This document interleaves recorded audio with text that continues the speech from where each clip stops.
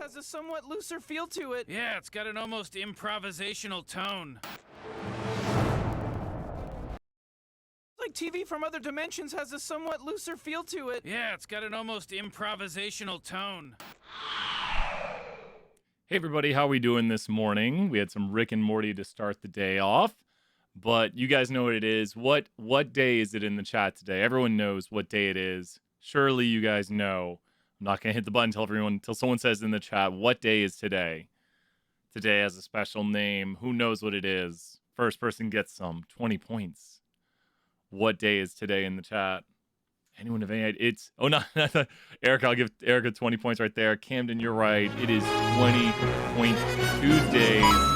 20-point Tuesdays right here, right now. 20-point Tuesdays, new intro screen, all that good stuff. So we've got some 20-point Tuesdays. So I like who were telling me yesterday they like the music a lot. They're like, I like the music. You guys are killing me in the chat. I gotta know the memes. I gotta catch up on the show. So I gotta, oh man, I'll be like, oh, that's what that means. That's what that means. How's everyone doing this morning? Hey, Gracie, good to see you. How is everyone doing? Hopefully Streamlabs has started. I started it in the background. Yesterday was working fine until something weird happened and everyone was tweeting Streamlabs. Trying to think if we have any big announcements. The biggest announcements, Streamlabs is already working. It's already on the job early in the morning. Less tired than yesterday. Yeah, I started drinking coffee again since my oral surgery is way behind me now. Well, 3 weeks, 1 day, so 22 days. So, and look at all those. You guys got so many points. You guys are doing amazing on the points. So many people are going to get maxed out, and that's what we like to see. I'm going to look at the end of the semester to see how the points worked with the grades, so I hopefully can bring in some reports and be like, okay, the people who got like 3,000 points like didn't even need it. And I see that a lot. I see that a lot of times, that people who get a ton of points generally don't need them. Now, I'm not saying don't get points, but there's just this weird coincidence that the people who get a ton of points generally do pretty well in the class. So, and I don't know, this is my first time doing the points this way, and I know you guys like it. Yesterday, when it looked like Streamlabs might be broken, who was freaking out yesterday? I was freaking out. Anyone else freaking out yesterday when it looked like Streamlabs might be broken? And when it might be like, oh, it lost all of our points. Sarah, I was too. I was like, oh gosh. I was like, well, I guess I'll just give everyone all the points, because if it's broken, yeah, I was like, well, that's, oh my gosh. Yeah, that was really weird. And I'm glad that people went and found that Streamlabs people were tweeting at them and saying, hey, your thing's not working. But they did like I said, they did update the site. I had noticed over the weekend that some small changes had been made. And so I was like, uh-oh. Yeah, email me those points so I can get them added on, and we can update your point totals. So, and I really wish I could, we thought I destroyed it in the chat, because the first person who checked, I had like changed their points, and they were like, well, maybe Brian destroyed it. Nope. People were complaining to Streamlabs other than Brian for what Brian did. I'm trying to think of anything else major. I sent out an announcement last night. Amazing work on the sample quiz. So I do want to say this though. Gosh, I don't want to ever be that like teacher who's like getting on to people and being like, it's really tough, because we've got like the top 25% of the class, and they're like doing all the assignments before, like, I would say 7 p.m. at night. And I know like today you're going to have an assignment due from the thing we covered today. So it's quick. But so if you want to know the habits right now of the top 25% of class, when I looked, because I'm constantly watching everything and trying to see like what's helping people, when are people doing things, what can I do? And please email me if you need help, if anything, you're stuck on anything.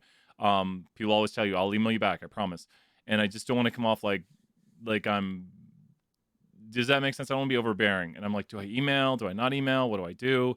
But here's Brian's advice from what he sees. Easy to do after class. Yeah, exactly, Claire. That's some great advice right there. And that's what I'm seeing is like, the top 25% of class, when I sort people by grades, the top 25% of class has it done before like 7 p.m. The bottom 25% of class, half of them don't have it done by like 11 at night. So just, yeah, exactly, Whitley. Yeah, email me if you're stuck. I'll usually at first like say like, here's a video to check out.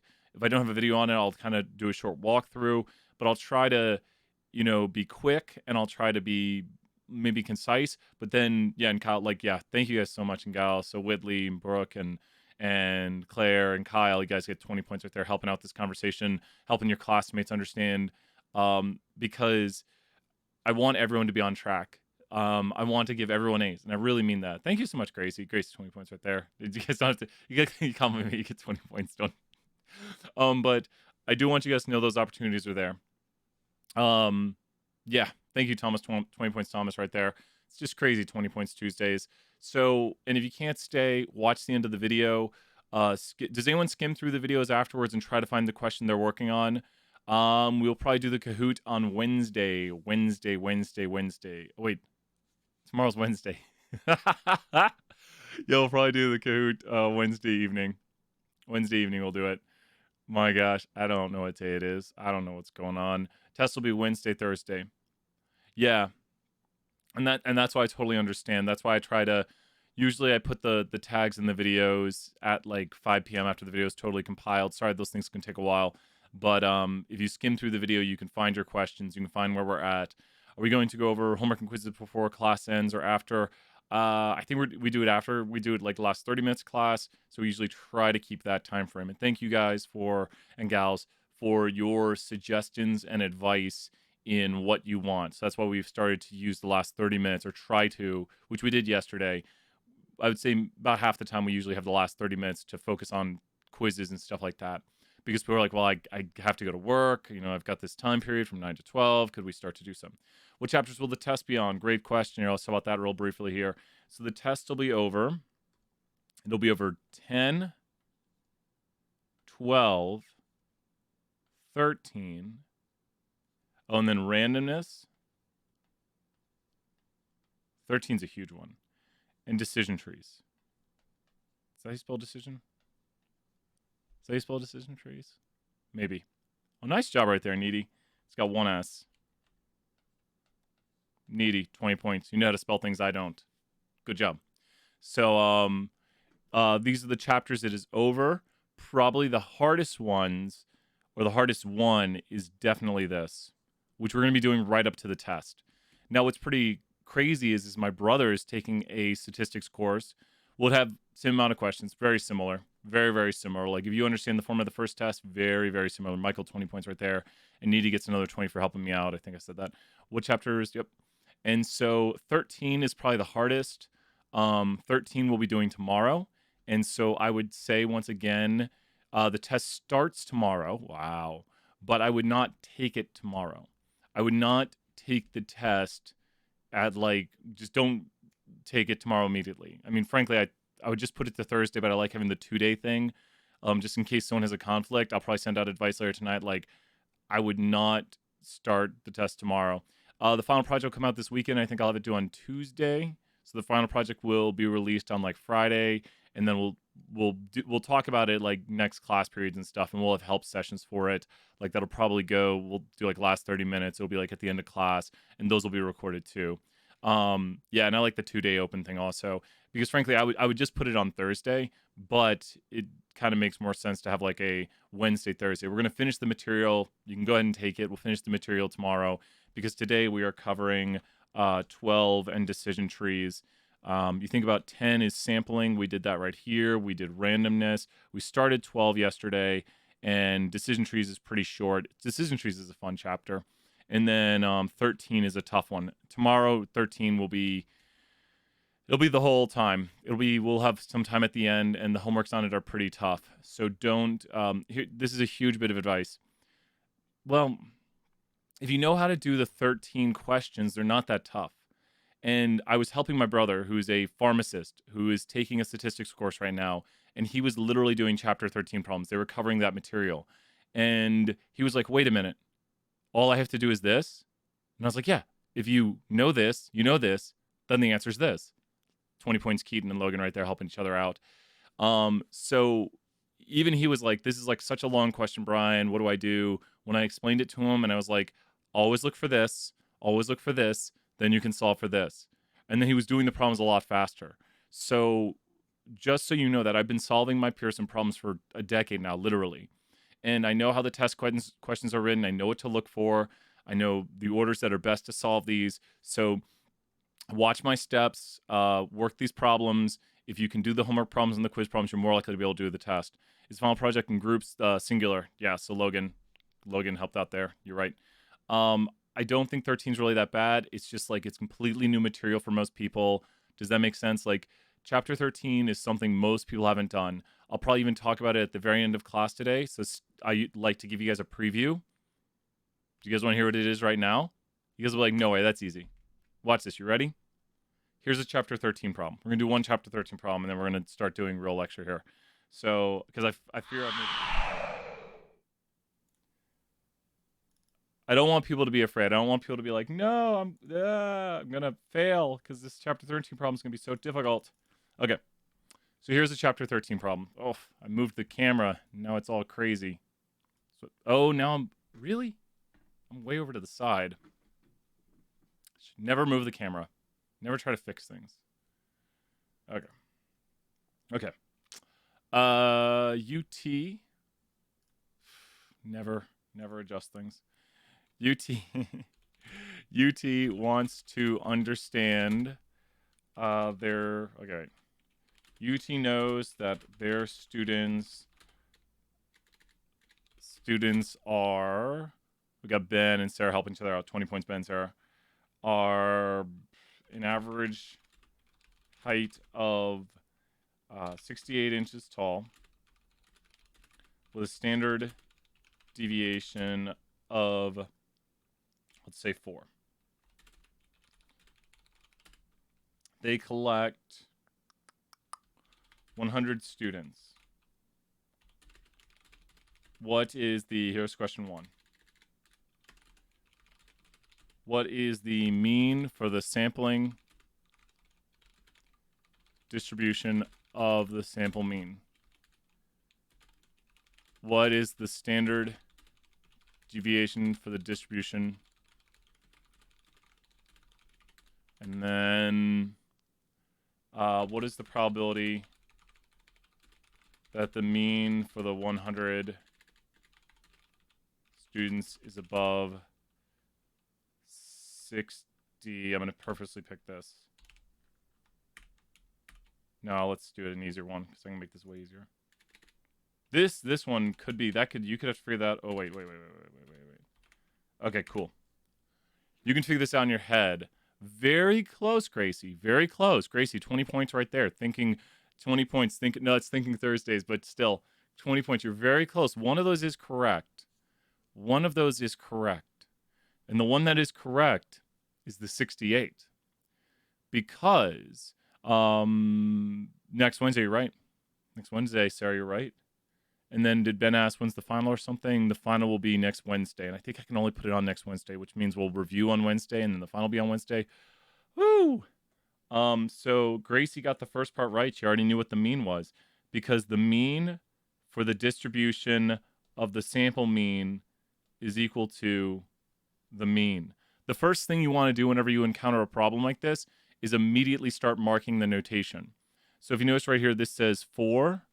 That's the standard deviation. This is the sample size. And this is the mean. And you know what? We should use different colors right here. Let's use green. So the first thing you do when you encounter problems like this is you immediately start marking the notation. Immediately start marking the notation. That's what I told my brother. I said, when you're solving a problem like this and you read the question, I want you to immediately start writing down the notation you see in the problem. So I was like, I don't care what it asks. I don't care anything. Do we not have class? We have class on Monday, right? Or am I going mad?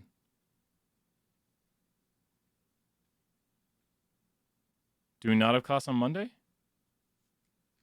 Someone confirm this, and I'll confirm later. Let me look. That's a really good question, because I'll shift around what I need to do.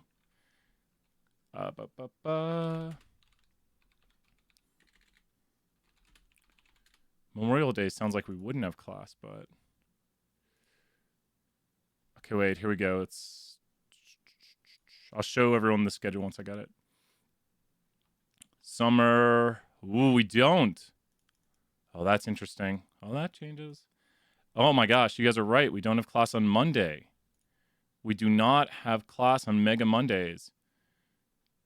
It's a holiday, it says, so no, we don't have class.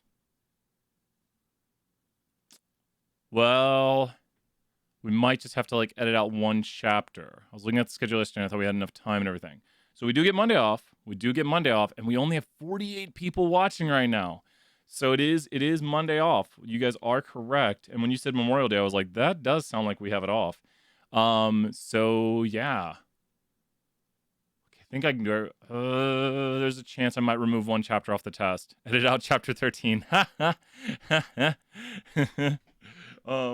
Yeah, that one's on the test. Sounds like chapter 13 has to go. You guys are awesome. But I will say we only have 48 people watching today. No, if you're not watching, learning this stuff on your own is not as easy as like watching these methods right here. Like I seriously promise you this. When I told my brother this, he was like, the latest text from my brother says, I'm gonna go to the text. He said, sorry, Mr. Call, thanks for the T-score applet. Is there one for the confidence intervals? Blah, blah, blah. Your brief overview really helped solidify everything I learned today. Thank you. Very helpful. So I did a brief overview with him, and I was like, here's how you solve this. Here's how you solve this. Here's when you use this equation. Here's what you should do as you read each problem. And we worked through like 3 of his problems together, and I was like, wait a minute, pause. What did you just say? Write that down on your sheet of paper. Anytime you see notation, write it down. And then he was like, okay, so that's what I'm going to put into the formula. And I was like, whenever you see something in notation, write it down. And so he was like, okay, now I know how to solve each problem. And then he just like burned through his homework. And he was like, oh, it's so much easier to identify. You don't want to get bogged down in like the nonsense the problem says. Because I was like making dinner and he was reading me. He was... I like that clickbait title right there from Jared. 20 points. He was reading me these problems and he was like, a mining company has been in business for 45 years and has companies all across the state of North Carolina. And I'm kind of just like zoning out because I'm like, this is just nonsense. Like, and then he would be like, they collect a sample of, and I'd be like, okay, wait a minute, that's N. They collect a sample of how many? Because they're going to tell me the sample size right here. And he's like, then it's like, they know from previous history that the weight of the gold that they get out of the thing is equal to 2 pounds. I'm like, okay, wait, that's the mean right there. That's the mean. And with a standard deviation, okay, that's sigma. So when you know what each chapter is looking for, it gets way easier. So work chapter 13 because Gracie was right on track with this problem right here. Gracie was right on track because the mean for the distribution of the sample mean, that's what that notation stands for, is equal to the mean. Do you see how if you know that this is the mean, and this is asking for the mean for the sampling distribution of the sample mean, which is this right here, well, that's just equal to the mean. So Gracie said 68, and Gracie was right. Oh, maybe not. I'll figure it out. I'll keep throwing out more points. It means yes, exactly. You can get more points. I agree. 48. We got to keep getting more than 50. We need the people. I'm afraid when people stop showing up, don't remember that. Remember, we're already working problems. We're 15 minutes in. We're already working a tough problem. The standard deviation for the distribution of the sample mean. Does everyone see the notation right here where it says the standard deviation for the distribution of the sample mean? That's how this is written right here. Do you see we have standard deviation for sample mean? Camden, 20 points. Yeah, maybe, Hannah, I agree. 20 points, Hannah, right there, and Skylar. So you guys are interacting. I like it. And then guess what this is equal to? This is the one that people make a mistake on. This is equal to sigma over square root of n. 20 points first person who can tell me and solve what is the new standard deviation here. What is the new standard deviation? We're already doing a practice 13 problem. What is the new? Oh, that sounds like a t-test, Isaac. Not yet, though. No, we'll be doing that Friday. What is the new standard deviation right here? Who knows? 20 points first person. Solve the formula. This is just a quick look at chapter 13. Then we're going to start doing 12. It's just a quick look at chapter 13. Hannah, you're right. Hannah and Neeland, 20 points right there. And Valerie, I think is right. And Michael and Jared, we got it. This is 0.4 right here. And Coleman, why not? And Josh and Sarah and Nicole and Chichuna, sorry if I got it wrong. Brooke, William, everyone who's saying it gets 20 points right there. You guys are awake. This is our wake up question right here. You guys got it. So now, guess what? Why did Brian pick this number right here? 20 point Tuesday. Why did Brian pick this number right here? Why did Brian pick this number? Why did Brian pick 68.8? Think about the mean. Can anyone tell me? Yes, Hannah, you're right. You guys are getting it. Hannah and William, you guys got it. So who can figure out the probability as I fill out the answers right here? Who can figure out the probability as I figure out the answers? As I write this in right here. Who can tell me the probability? Let's see who can get the probability. William, totally right. William, you've done it. Another 20 points. William right there. William got it. And I'll draw it out. So William got the answer. Excellent work. And Skylar and Camden. So great job. 20 points, all those. You can get up to 100 points on 20 Point Tuesdays. We're going a little crazy on the points today. So what it is we just draw in here the two standard deviations above the mean, because we know that this has a z-score of 2, and the formula would be y bar minus mu y bar over sigma over square root of n, which is still just a z-score, and that z-score is equal to 2, and we plot in 2 right here, and the area right here is equal to that's 95, and this is 2.5%. Solved. How would you guys rate that on a difficulty of 1 to 10? 1 to 10, how hard was this problem actually? 1 to 10, how hard was this problem actually? It's about 30-40% of this lecture. We've got some conditions and other stuff. About a middle problem. How hard did it seem at first? It probably seemed like an 8 or 9 or 10. But then you think it is a normal distribution question, but it seemed a lot harder. And then when you start to understand it and you know what to look for, it's like, okay, it would be a z-score. Keaton, really good question. Since we know the true standard deviation, it's a z-score, and this is sampling distribution stuff, but it's very, very close to the idea of t-scores, because I could change the question ever so slightly. I'm not going to talk about it too much here, but it would have to be like we took a sample of this with a standard deviation of this, and then it changes ever so slightly, which if you can look at how important it is to know these things, now this would be a t-score with degrees of freedom equal to a certain amount, and we'd be doing a t-test. So now this is mu naught, and this is s, and now you could almost turn it into a t. So if you know about that, Keaton, now if we said we took a sample of 100 and we observed a sample mean of this, and now this right here, well, then we wouldn't, that's the hypothesized. So that would have to be the hypothesized mean right here. It would have to change the wording. It would have to say it's the hypothesized, and this is the sample mean. So that is chapter 15. So if you look at how similar a lot of these topics are, one of maybe the hardest things is noticing the small differences. And I'll try to highlight those, because that's what I was explaining to my brother also, is the differences between hardest problem in your life, Ben, 20 points. I was trying to explain to the differences. And it would be 2.5, because below here, I hope that makes sense to everybody, and I will go through these very slowly when we get to them, is 97.5 below here. There we go. What would y bar be in this question?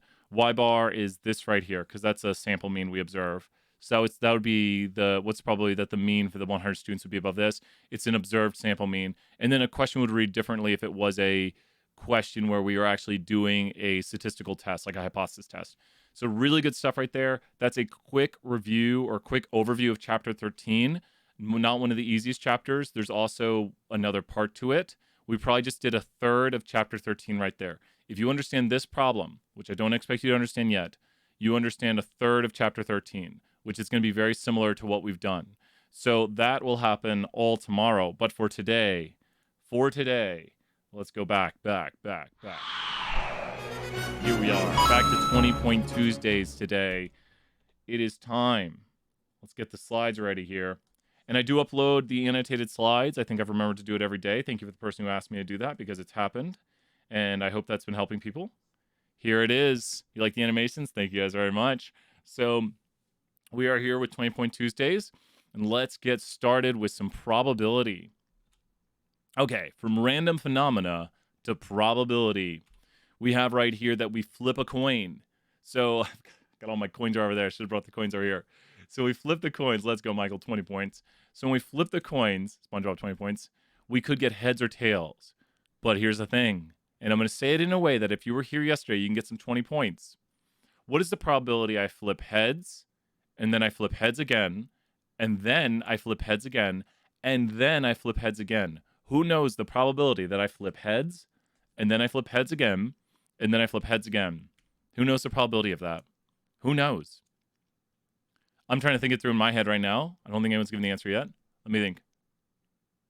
Very close. There we go. William got it right. William is correct. Who here can put the formula that William used? Very close, Skylar. Very close. So who here? I'm going to give Skylar some points too. Very close. And Zulon, that is kind of... Oh, there we go. Camden got it. Camden. And Camden especially, 20 points right there, Camden. Everyone look what Camden wrote, because he wrote 0.5 times 0.5 times 0.5 times 0.5. And if you were here for the review yesterday, that might make sense, that when you see multiplication, you're going to think and. That's the word you should think when you see multiplication. You should think and. So I said, what's the probability you get heads, and then you get heads, and then you get heads, and then you get heads? The formula sheet should be posted under Exam 2 Review. So when you go to Exam 2 Review, you will see an official formula sheet posted there right for you. Oh, sorry, I might not have said it. It says 4 times. Sorry if I misspoke right there. Skylar, you got your 20 points. I might have misspoke. Yep, you got it, Kate and Skylar. So, and Hannah, great job. 20 points right there. Okay, so each of those coin flips is a trial. Each trial has an outcome. We can put together multiple outcomes to make the event of getting 4 heads in a row. So we have the event 4 heads in a row. But here's where people get confused. I think trial, when you think of trial, think of flip of a coin. When you think an outcome, think the coin lands in your hand. When you think an event, then you should think that you have multiple outcomes in a row, like the event of getting 4 tails in a row, 4 heads in a row, like that. But where people get confused is with the sample space. The sample space is different from the sample frame. So let's start with a review question right here. What is the sample frame? I need this is a review from yesterday. Remember, have your note cards, note card quiz due tonight. The sample frame is what? Who knows what the sample frame is? We need a good definition in the chat for the sample frame. What is the sample frame? I'll take it right there from Neil and right. So, everyone, we have access to sample. Everyone, we have access to sample. The things available to sample, yes. Every person, we have access to sample. Like we could theoretically sample from. So it's everyone we could theoretically sample from. Great, Claire right there. Perfect right there. Everyone we could theoretically sample from. The sample space is very similar. It's all possible outcomes. So do you see how the sample frame is everything we could sample, and the sample space is everything that could occur? Now I'm going to go just a little further down so you can see a sample space right here of the following. This is the sample space when you flip a coin 4 times. Does this make sense right here that this is the sample space of what could happen when you flip a coin 4 times? Because you could get 4 tails. You could get 3 tails in a bunch of different ways. That's not 3 tails. There's so many different ways you can get 3 tails. There's another way. You can get 2 tails like this. And there's another 2 tails. Or you could get 1 tails like this. Or you can get no tails. Does it make sense that this is the sample space? Everything that could occur. It has every combination of everything that could occur. And wait a minute. Do you guys remember just a moment ago? I want you to solve it as a fraction. What is the probability you get all heads? Might have been all tails a moment ago. What is the probability you get all tails? Or all heads. It doesn't matter which one I say. They're the same probability. You got it. You got it right there. It's 1/16. Now, wait a minute. Think about this. What is the probability you get all tails or you get all heads? What is the probability you get all tails or all heads? What is the probability you get all tails or all heads? 20 points, all those answers. We're going crazy on 20 point Tuesdays. You put in the answer right now, like Devin and Taylor and Jose, you get those 20 points. Yep, and Isaac's reduced it, I think. It would be 1/8 or it would be 2/16. And if you show it this way, it might make sense to say 2/16 because there's 2 out of 16 trials. There's 2 outcomes out of the 16 total trials that meet your condition of either heads, or all tails. Does everyone hear the key word? When I say all tails or all heads, what are you doing to these 2 probabilities? When I say all tails or all heads, what are you doing to them? If you hear that or word in the middle and you're here, you got it, Matthew, 20 points. You're going to add them when you hear all tails or all heads. So the or word is addition. The and word is multiplication. Because this right here, the probability, you could say, just look at this right here, the probability that you get heads and heads and heads and heads is going to be equal to this right here. This is the probability you get 4 heads in a row. So it would be 2/16 because, and then just think about this. The probability of getting all heads or all tails could happen with one of these two events right here, or one of these two outcomes, which would be the event of getting all heads or all tails. And so this is 2 out of 16 total things, because in 1 out of the 16 you get all heads, and in 1 out of the 16 you get all tails. So it's 2 out of 16. 1/16 plus 1/16. So when you look at it mathematically, when I say what's the probability you get all heads or all tails, does that make sense? Like, what's the probability you get all heads or all tails? And when you hear the or word in anything I say, you should think this automatically. And then we'll talk more about the rules later on. So, but when you hear or, you want to add things. When you hear and, you want to multiply. That's a huge note. You got it, Zulon, right there, 20 points. Yep, little tricky. And these are some of the key rules. We get here to some of the easier parts. Cool. So we have another definition. This is a key definition that I see people get wrong all the time. And I'm like, no, I don't know why. Sometimes I try to figure out where the disconnect is. And I'm like, how do people get this wrong? Don't worry. We might. It depends. We might. I did this with my brother. I literally was doing one of these with my brother also, because he's taking an intro to statistics course for a professional MBA, and they cover a lot of these things. So I was explaining to him what an independent trial is, what independent events are. Are you going to draw out the graph again today? Yes, we'll draw it out again later. You got it, Claire. And so when you think about things being independent, you need a really strong definition of this. You ready? Independent means knowing outcome A tells you nothing about outcome B. Knowing outcome A tells you nothing about outcome B. Okay, let's try. Let me ask you, I'm going to give you 2 events. You ready? You have to say independent or not. So I for independent in the text. I'm going to do a lot of these. Type I for independent or N for not independent. Got it? So here we go. And we won't vote because I'll be doing a few of these. Independent, knowing outcome A tells you nothing about outcome B. Devin, 20 points right there. And Sam, great job following along right there. So we have somebody makes an A in their chemistry class. That same person makes an A in their mathematics class. Are those independent or not independent? What do you think? We're talking someone makes an A in their chemistry class, and that same person makes an A in their mathematics class. Isaac gets 20 points. Isaac is the only person. Because I want you, just wait, you ready? You're like, wait a minute. I guess we could do, I like saying not independent. It is true we could call them dependent. Now, it doesn't mean, this is where maybe people get confused, and I've seen this confusion. Isaac heard the thing, it's the same person. Because we're saying if we know, like, let's say you know your friend made an A in their chemistry class. Just imagine your friend. You know they made an A in their chemistry class. Would that give you information? It doesn't tell you they made an A, but would maybe that make you more likely to believe they made an A in their mathematics class? So does that make sense? I like it right there, Isaac.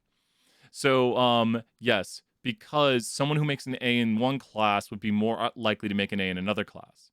So that makes sense? Does everyone understand how we did that one right there? So they're not independent. And you can think of that as dependent. I like to use the complement of it. I like to say it's independent, it's not independent. So they seem like a smart person. So yes, exactly. Let's say UT looks up a random student and they make an A in their chemistry class, and UT looks up another random student and they make an A in their chemistry class. Would that be independent or not independent? It's going to hurt me if I say dependent. There we go. I got Devin and Skylar and Olivia first. There we go. And everyone's getting the 20-point Tuesdays. You got it. If you put in I, you're getting those 20-point Tuesdays. I'm going crazy on the points today, but we got to have strong interaction on this. And you guys got it. What does that mean? Knowing that random person made an A in their chemistry class tells you nothing about other random person making an A in their chemistry class. So that's key right there. Independent means knowing this tells you nothing about this. Just, we have to remember that. And so you have to think about it. You have to be like, okay, wait a minute. If I know that the coin flipped tails, does that tell me anything about the next coin flip? I know that I flipped tails. Now do I know anything about the next coin flip? Because this coin flip was tails. Exactly. We do not. So, and you could say association. It's just that the two probabilities are independent. Does that make sense? Like, knowing that random person A made an A does not in any way influence random person B making an A. It doesn't, they're independent. And that's what it means for things to be independent. It does not influence, like, oh, this person made an A, but maybe they're related. Like, you could change the problem. You could say, knowing that Brian was a straight A student, would that change the probability? Does that give you information about Darren being a straight A student? And you would say, well, since they're siblings, that might give us information. They're not completely independent. So I don't like tricky problems like that, but you can see like where they would be independent or would they not be independent. And once again, I think some confusion people have is that when things are not independent, that doesn't mean you know the answer. Yeah, and that's the thing too. You could say that a person in class A making an A and another person in class A making an A, their grades might be more dependent, or they might be not independent. So Olivia, 20 points right there. That's a great answer. Because the way I phrased it originally was that we had two completely random students. And now you don't know any information. Like, well, they're completely random. You know, well, 15% of students make an A in chemistry at UT. We picked two random students. So now it's just, you don't know anything about them. You don't know their professors or anything. What if UT did a study regarding the chem grades in the same class? Yeah. And that's the thing.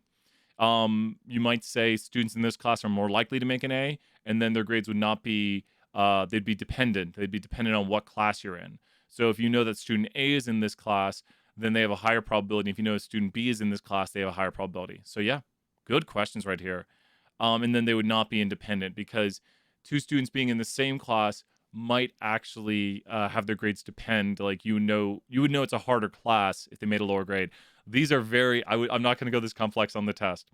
You know, we should know. Don't worry. Great questions. Came to 20 points right there. And Olivia, the biggest thing you should know is that independent is when knowing A tells you nothing about B. Now, if it tells you a little bit, they're dependent, or they have some degree of dependency. It can tell you everything.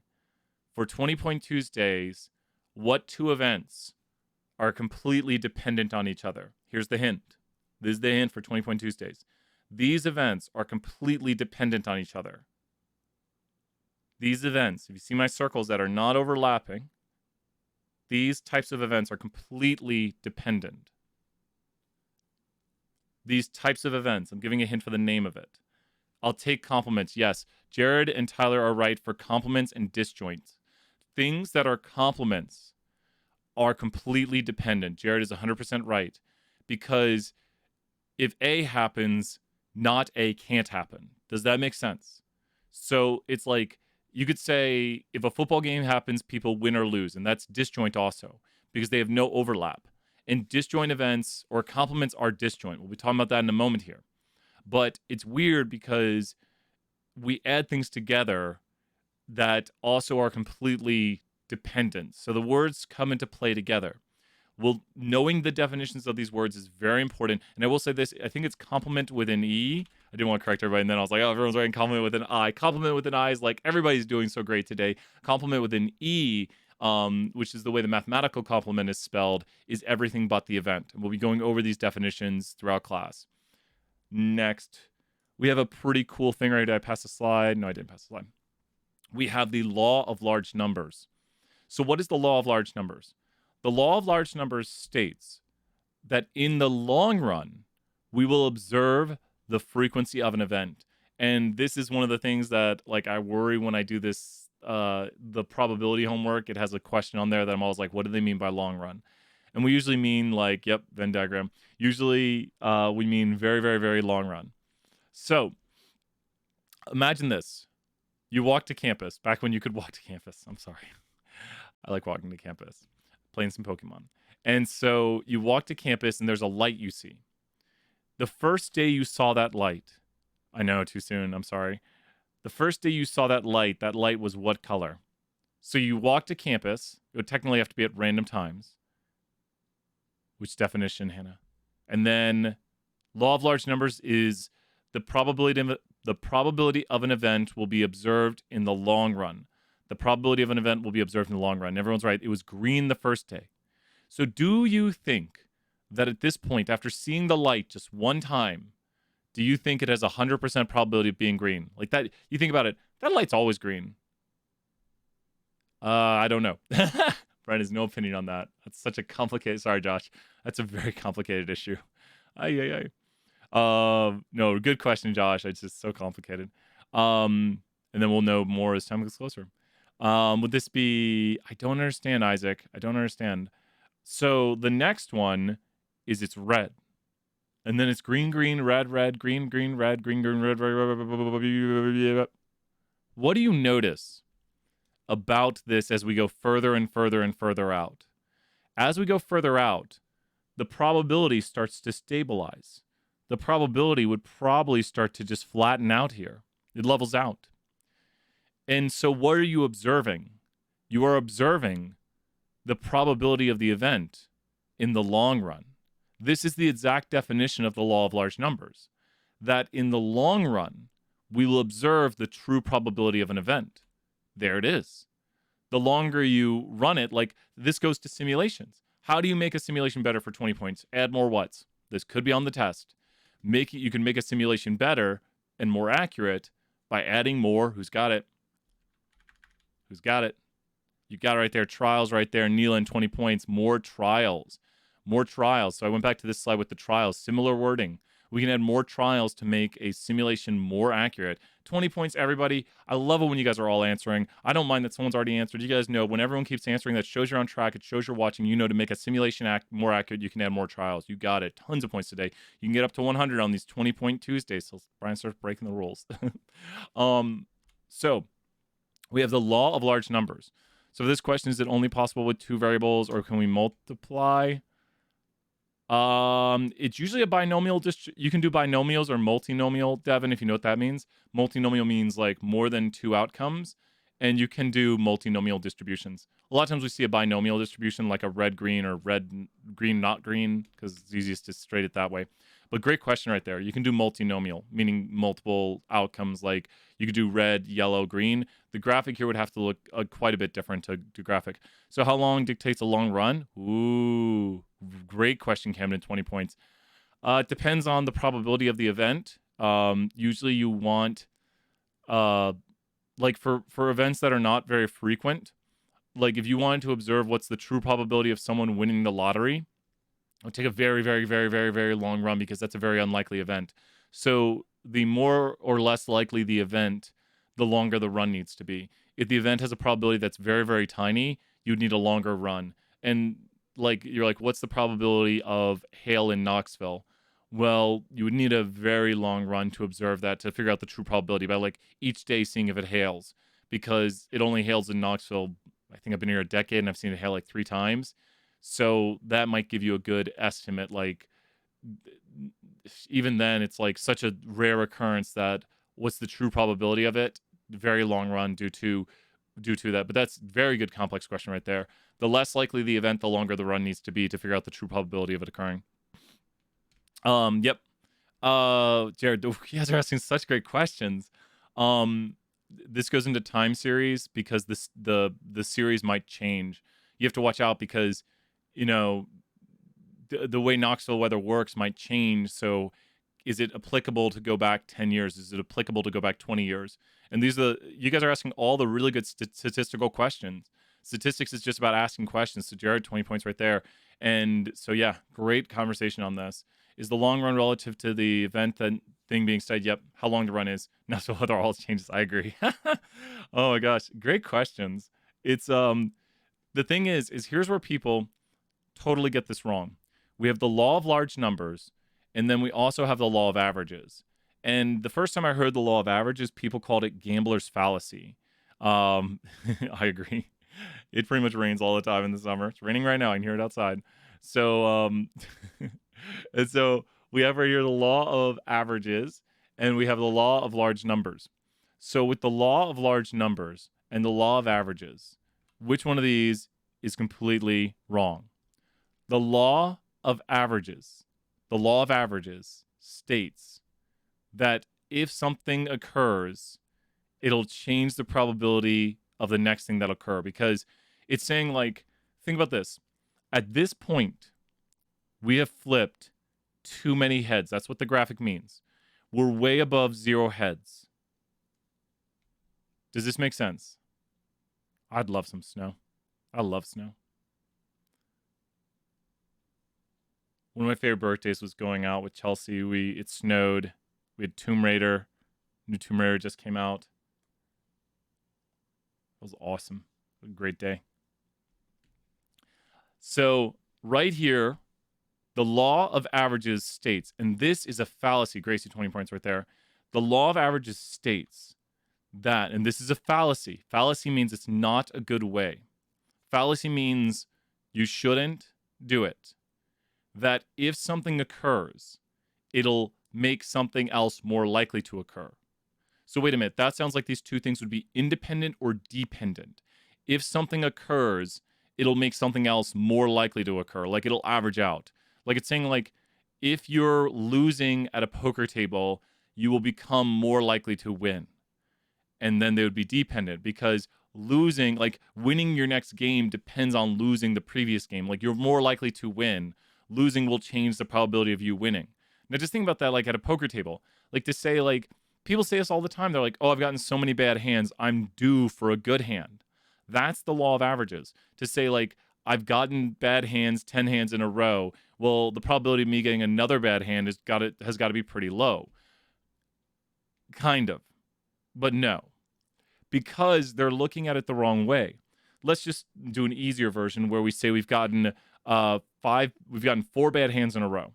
What they're doing when they calculate this a lot of times is they're doing it this way.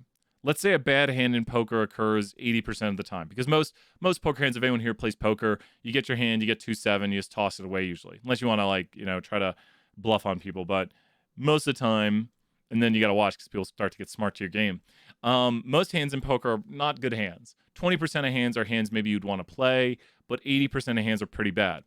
So what most people do is when they think about this with the law of averages is they say, well, I've gotten 4 bad hands. What's the probability my next hand is good? Well, it would seem likely, because the likelihood of getting 5 bad hands in a row is lower. Because here's the probability of getting 5 bad hands. Who here can quickly calculate the probability of getting 5 bad hands for 20 points? Remember, I said a bad hand happens 80% of the time. So the probability of a bad hand happens 80% of the time. What is the probability of 5 bad hands? I wish I could count cards. Dr. Petrie counts cards. And then Vegas got smart to that and started using constant shuffling. You got it, Claire. You got it. Claire is right. And I'm going to take Isaac's answers too, and Skylar and Camden. You guys got it. And Sam right there. Yep. If that's what everyone's solving by 0.8 to the 5th power, you got it. Because you get a bad hand, you get a bad hand, you get a bad hand, and a bad hand, and a bad hand. I should say that. The and right there is multiply. And so we see right here the probability of getting 5 bad hands in a row. But what we're actually thinking here is, if you've already gotten 4 bad hands, what's the probability your next hand is bad? Because if someone's already gotten 4 bad hands, what's the probability your next hand is bad? If you've already gotten 4 bad hands, what's the probability your next hand is bad? What is the probability? You got it, Claire. 20 points, Claire. 20. Good comment, Michael. 20 points. It would be 80%. The probability your next hand is bad is 80%. Why did I divide it off like this? Why is Brian visually putting these events behind it? Why did Brian visually section that off? Because this person just got 4 bad hands in a row. Why did Brian just kind of say, we're just counting that as its own thing? You got it right there, Isaac. 20 points. And Thomas, they're independent. And Maya, you're completely right. They're independent. It doesn't matter that you got 4 bad hands. Do you think the cards care? Do you think those cards are like, Brian, we're sorry. We're sorry. We've been treating you so poorly, Brian. We're going to give you a good hand right here. Nope. Those cards don't care. They're not nice like that. So they never will, Sarah, 20 points. So the cards do not care when we deal a hand. It's completely independent. And this is what we see right here, is that your next hand still just has its 80% probability of being a bad hand. It doesn't change the probability. And people oftentimes think this, that when they have so many heads right here, when they've flipped heads so many times, they've flipped the coin 5,000 times. And look at this. They have like 25 more heads than they should have. But think about this. If you flip a coin 5,000 times and you have like 2,515, because this would be like 2,515 heads. And it can't be that number. That'd be that, right? Okay, good. And then this would be 2,487. So at 5,000 flips, and that's a difference of 26 in here. So this difference right here is 26. It's a difference of 26 with 5,000 coin flips. Oh, no, there's a lot of skill in card playing. And the skill is not in getting the cards. I'll explain it right after this. Great question, Keaton. I'll explain that. Yeah. Kyle, 20 points. That's actually the answer to the question. But is this difference of 26 very large in the long run? Think about this. In the long run, is this difference of 26 at 5,000 coin flips? It's not very large. This top graphic is the law of large numbers. And the bottom graphic is the law of large numbers too. This one right here is just showing you the average of it. And what will a fair coin average out to? A fair coin will average out to 50%, by what we define it as fair. I think people have done studies to say what coins actually flip to. But in the long run, a fair coin will average out to 50%. And to answer the question quickly, the way to be good at poker is to be able to win when you don't have the winning hand. Because it's easy to win at poker when you have the best hand, but the good players win at poker when they don't have the best hand. So that's how you win at poker, is being able to win when you don't have the best hand at the table, which is tough. So you have to figure out how to win at poker when you don't have the best. Because if you always get the best hand, well, then you just bet all your money. You collect all the antes for like every round and just win. Just the longer people sit, the more money you'll win. So to win at poker, you get good at winning with not the best hand. It's the only way to win at poker, is to like not have the best hand and win money. So as the bottom chart, they're both the law of large numbers. So they both are valid. It's just that people often think, this is where people get confused, is I ask people a lot of times with this top chart, where is this likely to go? I'm going to trick everybody. You ready? So I want to know if this graphic from here out, let's see if you can see it. We're going to do a vote in the chat. Will this go up? Will this go down? Or will it stay the same? What is the likely thing? Now, don't vote yet. You've got the choice that will go up, it will go down, or it'll stay right where it's at. So we've got up, down, and stay. I'm going to put a vote in the chat. So let's get the polls going right here with up, down, or stay. So give me one moment to get the poll edited. So what will happen? People are probably voting as I do this right now. So we've got up. We've got down. And we've got stay, meaning stay the same. So we've got up, we've got down, and we've got stay. Let's start the poll right here. You should see it in the chat in just a moment. Will it go up, down, or stay the same? So there's the poll in the chat. So will that thing right there go up? Will it go down, or will it stay the same? One more time. Royal flush and 5-card stud. Oof, that's a pretty hard one to calculate. It's a pretty hard one to calculate. It looks like Thomas is the only one. Oh, 2 people said. Who's the other person? I'll end the poll right here. You ready? Because I'm a little bit ahead of you guys in time usually. This one. Did I do it? There we go. I think the poll completed. It will stay the same. It'll stay the same. Because here's the thing. I want you guys to remember, What kind of coin is this? What is the probability of the coin flipping heads and tails? It's most likely to stay the same. Why? I know this one confuses people. It's like, well, why would it be most likely to stay where it's at? I've never heard of that, Jared. Because it's a 50-50 coin. So what would the coin have to do to go back down towards this 50-50 line? What would the coin have to do to go back down? It would have to flip more tails than heads. If the coin were to go back down, it would have to flip more tails. The coin would have to be like, I've flipped too many heads in the past. Okay, so I have to flip more tails because I have too many heads. Does that make sense? Does everyone understand why that is the law of averages, which is a fallacy? The coin would have to be like thinking to itself, oh, I have too many heads that I've flipped. I need to now flip more tails to go back down. The coin doesn't care about that. I mean, it's a 50-50 coin, so what's it most likely to do? It's most likely to flip an even amount of heads and tails and stay where it's at. Does that make this one tricks people every time? Don't worry, I do this in class and I have people come up and like explain, and I feel bad. Probably someone answers and they're like, I'm never answering anything again. You can kind of the way we're extrapolating here is with the knowledge down here. We've obtained the knowledge that the coin is a 50-50 coin. So we know we have good estimate right now that the coin is a 50-50 coin. Using that knowledge, going forward in the future, we would expect the coin to stay at about a 50-50, which means it would flip an even amount of heads as it would tails. So using our knowledge that the coin is a 50-50 coin, we wouldn't expect it to flip more heads than tails because we have a good estimate of the probability of the coin being a 50-50 coin. So it should flip about an even amount of heads and tails, which means it won't have more heads than tails going forward in the future, or more tails than heads. So it won't go down and get more tails. It won't go up and get more heads. It'll probably stay about the same. Like in truth, if we were to zoom in on it, it would probably do something like this, where it would just jitter around a little bit because it's going to get like heads and tails. But if it went down, it would have to get more tails. And if it went up, it would have to get more heads. So that's a tricky one. That is, don't worry. I get people every semester with it. And we pretty much got most everyone.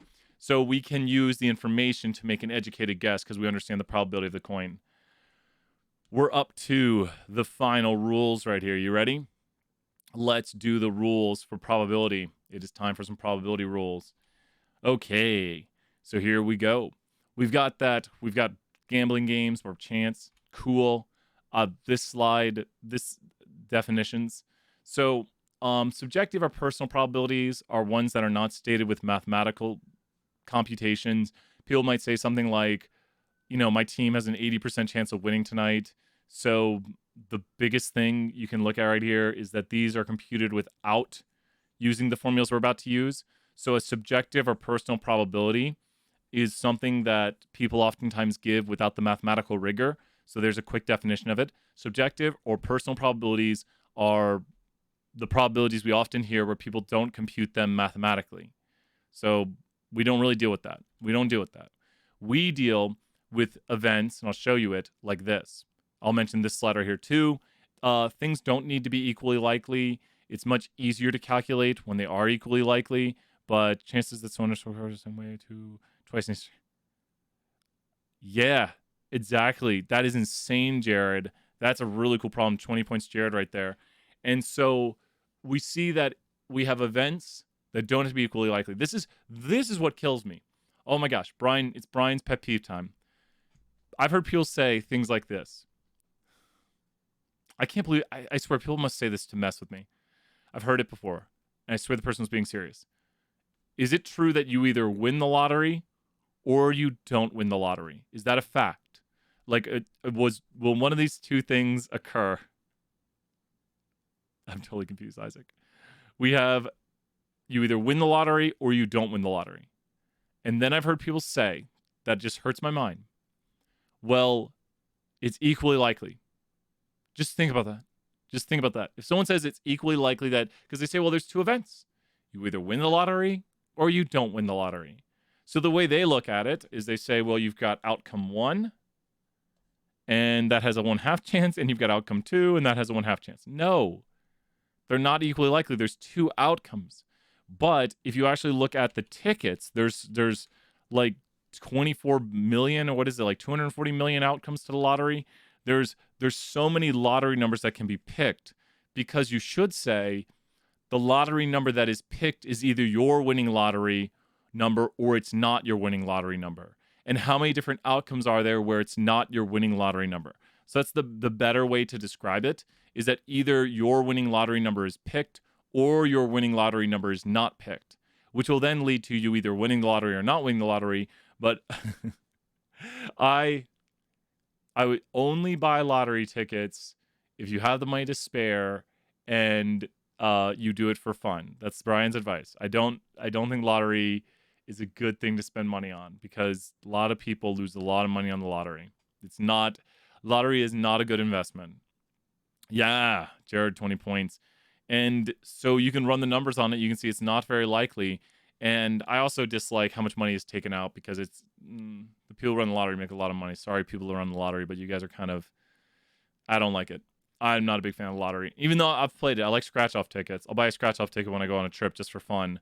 I've probably spent a total of $50 on scratch-off tickets in my life, and probably won back 20 of it. So they've made a little money on me. So you're saying Dried is not promoting the lottery. So it is true that you either win the lottery or don't win the lottery, but it's way more likely that you don't win the lottery. Way, way, way, way, way more likely you don't win the lottery. And so we can see all these different things right here. All we've been talking today is about gambling. I do like poker though. But be careful. Gambling addiction is very bad. Watch out. So only play with money you can lose. And that's a hard thing, because please watch out. It's Brian's life advice.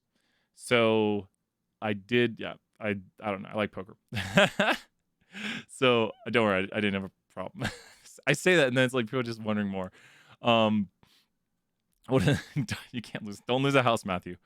What is the probability of selecting a bill with a portrait of a president? Now, this one we do every semester, and I get confused on. Now, which bills do not have presidents on them? Which bills do not have presidents on them? Does anyone know which bills do not have presidents on them? Anybody? I think, yeah, the 100 has, what's his name? Franklin, right? And I think, is it only the 100? Is that it? I know, who's on the 20? People are saying 50. Ben Franklin's on the 100, right? I don't have hundreds to look at. Hamilton. Alexander Hamilton. He's on the 50? Hamilton's on the 10. So there we go. Sorry, I should know these things. I don't know who's on the 2 because I never see it 2. So, 100's Franklin. Jackson's on the 20. There we go. So what is it? Is it like, if you think about the ones where there's not, just depending on how this is, do we give the answer to it? We don't give the answer. Don't worry. A test question like this would be really bad because it requires knowledge of like Abe's on the 5. So it's so funny. Like how often we look at these? We don't get hundreds to look at much because we spent it all on poker. Don't do that. But you can look right here. What's the probability that there's president on the president on the bill or a president is not on the bill? So you can do the mathematics here, and then we did this one, and now we're to the last part of this chapter. Let's put a check mark here so I can remember. Okay, we're to the last part of this chapter. This is where it gets a little more complicated. We did a lot of definitions, but now we have the rules. Here are the rules to probability. I think there's 5 in total, so get ready to write down all the rules. Should be under the exam 2. Should be under exam 2. Email me if you can't find it. Email me if you can't find it. So, we have here the probability of an event is between 0 and 1. The probability of an event is between 0 and 1. And this makes me very sad, because the probability that I'll meet the real-life Deadpool, like the actual Deadpool, is what? What's the probability Brian will meet the actual Deadpool? Any ideas? No ideas? Zulon, come on. Zulon, 20 points. Michael, come on. What are you guys telling me? When you put the 0 in the chat right there, you can say, you're saying it'll never happen. He doesn't, Joseph. 20 points, Joseph, right there. He doesn't exist. So I wish it was 1. I wish it was 2. It can't happen. 1 in a billion, 8 billion, Kyle, 20 points. So we see right here, you're telling me it can't happen. What are the 2 things, sad, depressing stuff right now? 20 points each. You can only put one of them. What are the 2 things in life that have a probability of 1? What are the 2 things in life that have a probability of 1? What are the 2 things in life that have a probability of 1? I know, I'd love to meet Ryan Reynolds. He's the man. Death is one of those death and taxes. There you go, 20 points. So birth and death. Death and taxes is the classic one. So death and taxes, I like to say, have a probability. One, it's a classic quote, like there's two things in life, or I can't remember the quote from whoever said it. Probably like Einstein. He didn't say that quote. So if we say one, it must happen. Now think about this. We have right here the sample space. This S right here stands for the sample space of the events. And then when we say this, we're saying the probability of something inside the sample space is 1. So the probability of something happening inside the sample space is 1. Ben Franklin. It might have been. Ethan, is that right? 20 points, Ethan. So if you roll a 6-sided dice, what does this tell you? If you roll a 6-sided dice, what does this definition tell you? If you roll a 6-sided dice, 20 points, Ben, Michael, and Ethan. If you roll a 6-sided dice, what does this tell you? What does this information tell you? What does this mean in words? What does the probability of the sample space equaling 1 for those occurrences tell you? Claire's right, 20 points. What does this tell you? I want you to think about these things and what they mean. What does this mean? You have 6 possible outcomes, but only 1 in 6 chance for each. Kind of, you guys are getting a little more specific. Like, focus in on this right here, and what does it mean for those things below? What does it mean for those things below that the probability of the sample space is equal to 1?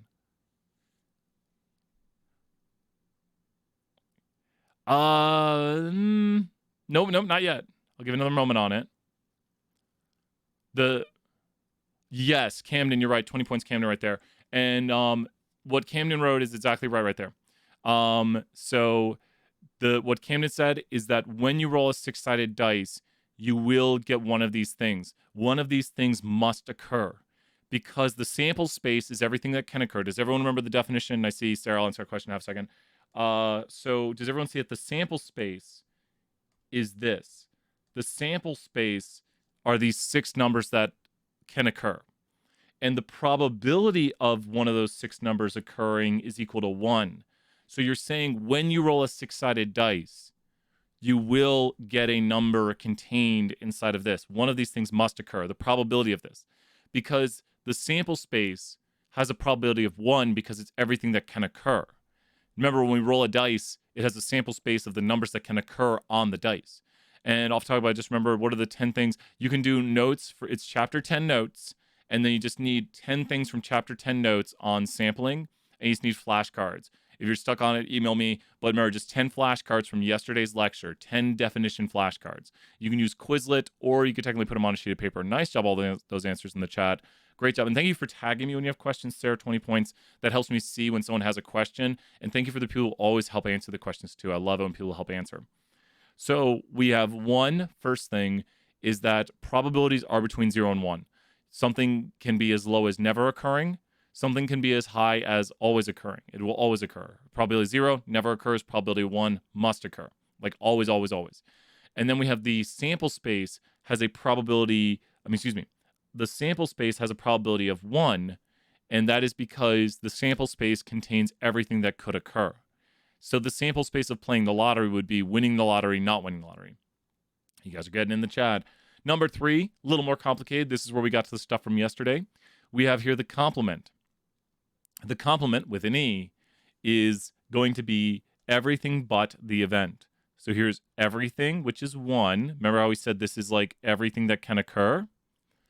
But whatever A is. Everything but A is not A. I just want you to think about this, just the words wise. So you have here everything but A is not A. So if you say the probability of your team winning tonight is 80%, what is the probability your team does not win tonight? The probability of this, you can just put wins right here. Probability of winning is 80%. What's the probability? I might have flipped it. Claire and Valerie, you got it. I said 80%. And then the probability of not winning would be 20%. You got it. Pretty easy to do. You can also do the complement of the complement. That would just be the event. It's like not. Like what's not A? It's A. So you can reverse it. You could say, what's the probability of what is the probability of my team not winning? It's weird. Everything but not winning is winning. So you either win or you do not win. Like, what is the probability of someone loses? Kind of, and I will say this, Camden. I like to say win, not win, because when you think of it that way, they're better complements. The way to phrase it to make it like a true complement, like a true dichotomy, is to say not the event, because you can say your team either wins or does not win. Because if you say wins or lose, your team could tie. Maybe the game didn't happen. So to be technical, and for a lot of sports, you either win or lose. Like that's the only two outcomes for the game. A lot of sports, but to do technical like compliments, I would say win or not win. Like you either win the lottery or you do not win the lottery. Kind of like it is always 50-50. You will have a well, and then that really gets into like I'm trying not to get too technical here, Jack. Like one is it really 50-50 on like X and XY? But then if that's how we define boy and girl, then we get into I think we mentioned Klinefelters, which is I think XXY.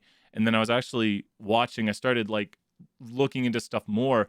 There's actually people who are missing chromosomes, which is very interesting. So there's a lot of interesting things genetically that can happen. So you can look it up, but there's people who are missing like pairs of chromosomes, which I didn't even know was possible. I started looking to this after class. If you guys know Brian loves researching stuff and learning stuff. Like I started looking, I was like, what you can like not have chromosomes? How and you know, these are of course not desirable outcomes usually. I mean, of course, I have much respect for these individuals, but we're meant to have like we function better. Does that make sense? Monosomy. Yeah, I think it is, right? Oh, because you're missing maybe you have the chromosome, but you don't have the pair. So because you're supposed to have pairs of chromosomes. So yeah, they're very unusual. And so that's the thing is like, and I will say this with like statistics, like I'm a very kind of exact person. Like I'm like, well, how do we define this? Like, what does this mean? How is this used? Like, so I like to be like, if we're gonna say, like, because with chromosomes, and I think I've heard this, is the stat that like 2% of people have some sort of chromosomal difference on 26 chromosome, trisomy 21. Yeah. So you can have 3 chromosomes. So that and then they've got trisomy on 26, which I think is Klinefelter's, if I'm saying that correctly, because is 26 the sex chromosome? I think it is. Do we have 26 chromosomes? I'm right. I'm just so afraid someone's like 25, Brian. I'll be like, I'll get it wrong. Interesting. I'll have to check that out, Logan. So that's the thing. It's like statistics is all about understanding variation. So I think that's why my mind goes to these things. It's like, so 26 pairs. Yep. 46, 26 pairs or 20. Yes, the 23rd. It's the 23rd. It's 23. 23. I knew something was wrong when I said it. I heard myself say it and I was like, that just doesn't sound right. 23 pairs. And I think I was blending the 46 and 23 to make 26. Yep. 23. You guys are right. 20 points right there. Correct me when I'm wrong. If I'm wrong on it, I'm not a geneticist. That's not my thing. So I'm not a geneticist. Not at all. So very interesting, just understanding these things. Really, trisomy also happens a lot on 14. And just think about this. Do you think that geneticists should understand these probabilities? People who do genetics should understand the probabilities of these events. And even more when we talk about families having children, we often see that, within families, I think I'm just too afraid to hop out of my field, but I imagine that there would be some sort of dependency or different likelihoods. We often see things with how old you are having an influence on certain, probabilities. So when you have children, so there's a lot of statistics that go into these calculations, a lot of estimates. And so that's why, the field of statistics is very important to help us understand the variation. And when we talk about chromosomes and stuff like that, there's variation within the chromosomes. And what do? We use statistics to understand that variation and help us make probabilistic predictions. So everything we're doing right here with probabilities can relate to everything we're doing, like making predictions about the probability that a child will have these sorts of issues or stuff like that. And it's a very, very, big, important field.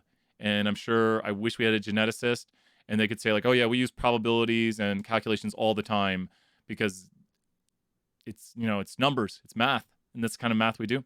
So very important. Great question. Was that Jared whoever started this conversation, you get 40 points. Interesting conversation. because it's what we think about. So we think about all the time. So there's the probabilities. It's the answer to the question from before. And complement rule. Cool. Here we go to our last two rules. It really is, Joseph. You're totally right. You don't control it. Completely random. Only 100 points today. I'll break the rules later on. Later on, I'll break the rules. So the addition rule. Here we go with our last two rules of the class, and we'll go to some really tough questions. We have here the addition rule. For the addition rule, two events must be disjoint or mutually exclusive. So what does disjoint mean? It means this. This is not disjoint. Can someone give me an event that is not disjoint, which is not mutually exclusive? I want two events that are not disjoint. And then I'll explain what it means. I want two events. You could almost read the slide. I would take that. Yes, there we go. Zulon, great answer right there. Zulon said, eat breakfast tomorrow and eat food tomorrow. That's totally right, Zulon, 20 points. Because those right there are actually completely dependent. And so eating food tomorrow would depend on eating breakfast tomorrow. And but you can eat food tomorrow and not eat breakfast tomorrow. But you can do both. But eating food tomorrow would depend on eating breakfast tomorrow. So that's a really interesting one. Do you see, Zulon, how I'm talking about that? Because they're not disjoint, because there can be a period where you eat food and you eat breakfast. So they can both happen. But there is, so weirdly enough, Zulon, amazing example. I'm going to draw the picture Zulon explained to us. If we were to draw what Zulon gave us, we have the probability of eating food. So this is probability of eating food. And then inside of it would be the probability of eating breakfast. This is probability of eating breakfast. That looks like green eggs. Put a little ham over to the side here. That's just some ham for your green eggs and ham. Okay, so I don't know. Weird. What Zulon was saying was, I don't think I can get this centered. Oh, there it is. Zulon was saying that when you think about this, there's an overlap. If someone eats breakfast tomorrow, they have eaten food. But explain to me what this would be right here. The events Brian are highlighting right here is what? Now, they're still not disjoint because you can do both of them. But there is an occurrence where what? There is an occurrence where someone does what? They eat only like lunch or dinner. They eat food that isn't breakfast. You got it. So someone tomorrow could eat food that's not breakfast, but if they eat breakfast, they've definitely eaten food. So this one would be drawn this way. You don't always have to draw them like the Venn diagram like that. It's just that if somebody eats breakfast, they have eaten food, but then there are the people who eat food tomorrow but don't eat breakfast. So where they landed was outside the region. And there are these individuals who are over here in this ham. Well, the ham doesn't exist. What did these people do? What did these people do? These people did what? Because they're not inside the black circle or the green circle. They did not eat, exactly. So there could be people tomorrow who don't eat breakfast, they don't eat food at all, and so you got it. And so, but when you think about disjoint, probably the most important thing is this right here. So that'd be the most important thing, that there's an overlap. These are not disjoint events. There's an overlap. Disjoint events look the following way, like grades in a class. Please tell me why this is disjoint right here. Why is this disjoint for grades in the class? Why is this disjoint for grades in stats? Because I have the probability you make an A and the probability you make a B. Or I could say or, which makes more sense to say it like that. Which would be eating breakfast versus eating breakfast. Those would be not disjoint, Camden, because you can eat breakfast today and you can eat breakfast tomorrow. So those are not disjoint events because they can both happen. There's an overlap. So here I'm going to put Camden 20 points. Camden said this one right here, and it probably looks more like this right here. So this is breakfast today, and this is breakfast tomorrow, like tomorrow. So that's breakfast today and breakfast tomorrow, and then there's people who eat breakfast on both days. So and then you can't make both an A and a B in the stats class. That's example 1. In example 1, they are disjoint because you can't make an A and a B in stats class. And then in example 2, there's people who eat breakfast today but not breakfast tomorrow. There's people who eat breakfast tomorrow but not breakfast today. And then there's people who eat breakfast today and tomorrow. And that's the joint right there. So that's not disjoint. That is not disjoint. But the top one is disjoint. Does this help make sense when things are joint or disjoint? You could say joint, like disjoint means there's no connection, like they're disjoint.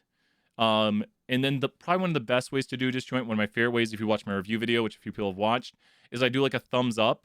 So when something is disjoint, if you say, I made an A in stats class, what way is my thumb gonna go if this is disjoint? I say, I made an A in stats class. If the other thing is disjoint, my thumb must do what?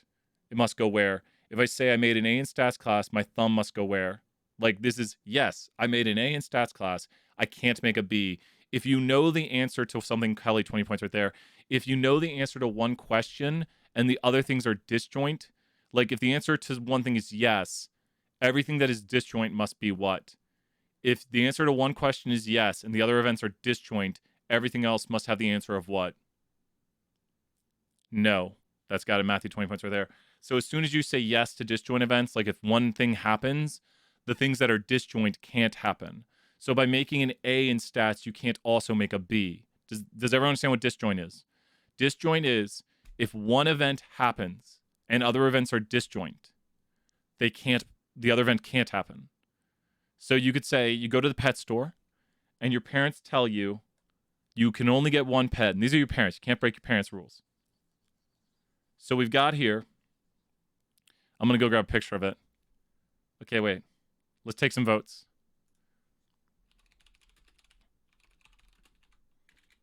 Okay, so we're going to talk. Oh my gosh. I want to see the votes on this. Okay, so here's animal number 1. We got animal number 1, your parents say you can get. We'll hop over to the main screen. We got main screen going. Okay, here's animal number 1. Your parents say you can get a dog. And then or you can get a cat. Where's the cat picture? We'll have a cat picture in a second. You get a dog. You can get a cat.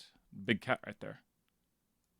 Take care of your animals, everybody. Get your pets spayed and neutered. Take care of your pets. Bob Barker used to say that. Or you can get a baby Coatimundi. Am I going to be able to spell it today? Baby Coatimundi. Be very careful. We'll grow up to be big. I want to find the cutest picture of the baby Coatimundi. Well, they used to have the cutest. I can't find that picture. They must have taken it down. So here's the baby Coatimundi. Everyone's probably saying in the chat, what is a baby Coatimundi? Your parents say to you, you can only get one animal here. You can get a dog, you can get a cat, or you can get a baby Coatimundi. So you can get one of these animals right here. So with these options, if people are saying the dog, the cat, I want those pets. Now you as a kid are going to be like, I want all of these animals, Morty. So we've got the dog, we got the cat, we got the baby Coatimundi. What does an adult Coatimundi look like? A lot bigger. So, that's a good question that you should definitely know. They can be pretty big. I think they're related to anteaters. And they can be pretty big. So adult Coatimundi, they're still cute, but they also have claws. Your animal will grow into this right here. It's not the cutest picture of it, but it'll eventually become pretty big, and animals are pretty strong. So big no on the cut. That is so cute. That's a baby. So it's pretty. It can be pretty large right there. Pretty strong. Oh no! Sorry, Claire. Oh, sloth should be choice 3. Baby sloth. So, okay. So when your parents tell you you can get one of these animals, every one of these animals is what to each other? Every one of these animals is what? I don't know each state's rules. A monkey. Every one of these animals is disjoint. Because if you get a dog, you have to say what to getting the cat and the coatimundi. You have to say no. You say, no, I'm not getting those. And if you get the cat, you have to say no to these other ones. If you were to get the coatimundi, which they're so cute, they are the cutest things. Even as adults, I love them still. Because I knew a really nice one. His name was Nat. He was really nice. But there could be the possibility of this. So by knowing they all don't happen, that doesn't... The disjoint events can be this. You could go to the pet store and not get any of them. Crab is the only right answer. You bet crab is the right answer. You know what's going on right there. You guys know how to play crab rave. So knowing this could happen right here. Does everyone understand what disjoint is? I think we've done a really good review of disjoint. We know what disjoint is. We know what's going on with disjoint. We got some disjoint right here. Last but not least, we have... So that's the addition rule. When two things... Let's hop back to the main screen right here. Rusty spotted cat. I'd have to see that. We got to look at some pictures of that eventually. Jerry might look at that during office hours. I'll check that out. So if two things are disjoint, you can add them together. So when two events are disjoint, you can add them together easily. There are ways to add things together if they're not disjoint. We don't do it in this class, but it's awesome. Check that out, Jared. Sounds really like a cute animal. Examples. Last thing we have to know for this chapter is when two things are independent, we can multiply them together with the multiplication rule. When two things are independent, we can multiply them together. So this is where we were doing the and. These are a lot of your homework problems right here. These are a lot of the homework problems cover these things right here. And we talked a ton about things being independent of each other. Then we just got in-class examples. So it's just the examples for the rest of the slides. So the last little bit right here. Let's draw a quick chart that we drew yesterday. Let's hop back to the main screen. Okay. So we need our chart. I'm going to fix the camera. I'm going crazy. Okay. So our chart from yesterday, please have this written down. Oh, that's so cool, Logan. 20 points, Logan, right there. This is our chart from yesterday that you should have written down. Please write this down. This is a huge help. It's 1, 2, 3. And then we have... You know what I'm going to do? I'm going to do it the right way today. Because my handwriting's so bad. I need to go to Insert, Tables, and oh, so much easier. 4, and then... Is it 4 columns? I always forget. I can add more if I do it this way. I always forget my own chart that I made up to help memorize this. Okay. So, right here, let's make some bigger font. Insert, Home, increase font size, change around. You guys got it. How you guys doing in the chat? 4x4. Was it? Oh my gosh. Thank you, everybody. 20 points in the chat for people helping me out. It is 4x4. Let's check it out. We've got here... I feel like there's a 5th. I'll find out in a moment. We've got the name of the rule. Then we've got the sign. Then we've got the word. And then we've got the condition. So what we have here is the addition. And who knows sign? I think you guys know it. The sign is this. And then the word is or. And then the condition is disjoint, which is also the same thing as mutually exclusive. Ah! There we go. Those, really? And here is multiplication. Nice job. 20 points right there, Neeland. We've got the sign for multiplication. We've got the word and then we've got the rule independent. And then we have complement. And this is 1 minus. It's just like 1 minus. We could put probability A. I didn't put this yesterday, but it's 1 minus probability of A. It's just the sign really for it is the minus. So that's the important thing right there. And then the word is like not. And then there really is no condition for it. You can just do not anything. You can say like not this, not that. So this is a really big summary of when to use what and when. Awesome. Alyssa right there, 20 points. Just you should know this really well. This is also kind of on the formula sheet, but just practicing when we said the words earlier on, if you're rewatching this lecture and you go back to the start of it and you remember us saying things like not or, it can be really helpful. You could, Oh, you click. There you go. Here you go. Take the picture right there. Is it? Is it? I don't think it is. It might be. You know what I could do? Would you guys like it? I'm gonna make this a note-taking quiz for Wednesday, and I'll let you take a screenshot of it right now. I'm gonna put a note-taking quiz for Wednesday, and I'll let you take a screenshot of this. Note-taking quiz Wednesday. But some people are gonna be like, wait a minute, we got a note-taking quiz? Yes! The note-taking quizzes are mainly like, did you attend class? Most note-taking quizzes are, did you attend class? So once again, please attend class. I will make your time. You'll get grades for attending class. You'll take it. I'll take it too. So I'll put this up later. I'm gonna give someone 100 points. You gotta say me, but you gotta say, hey Brian, post that note-taking quiz that tells us to do this. Your email, you're gonna get the 100 points. Who's gonna get it? Say me. Alyssa, you need to email me and say in your email, Brian, I got 100 points. Post that note-taking quiz. Do it, because things get busy and we only got like one day. But then other people who don't come to class will be like, what? We have 2 note-taking quizzes? Yes. If you come to class, you will get the answers. You will have the note-taking quiz done. 53, that's awesome. I like 53. That's about 75%. That's good numbers. I'll take it. Yes. So keep showing up to class. Keep working. If what you did worked on the first exam, keep doing it. I mean, if you didn't show up to class, then show up to class. You might do better. We just have, with the 10 terms for tonight, if you don't have note cards, you can use Quizlet, or I will accept a sheet of paper. So don't worry if you don't have note cards. Don't have to go and buy them. I'll accept a sheet of paper. The whole point is like, did you take notes? I do think note cards are good. I started using note cards, and my fiance, she like could memorize so many things with note cards. Like I would quiz her on her note cards. Like I'd be like, trisomy, and she'd be like, someone having more than 3 chromosomes on a pair. And I'd be like, yes. And so I'd be reading and I'd be looking at them and just quizzing her, and I'd shuffle them up, and she would know all of them really quickly. It's just good practice. It's repetition. That's how you learn things, through repetition. So if you want to know things are, my first told me that I would fail because, what? I'd love to know who said that and why. Yeah, you can share it. Share it with me too. Make a good Quizlet. I'm always up for that.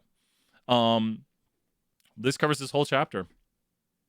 This whole entire chapter. We're all going to the wedding. Your anatomy is like the perfect class.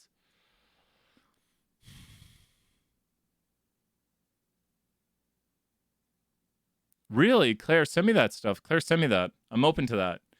I'm open to that, Claire. I'm open to that. I'm open to that. I could be wrong. So I'm very open to this. We got multiple people saying, Brian, maybe note cards aren't the best. Multiple people. So once a second person says it, I'm like, ooh, maybe I need to rethink this. Because it especially if there's good study, like, I'm not saying you have bad studies, but if there's like enough evidence to convince me that note cards are not the best way, then I need to tell people better ideas. Yep, that's what I am. I'm just all experience. Is if I can learn from what people have found and the information we know and understand the variation, then I'll use that to my advantage, and I try to help my students. So hopefully, send me whatever you have. Say, like, here's a study done. And yeah, I like Quizlet a lot. I think Quizlet's very helpful. I would say this. There's some classes, it just depends. StatMonk? I'll check out what that is. Hipmunk used to be where I used to get flights and stuff. And then literally they shut down like January this year, or like December, right before all the craziness. It was weird. They were like, our site has no longer going on. I was like, oh, the site I got my tickets from. But yeah, whatever you can show me. I like to learn. I keep saying that. I was like, we get it, Brian. You like to learn. We get it. But yeah. Yep, definitions from yesterday, Jack. You got it. Definitions from yesterday. And don't leave yet, because we're about to start decision trees, and then we'll take a break.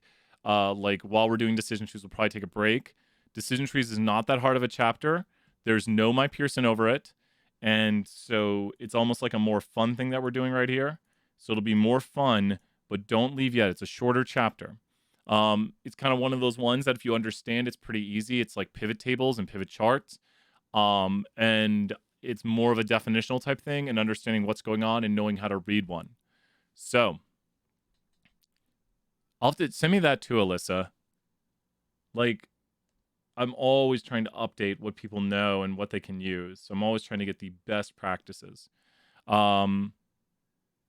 Yeah, Claire, tell me about that. Or maybe I should talk to Dr. Murphy. I think I know who Dr. Murphy is. I should talk to them. I want to always give you guys the best advice. Like, awesome. So you guys ready to start some decision trees? Let's do it. Here we go with decision trees. So we live in a world of data. We have data all the time. Like when you walk into a grocery store and you hear bing bong, they're taking data on you. They're monitoring how many people come into their grocery stores at what time, how much people are buying. You've got baseball teams. You know, Julio came in here, and I totally mean this. Like, had anyone add Julio on Insta? I'm cool. I say Insta, but Julio is so nice. He's like just helping out so many students. Kyle did right there. Ben did. He's just chill. He's such a nice guy, and he's all about statistics now. Like he is talking about. Oh, thank you so much. He's just all about stats. It's so nice that I don't know. It's just great to me that he likes stats and he finds it useful. And he's like, oh, baseball's all about stats. And so when you think about this, do you think they make decisions in baseball? Do you think the decisions they make in baseball should be based on data? I would say yes. I mean, it's like, why would you not base it on data? Even when someone says, well, I'm kind of basing it on my gut, which I don't know how your gut makes decisions for you. Moneyball. Yeah. That's how they figured it out. And once everyone figured out the formula, everyone else started figuring out the formula. Everyone's like, wait a minute. We need to then do what the Oakland A's are doing. So the Oakland A's figured out what to do, and then everyone started copying them immediately. Yes, stats. I like it right there. It's 20-point Sam right there. Yes, go with the stats. Don't go with your gut. Because you're probably just doing them in your brain anyways. You're probably thinking about it anyways. You're like, well, here's what I know from past data. Well, then you're doing stats. So why not actually do stats? So the biggest thing right here is that we have decision trees. Decision trees use complex computer algorithms. And we use this in a lot of industries. And they're so easy to make. Decision trees, this is something that I would say came about in the last 20 years. And they're really advanced. And here's the craziest thing. Do you know why it's not in my Pearson? This is not an intro to stats question. This is not something most people would consider introductory stats. But do you know how tough this is to do? I can make a decision tree in 20, 30 seconds. Don't trust me? Start the clock. You know what's coming next. Let's get the speed run thing on the screen right here. You know what's happening. Brian said he could do a decision tree in 20 seconds. There, it takes me longer to get the speed run clock on the screen than it does, because we're going to show here. One of these days, that speed run timer will be the right size. So let's hop in here. Let's see if we can make a decision tree in 20 seconds. It's going to take more time to get the speed run screen up and going than it is going to be to make a decision tree. So let's get the data here nice and neat so we can see it. So here's just some jump data for us to look at. And we've got it inside of here. Let's make the data a little bit bigger. Okay. So we're going to make a decision tree in 20 seconds. I want to explain how much people tip. So I'm going to make a decision tree in 20 seconds. I won't go through it, but here's how you make a decision tree in 20 seconds. Ready? Here we go. I can't cheat. We're going to go to Analyze. We're going to go to Predictive Modeling, and we're going to go to Partition. Sorry, I was a little bit off the screen. We're going to see how much people tip. We're going to put it here. We're going to put this here. We're going to put that there. We're going to click OK. We're going to bring this back on the screen so you can see it. We're going to go to Split, Split, Split. It's already made. Decision tree's already made. That's it. It's already made. I'll hop back to the main screen. There we go. Oh, I broke the transition. It's already made. Done. That's it. That's the chapter. We're done. We're not done, obviously. But I want you to think about this. I want you to look at the data here just briefly. And I want you to see what we're trying to predict. We have right here that we're trying to predict how much people will tip. And for all people, the average tip was $6.70. But then who is tipping the most down here? Who is tipping the most? Can anyone for 20 points tell me who was tipping the most? Who was tipping the most? Who was tipping the most? Who was tipping the most? Yes, Zulon, you're totally right. Zulon got it. Nice job. 20 points right there. People who were greater than or equal to 30 in their age and also paid by cash. Does everyone see how you can trace down? These people paid by cash and their age was greater than or equal to 30. Who tipped the least? People who were less than 31. Now, that's not the same number because this one split differently. So this one are people who paid by card and their average paid by card and were less than 31 in age. So you see how we read this? These people here paid by card, payment method card, and their age was less than or equal to 31. So does this make sense how to read this? If you're reading this, you understand a lot of the lecture right now because we might show you things like this on the test. And you just have to read it by going down. Just say, okay, we go this way. This is paying by cash. These people are also greater than or equal to 31. This is paying by cash. These people are less than 30 in age. These people paid by card. They're less than 31. These people paid by card. They're greater than or equal to 31. These people had a mean of this. These people had a mean of this. They had a mean of this. They had a mean of this. This is how many people in each group. If you understand what each of these means, count means how many individuals. And if you look, we can prune it back up to the original thing right here with all the people in it. Now, think about this. What do you think this r squared means? 100 points if anyone can interpret the r squared right here. And here's a hint. This is the name of the y variable. So over 31 people paying by card is the second highest. Yes. Interesting, right? Claire, you're right. This one here is this. It doesn't always go in the order. Claire's right. 20 points, Claire. This is the second highest people. It's very similar to this one, but the second highest people were the older people who paid by card. So we see some sort of like age thing here that younger people tip less and older people are tipping more. But then we also see a card and cash difference. So it's like older people who pay with cash are your best tips and younger people pay with card. But you do see lower tips with card. Oh, I think we've got it. 20.4% of the variation in tip amount is explained by very close. Skylar and Neil, and I'm both giving you 100 points. And also Devin. You guys get the 100 points max. And you know what you could say? Watch this. I'm going to put it in the chat. This is going to be an easy way of doing it.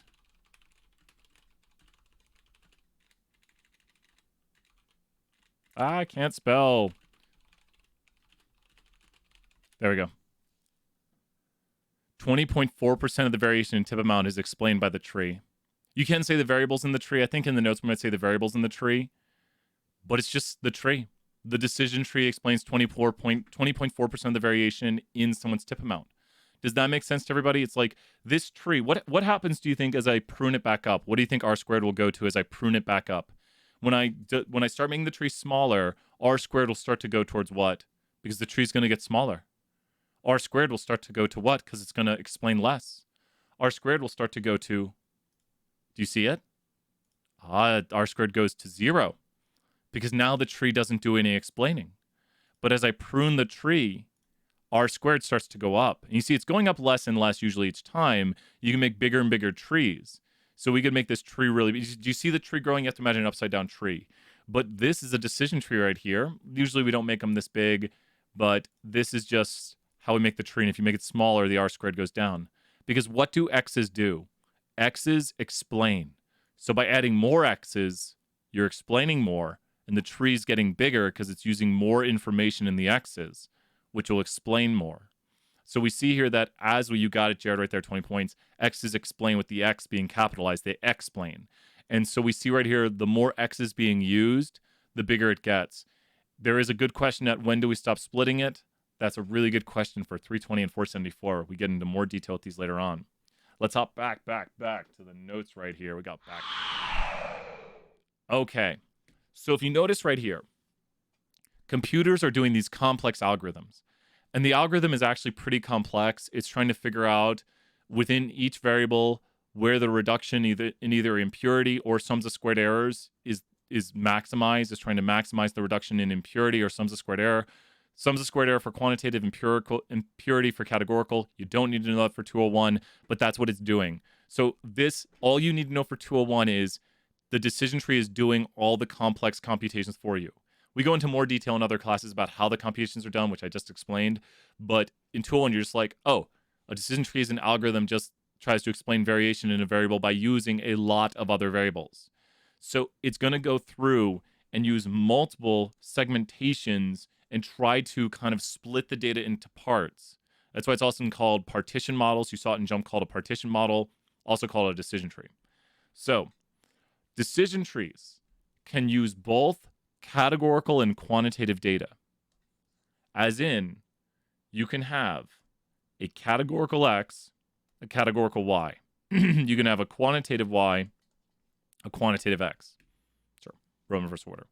But decision trees pretty much take any type of data, but they should not take, here's a huge note, identifiers or things that act like identifiers.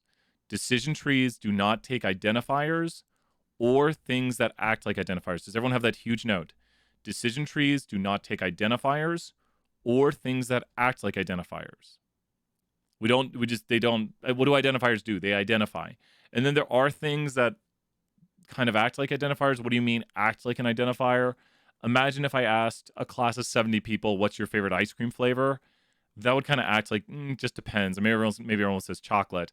Or I ask, like, what city were you... Now, don't put this in the chat because that's personal information. But if I were to ask, what city were you born in? That would kind of be like an identifier. We might get a lot of Knoxville or Tennessee cities. Don't put where you're born in the chat. But we might get... it would act like an identifier. What does something mean to act like an identifier? It means it has a lot of unique levels. Unique levels as in... I was born up in New York, so where I was born, probably fewer people were born. Don't put where you were born. Just delete it if you did. So that way, like, Pluto. Delete that, Elizabeth. I'm kidding. Azeroth. That's Thor. Okay, good. I got a little worried. I was like, where's Azeroth? Mordor. You guys are born in so many cool places. I was born in New York. I think New York's cool, but not like Mordor. So we got some Lord of the Rings right there. You guys are testing my knowledge. Born on Combobulus. There's the dark side of the moon. Hyrule. 20-point scholar right there for Hyrule. Gotta love some Zelda. Do we have it? We don't have it on the screen. We don't. Sorry. It'll eventually do. We do. It's playing.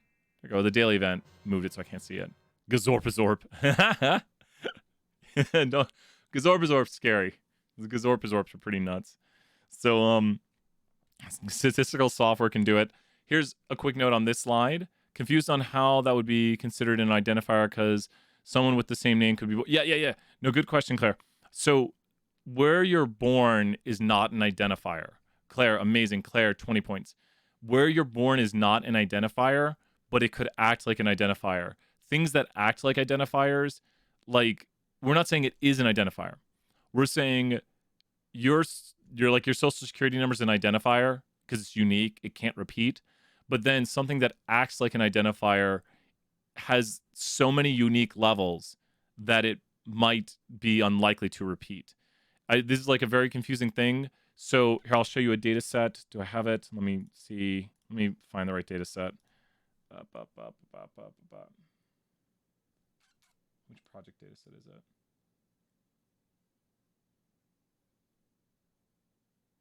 Project 2? Okay, cool. Hopefully I didn't delete it out of here.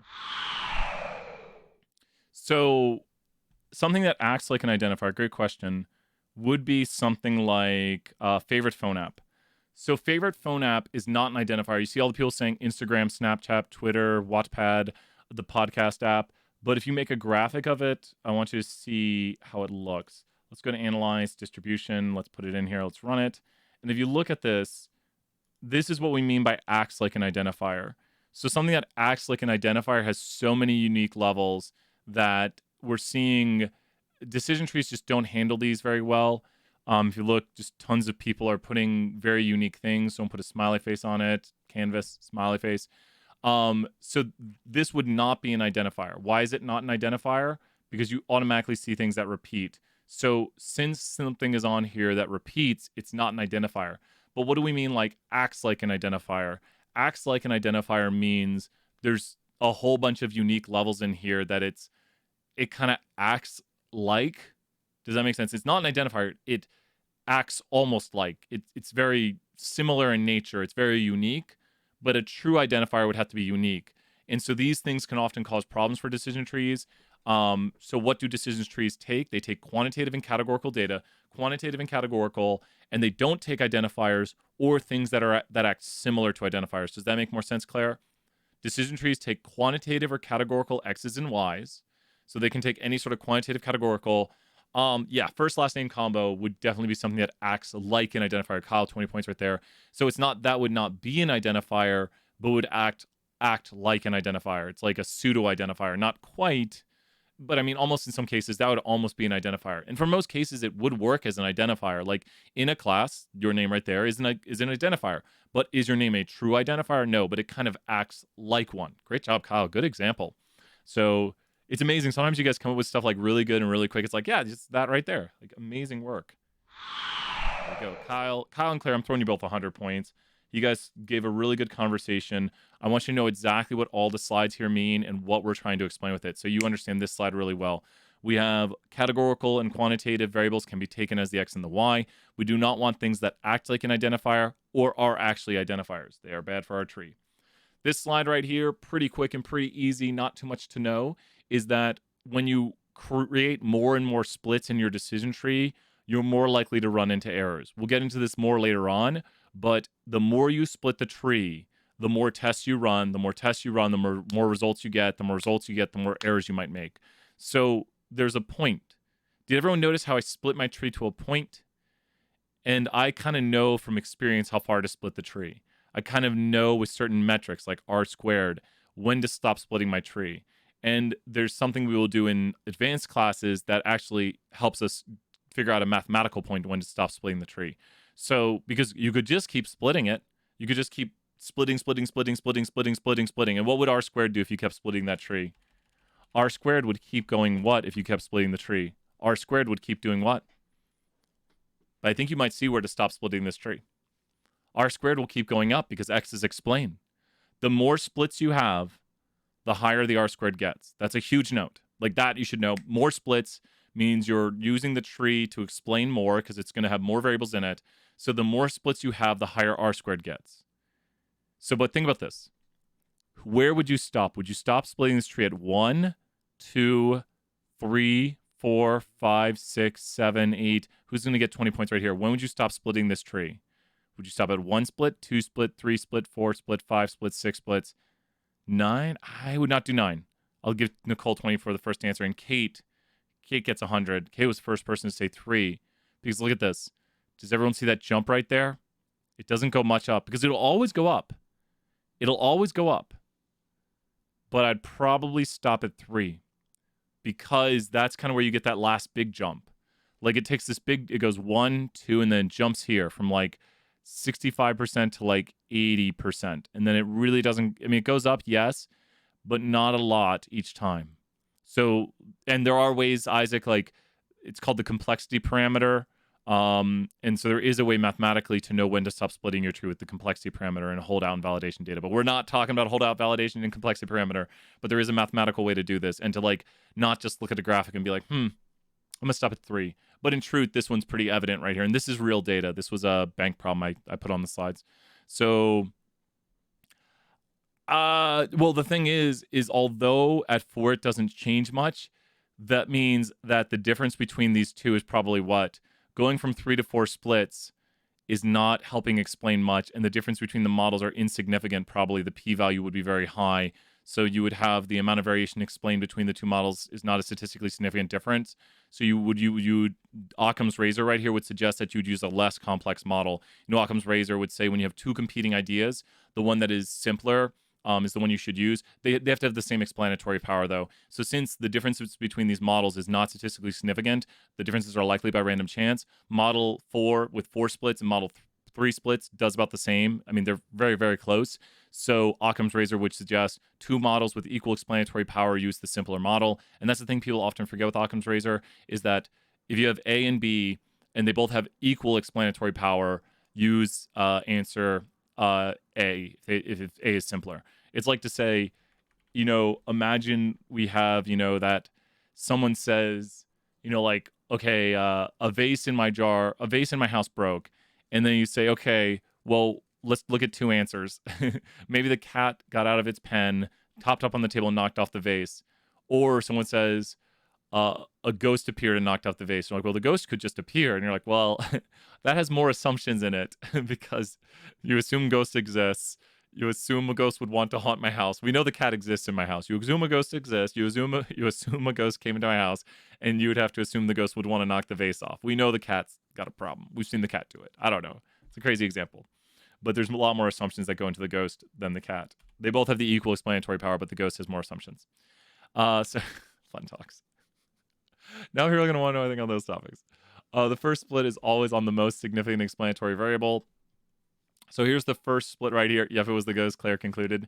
So we have right here the first split in the data. We're going to take a break at about 11:15 or 11:20. Don't leave yet.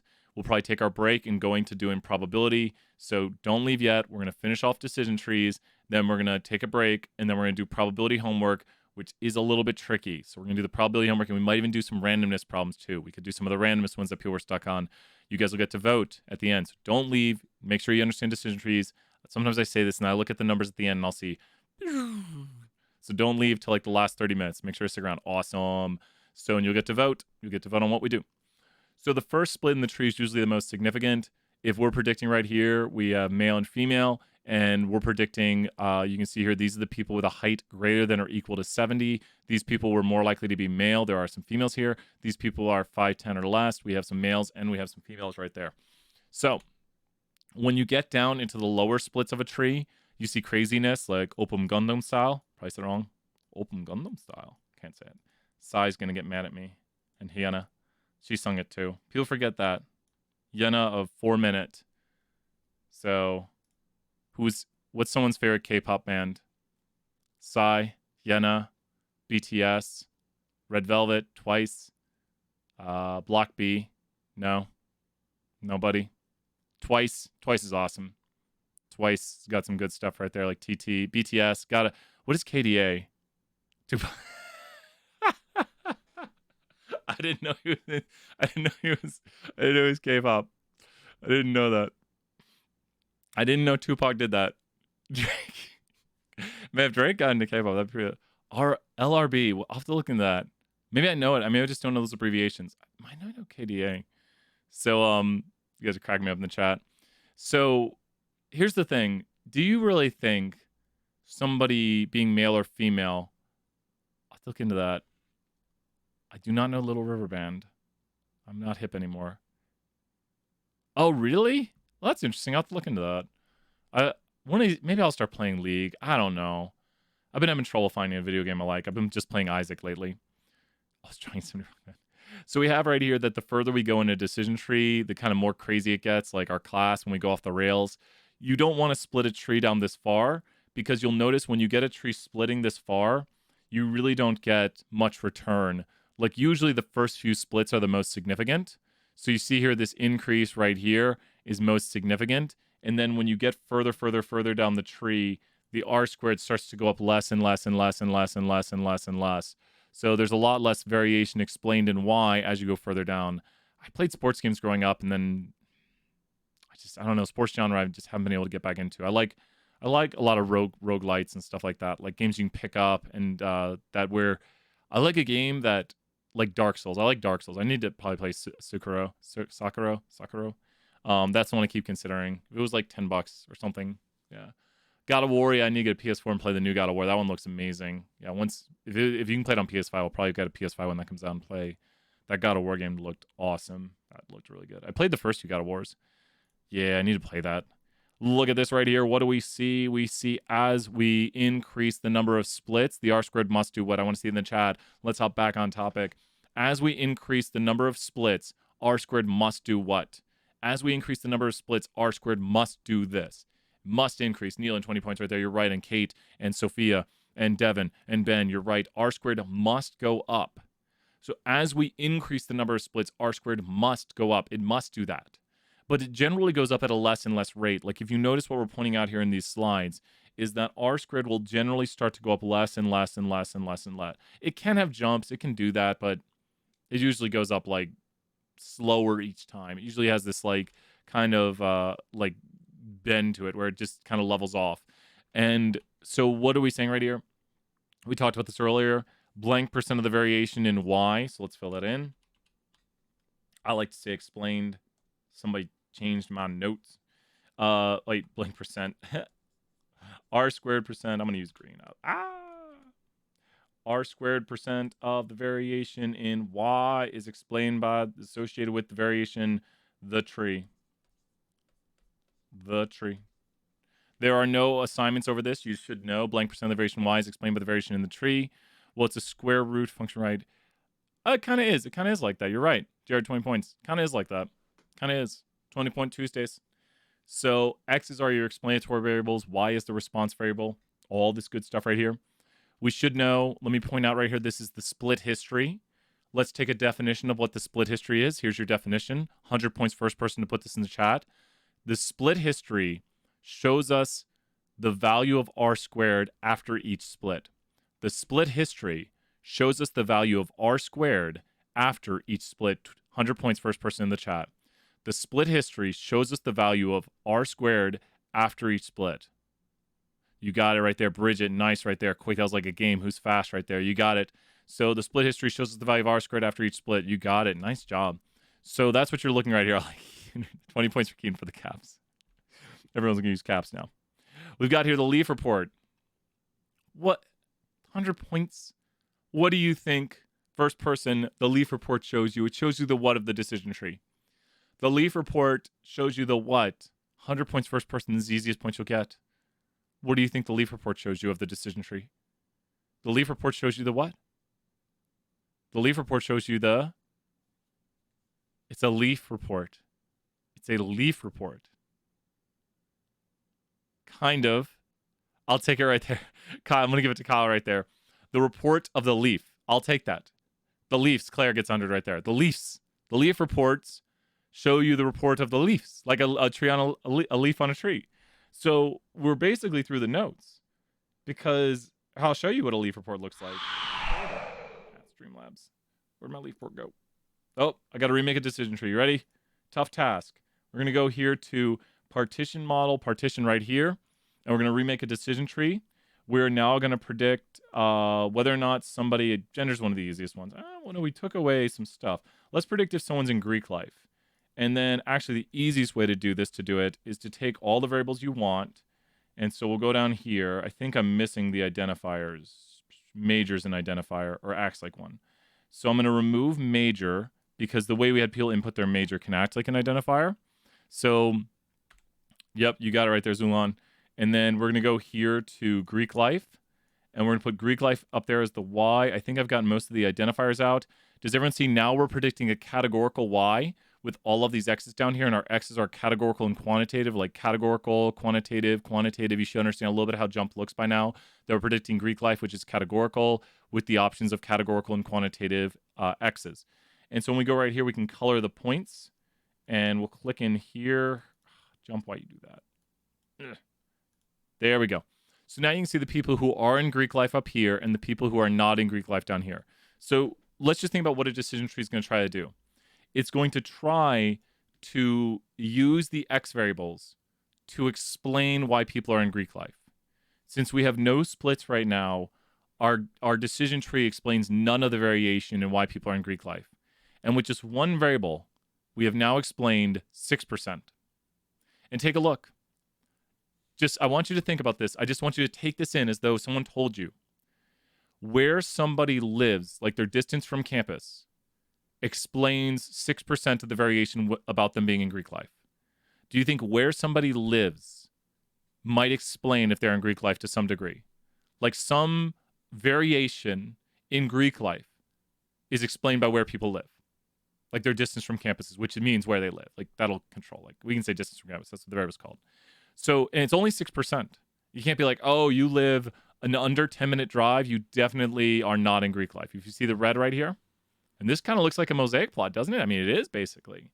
Let's split again, and now we see 8%. And we also see like family economic level.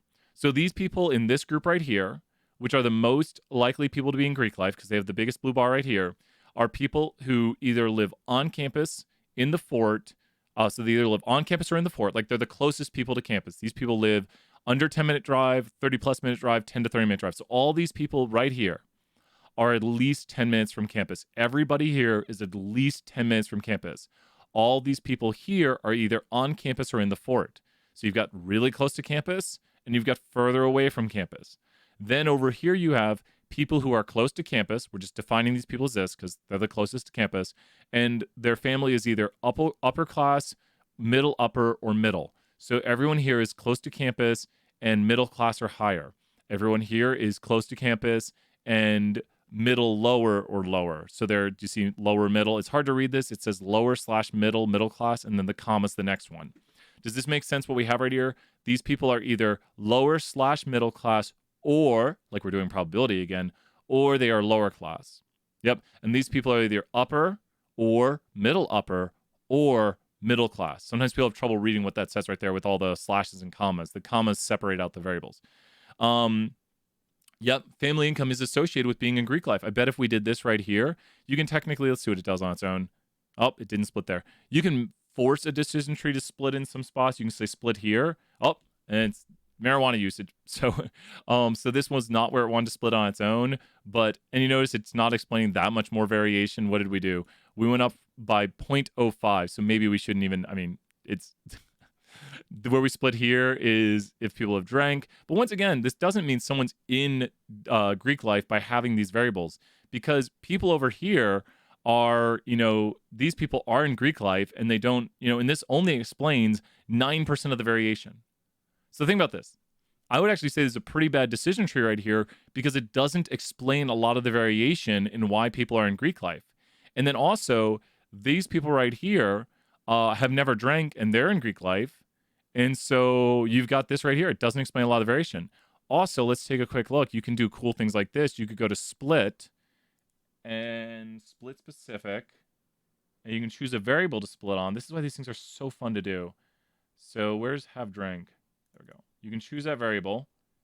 And there is only 2% of the variation in whether or not people have drank. Or only 2% of the variation in Greek life is explained by people drinking. So it's not that powerful of an explanatory variable. And last but not least, I'm going to do it this way. Because let's see, is the variation possible by random chance? We can analyze that by going to Greek life right here. We'll get the same sort of plot. And then the variable was 32. So is this by random chance? Oh, not by random chance. There we go. So the variation, the difference between these two right here is not by random chance, but it only explains 2% of the variation. And look at this. Do you see how this right here is actually that same r squared? So we're doing a lot of the same analysis where we get the r squared here and we get the r squared here, but the decision tree allows us to incorporate more variables. The decision tree allows us to partition it down even further than just the mosaic plot. So if you look at how advanced this is, and now we have 11% of the variation explained, but it might be a little bit crazy. What's cool, the split history is going to look nuts now. If you go to split history on this, we can see all the different splits we were doing. And so it shows us all of our different models right here with the r squareds. So here's all the different pathways Brian took. I took a bunch of different pathways right here. And you can see my r squareds going up with my different paths. This will be the optimum one right here because it'll split optimally. And so there's the r squared I get using this tree. Even then, this might not be a good tree. I'm trying to think of a really good one right here. Some of the good ones are really boring. Like, let's go to partition model. Okay, someone's got to help me out. Pick a y variable you want us to predict. What y variable do you want us to predict right here? We've got till 11:20 till we take our break. What y variable do you want us to predict? And then we got to look at leaf report because we haven't looked at one of those yet. What y variable? Name the number. Arrested. Oof. A big one. Climate change. Let's do climate change. Okay. So climate change. So expensive coffee. Let me do this. I'm going to remove the things that act like identifiers. This could be your end of... Wait a minute. Do you see that is an identifier. So that's... Oh, identifier is gone. Now I know the answers to this, and this could be your final project. Major acts like an identifier because there's a lot of unique levels, so it acts like an identifier. We have here... Where is it? Favorite phone app. Acts like an identifier, and age of the earth, if we have that on here, where it's like text input. Hopefully I didn't miss it. We'll find out if I missed it. So major definitely acts like an identifier, so we removed it. And so now I'm going to go here. I'm going to drop all of these into the X. This is the easiest way to do it. And we're going to pick climate change and what explains people's views on climate change. We're going to recolor the points, and we can see how people view climate change. So does everyone understand? We have right here kind of a stacked bar chart to go back to a previous topic. So there's a stacked bar chart, and it adds up to 100% of people's views on climate change. All the way down at the bottom here is happening, and humans are largely responsible, is happening. Humans have a moderate impact, is happening. People have little impact, is happening. Humans have no impact. And then up here at the top, we have is not happening. So all the way from happening, humans have big impact, to not happening at all. And going this way, it's less and less impact by humans. So the number one thing that explains people's views on climate change is their political view. Number one thing, and it explains 7% of the variation. But when you look at this, you've got people like over here. If you look at this, you've got people who are either very conservative, or moderate. That would be, Isaac, we could have asked. I wish, Isaac, we had asked more science questions, because if we had asked more science-related questions, we could look at that. Like maybe it's how many science courses you've taken, but unfortunately, we don't have that as a variable. So we don't have that as a variable in our model. But that's a good question. Like, what if we had asked, like, how many science classes have you taken, or like rate your knowledge of science? It's very hard. Like, I'm sorry, Isaac. I'm very sorry. So, and then right here, it's also your social view, political, your economic view, political, but the biggest thing, and this is why I really like, and then there's another political issue. So one thing I want to point out right here, though, is this. And, oh, that's Facebook friends. That's interesting. This only explains 11% of the variation. But the thing is this. You would never want to go to somebody and be like, okay, you're liberal or very liberal. This is what you believe for certain. It's just a trend in the data that we see from past observations. And we do see that they're more likely to say the red area, which is humans are largely responsible. But then also here, you do have very conservative who it's actually, if you look at the most common groups, and remember, these are college students too. So is this representative of the general public? I would say no. So it's usually political issues which define people's views on climate change with the variables we have accessible to us. But there's a lot of unexplained variation in here. Now, what would be really good is we should have asked things like, who could come up with questions that might help us explain people's views on climate change? Like, what would be other X variables that we could have included in our model? And let's do a leaf report while we do this. What are other variables that we could have included that would maybe explain someone's views on climate change? Oh, it's so crazy large. It's too large. I'll have to do a smaller one. Maybe age, I would say. Maybe what news station you watch. I do think, I'm not saying pro or con any news station, but like where you get your information would dictate how much have you studied it? Like maybe someone studies it, they say they think it's happening or they don't think it's happening. So what do your parents think?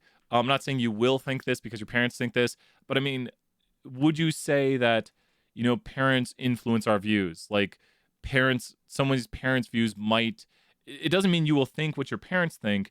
It just means it would give you information. That's what explanatory variables do. Like knowing this might give you information. Not everyone's going to follow these trends in the data, but that's what statistics likes to do. Is it like these are all, and Isaac, we could do a whole survey on this. We could write all these questions like, do you do this? Do you do this? What do you watch? Who do you listen to? What do you do this? And then we could type. I'm so confused by the chat right now. So we get ready for the survey. I like it. Let's look right here. I think relationship is one of the easiest things. We might get a really good easy one right here. So if we look right here, most Stat Tool 1 students reported that they were single. And then we've got right here, I think that thing you can barely see is like widowed and all of that stuff. We got a non-political one right here. So you can see the number one thing that explains someone's relationship status is their what, obviously? It's their age. This decision tree is doing... Crack me up, Logan. This decision tree right here is explaining only 3.5, but it doesn't make sense. And look, there's very few people in Stat 201 who are older than 27. But of those 27-year-old people, like this is a conditional distribution now to do old topics. You guys are cracking me up in the chat. Of those people who are over 27, they have a very different distribution. And these people write, ooh, oh, look at this. The people who text more are more likely to be in a relationship. These are the people who are texting more. So does that mean, gosh, I know, right? That doesn't make sense to me either, Devin. The people right here who are texting more are more likely to be in a relationship. I guess they're texting someone. On a only Rick did that. Big ol' Rick. Classic. People who think they'll have a higher starting annual salary. Yeah. No, I agree. It's more likely. So all these things right here explain it. But even now, our model only explains 6.7% of the variation. I'm going to have to do one with a smaller, to do the leaf report, which we're going to look at as our last thing. I just need to explain what a leaf report is, not fit model. Analyze. If you see how easy Jumps makes everything, it's just point click. Jump, you're getting a shout out here. Jump, you make things very easy because decision trees are very complex models. Let's try to explain. I'm going to look for one. Broken Bone. There we go. Broken Bone's the easiest one. Because the number one thing that explains if you've broken a bone is what? And it's only 2% of the variation. But the number one thing that explains if you've broken a bone, it doesn't mean if you're this, you'll break a bone. It doesn't mean if you're this, you'll break a bone, not break a bone. But males are more likely to break a bone, and females were less likely to break a bone. So we split here again. We've got Greek life. So you look at who is most likely. You see IRA doesn't really make sense, which it actually has a better division. The number one most likely people to break bones were males. Ooh, actually, it's females who know what an IRA is. What? Look at it. Do you see it? Here, let me do this. Here's our last thing. Don't leave yet, because I want to point this out. When you look at this graphic right here, let me make it smaller. You need to know this last part. Hopefully, I'm making it big enough right here, but you have to know. What's up, Codamundi? Do not leave yet. We'll be done right after 11:20 or so. When you get a decision tree like this is probably the most important thing you'll see on analyzing this. What you need to know is the following. That this right here is leaf number 1. This is leaf 2, leaf 3, leaf 4. Does everyone see that leaf 3 only has 29 people in it? Leaf 3 only has 29 people in it. Which means there are literally 29 dots inside of here. Does everyone see those? There are 20. If you were to count them, there would be 29 dots. I can tell you that there are 1, 2, 3, 4, 5, 6, 7, 8, 9, I believe, people. 9 dots. It's a little hard to count. About 9 dots of people who have not broken bones. So you can literally go here and count inside of leaf 3 the 9, 1, 2, 3, 4, 5, 6. Why you do that, Jump? That's so hard. Maybe it's 7. There's not that many dots right there. So there's not that many dots. That is leaf number 3. And there's 29 dots total. And it looks like there's about 6 or 7. It's very hard to count. But let's see and let Jump do the work for us by asking for the leaf report. There are 8 dots. It might be hard to see. They're very much on the line. That's a harder one to read. But the leaf report literally lets you look inside the leaves right here. So the leaf report lets you look inside of the leaves. So this is a huge thing. Whenever you see a decision tree, you should understand this is leaf 1, leaf 2, leaf 3, leaf 4. And you just number them. This is leaf 1, leaf 2, leaf 3, leaf 4. And then down here at the bottom, thank you, 20 points everyone who's here right now. And then you have leaf 1, leaf 2, leaf 3, leaf 4, leaf 1, leaf 2, leaf 3, leaf 4. So here's one of the hardest questions I can ask you. We're going to have one of the hardest questions. You ready? 100 points first person who answers this. How many males have broken a bone? How many males have broken a bone? How many males have broken a bone? How many males have broken a bone? I'm going to draw some hints as you think about this. This is one of the hardest questions we can ask. A bunch. Well, Jared says 610 is how many males there are. 610 is how many males there are. 190. Oh, really? You used to not do that. 197. No one said the answer yet, to the best of my knowledge. 197 is how many males not in Greek life who have broken a bone. That's partly giving it away right there. I'm partly showing how to do it right now. 357 is right. Kate, nice job. Kate is correct. Kate that said 354. 354. Kate is right with 354. Because I want everyone to think about this. This thing right here splits into this. Does everyone see that? 354. It's 354. I was trying to read it too. Because what did you do, Kate? Kate added up this and this right here. Because we have to add up these people, and they go into that. Does that make sense right there? So, if you look, can anyone do in their head what would be 231 plus 379? Who can solve that really quick? 231 plus 379, go. 231 plus 379, go. What does that equal? 231 plus 379. Yeah, right there, Devin, 100 points. It's just that total. Is it? Yes, that's what I want to see. That if you understand what's going on with these numbers down below, that these numbers down below are showing you the numbers in each of these leaves, which relate to how many dots there are up here. Does everyone see why this is called a leaf report?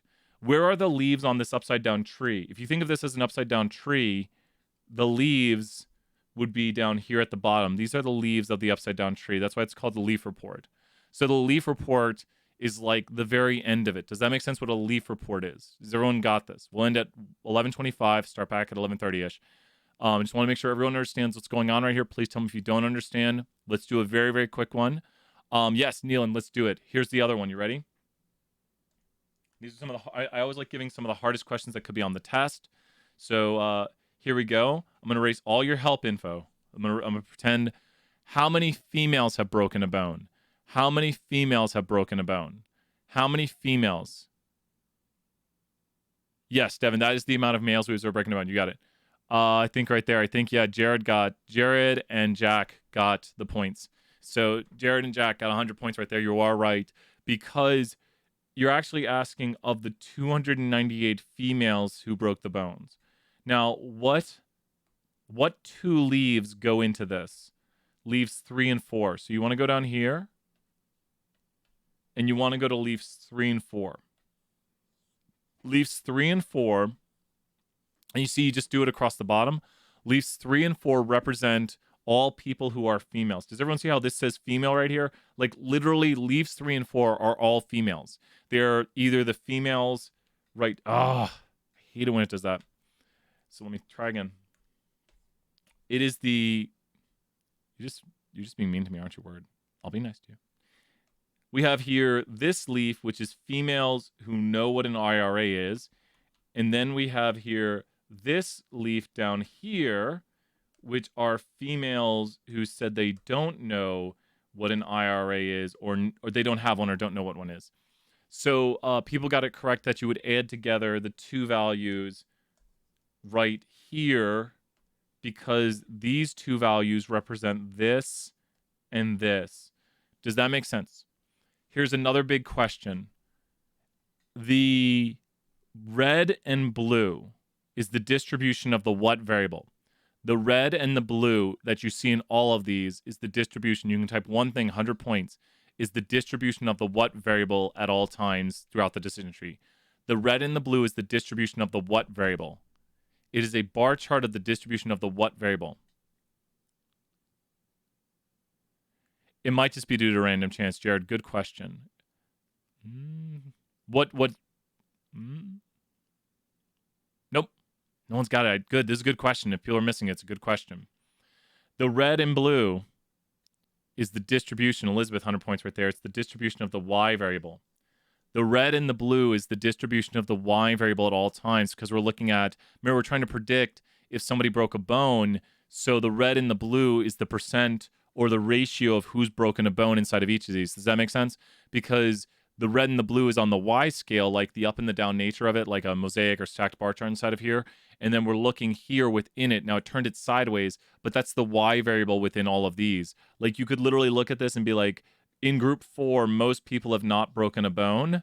And then if you go down to this, you will see in group 4, most people have not broken a bone. So just to be very specific on it, this one right here relates to this right here. That is leaf 4 right there. And then why is it not red? And explain in more detail. And then that one is this one right here. So that is there right there. I think it's the last thing. If you understand that and you understand how to read this, do people think they kind of understand how to read this graphic? That it's showing the percent of people who have broken a bone within each of these groups that we partitioned off right here. Like these are the males who are in Greek life. These are the males who are not in Greek life. These are the females who know what an IRA is. These are females who don't know what one is or do not have one. They have one. Means they have it, they don't have it, or they don't know what it is. And then this is the ratio of people who have broken bones within each of these groups. Like the coloring of the dots right here, dots, is the ratio. If you understand this and you understand what a leaf report is and you understand what a split history is, you're good. So this is the whole decision tree, everything you need to know, and you're good. You've got it. And I was so excited because I was like, we have more than enough time with all the lectures, but I'm like, I got to look at our timing. Okay, let's take a 5-minute break. And then we'll come back and we'll do some work. So set a timer for 5 minutes. Who has questions right now? Who has questions? Who's got the questions? What were we gonna? We're gonna talk about something. I'm trying to remember. Oh, we haven't lost too many people yet. We're at 47. What is the plan for the rest of class? We'll start doing chapter 12 and randomness questions. We'll take a vote when we come back to do either chapter 12 or randomness. Chapter 12 is not the easiest of chapters. It's not the hardest though. What time is the Kahoot tomorrow? Probably like 4. We'll do our usual like go a little after class, and then we will from that 70s show. We'll dropping things on the ground. Probably like 4 p.m. we'll do the Kahoot. So that is such a great. That 70s show is so awesome. My hair's turned into like that 70s show. Chapter 12 is easy. Yeah. Oh, so did you do the quiz, Keaton? It's if you know the rules. There's some tricky ones like the light bulb one or the soda one. Like the complement ones with the at least one are. But if you know the tricks for them, they're not that bad. It's like solving math equations. I find it easier.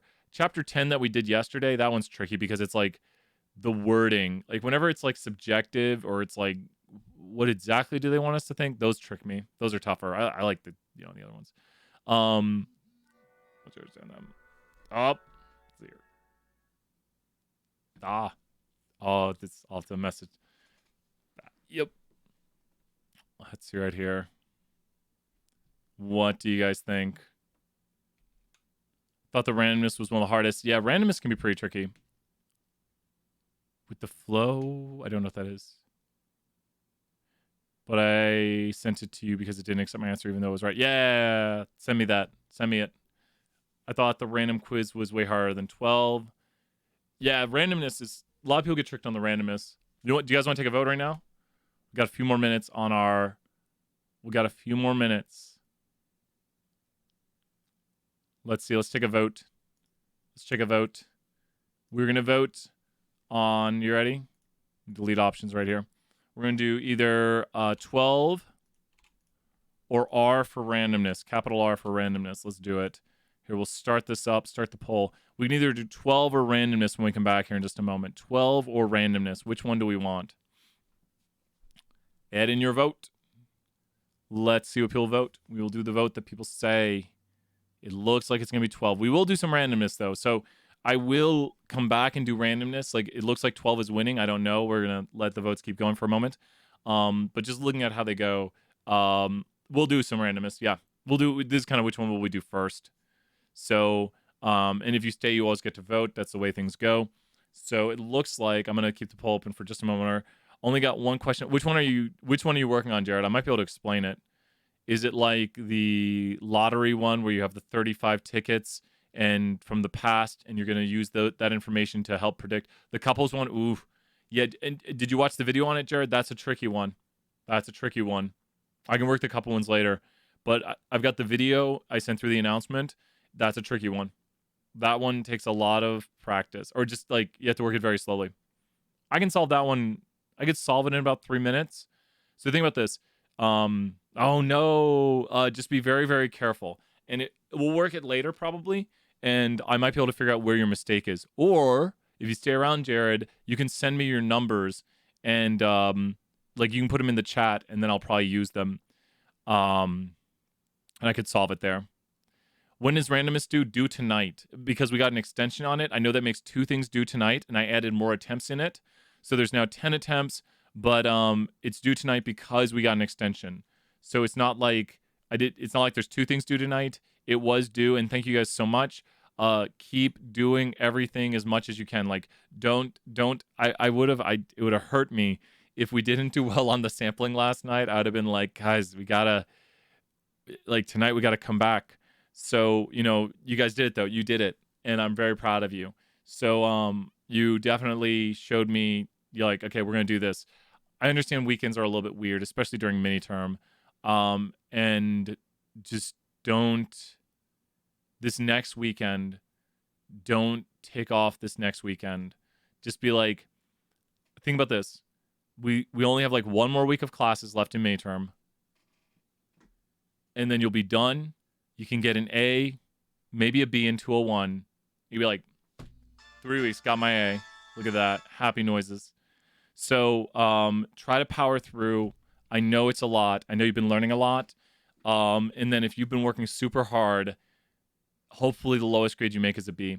And to like be like 3 weeks, made a B, good. Maybe stats just not your thing, and I understand. Like if I took like an English course and I made a B, I'd be like, whoo, made a B in my English course. Because English is not my thing. So are the questions on the Randomness Quiz similar to those that are going to be on the test? Yep, pretty similar. Pretty similar. Our 5-minute break is over. Are there any other last questions before I start pulling up the quiz right here? Put the questions in there. You know what we need. We're going to listen to some music right here. What's the vote on the music button? 1, 2, 3, or 4 while we do this? Better get an A. I want to see more people get the A right there. So what's the vote on the music? 2. 2 is Zelda. I'm going to start playing some music in the background here. Zelda's too quick. Zelda, I can't get things up in time for Zelda. Maybe we play Punch Out, I can get the music up. People need to send me music suggestions. I can't play copyright stuff. I emailed a guy about getting some anime music that he composed. And so I'm hoping he gets back to me and says you can use my anime music on stream. Because if he does, that would be awesome. It's Nate Wants to Battle of Give Heart Records. It's got a YouTube channel. And so if he's like, yes, you can use my anime music. It was really awesome. And I want to use it for an opening. He probably saw my email and was like, why'd you email me? I don't know. Because I was like, I want to use the music. I want really cool music. And I want someone to be like, it's okay. I don't want to get in trouble. I don't want to use someone's music and then have them copyright claim the channel. Okay. Let's see what chat's saying right here. So, Mega Man 2, you guys know what's up with that. Going for the A. When was the work on randomness? Can we give... Yeah, you can give away answers. I'm okay with you guys putting answers in the chat. We're all here to help. I mean, it'd be really hard to like actually solve someone's work for them. Like I wouldn't support that if you went over and did someone's like my Pearson work for them. But if someone's stuck on something and they're in here working, sometimes, like, have you ever had a friend kind of just tell you, I'm not saying you should just tell people answers, but sometimes when someone's so stuck, especially with teaching, I'll give away the answer and then I'll try to like explain, because maybe they just have to see the answer at some point to be like, oh, that's how it works. So I'm not saying give people answers, but when you're teaching, you keep trying to inch someone towards the answer, and then eventually you kind of just be like, this is how it works. So I mean, can we give away questions like, question says giveaway. Oh, the giveaway question. Yeah. Oh, the giveaway is a tough one too. Have you watched the video on that one, Christina?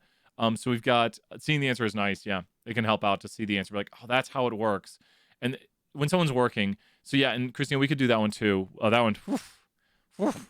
Those are like, yeah, we got it. You ready? Let's do the homework here. You ready? Let's do some probability homework. So we got right here, what is the sample space of what could occur when we toss a coin 2 times? So think about this. I want someone in the chat to tell me they flipped a coin and what happened. You flip a coin twice and what happens? What happens? You flipped a coin twice and what'd you get? What did you get when you flipped the coin twice? Anyone have any ideas what they got when they flipped that coin twice? What did they get? What did you get? Someone got tails and heads, 20 points right there. Hannah and Jared got that right there. So we've got a few people in the chat saying they got heads and tails. Someone said tails and heads. Heads twice. We got that right there. And guess what? We could get tails twice. That's the answer. Now, why are these equally likely? The probability of heads is equal to 50%.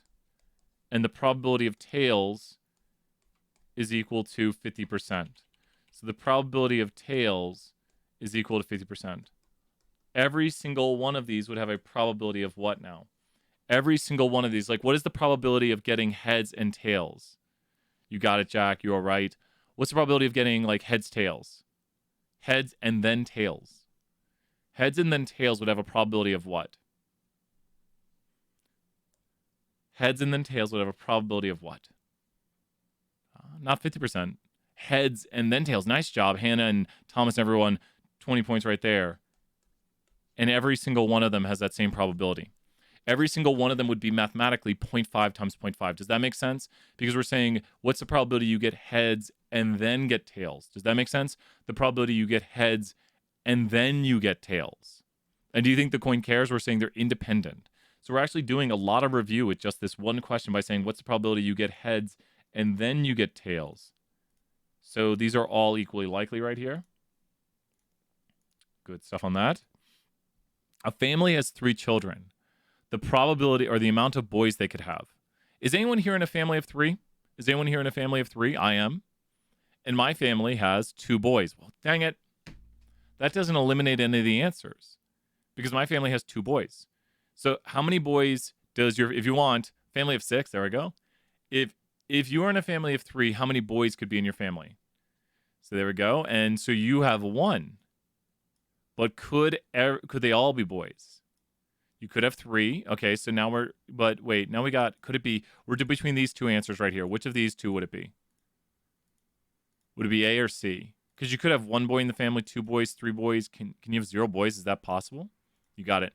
And so I want people to think, what is the more likely things to occur? Is it more likely that there'd be like 1 or 2 boys? Or is it more likely you'd have like 0 boys? Oof, Amazon. Is it more likely you'd have 0 boys or like 1 boy or 2 boys? Well, which of those sounds more likely? I'll confirm the answer. That's the answer to that one. Which of these things sounds more likely? We could actually show this. When you look about it, if we just go boys and girls and we go 50-50, then your family could be, we'll go right here. We'll use space pen. We'll use 1 for like, okay. So we'll go A, B, A, B, A, B, A, B, A, B, A, B, B, A, B, B, B. So I just did like combinations right here. Space pen is back. You got 20 points, Alyssa, right there. So if you're here right now, I'm gonna let you guys get to 150 today. So Alyssa, I think you already got the 100. Alyssa, you're at 120. You can get to 150. I know it's weird with the 20s. It is 20 Point Tuesdays. So thank you very much, Sarah, for the appreciation for the space pen. So we have right here that we have A's and we have B's. And I want you to think about this. There are, and I literally did this problem with my brother. I literally did this exact same problem on one of his assignments. So if you look, 3 out of 8 ways you could have like 1 girl, 3 out of 8 ways you could have 2 girls, and 1 out of 8 ways you could have all 3 girls. So we've listed the sample space of events right here. Like this is everything that could occur if we just say boys and girls and we say like you have 3 kids. So this is everything that can occur when we classify as boys and girls, boys or girls, and we have 3 children. So is it equally likely to have 0 boys, we call that 3 boys as it is 0 boys as it is 2 boys as it is 1 boy? Are these equally likely right here? Are these equally likely? Is the probability the same to have 0 boys as it is to have 2 boys? No, it's not. And so these are the things you want to be thinking about. I know once you see this question doesn't change, so it's like, no, it's not equally likely. Good. So that's the answer, but then understand the visual behind it. Understand how we're doing this with probabilities right here. And you could find the probability of any one of these, which is just 1/8, which would be 0.5 times 0.5 times 0.5. Because what's the probability you have a boy, and then you have a boy, and then you have a boy, so you multiply these together. So it's 0.5 times 0.5 times 0.5. So visually right there, understand what's going on. And then you could say, what's the probability you have? And so wait, who can do this one? What is the probability you have 3 boys or 2 boys? What is the probability you have 3 boys or 2 boys when you have 3 children? When you have 3 children, what's the probability you have 3 boys or 2 boys? Someone gets 150 points. They get their max if they know this one. What is the probability you have 3 boys or 2 boys? Any ideas? 3 boys or 2 boys? Kyle, I'm throwing you 20 points, but no, you're close. Look at it visually right now. Look at it visually. 50% Hunter is right there. Hunter and Laura were right in time with each other, so they both get it. And everyone else gets 20 points for taking a shot at it. But Hunter and Laura are correct. It's 50%. Because this right here is 1/8, and this right here is 3/8. And we would add them because I'm saying what's the probability you have, and you can see it visually right there.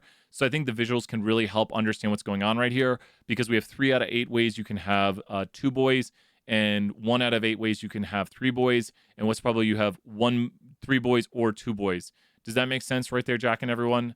Like we're doing the addition rule. You can add these together because they're disjoint events. So all this practice right there, and great job on the points, everybody. You guys are really doing an amazing job. And by staying here and practicing, we're just practicing some of the rules. What is the probability? So here's what we're going to do. We're going to flip a coin, and as soon as we get tails, we'll stop. So someone flip a coin in their head. What'd you get? I'll max someone on extra credit just for flipping the coin. What'd you get? You just flip it at one time. What'd you get? What'd you get? Who knows? I can flip a coin. I'll flip my coin right here.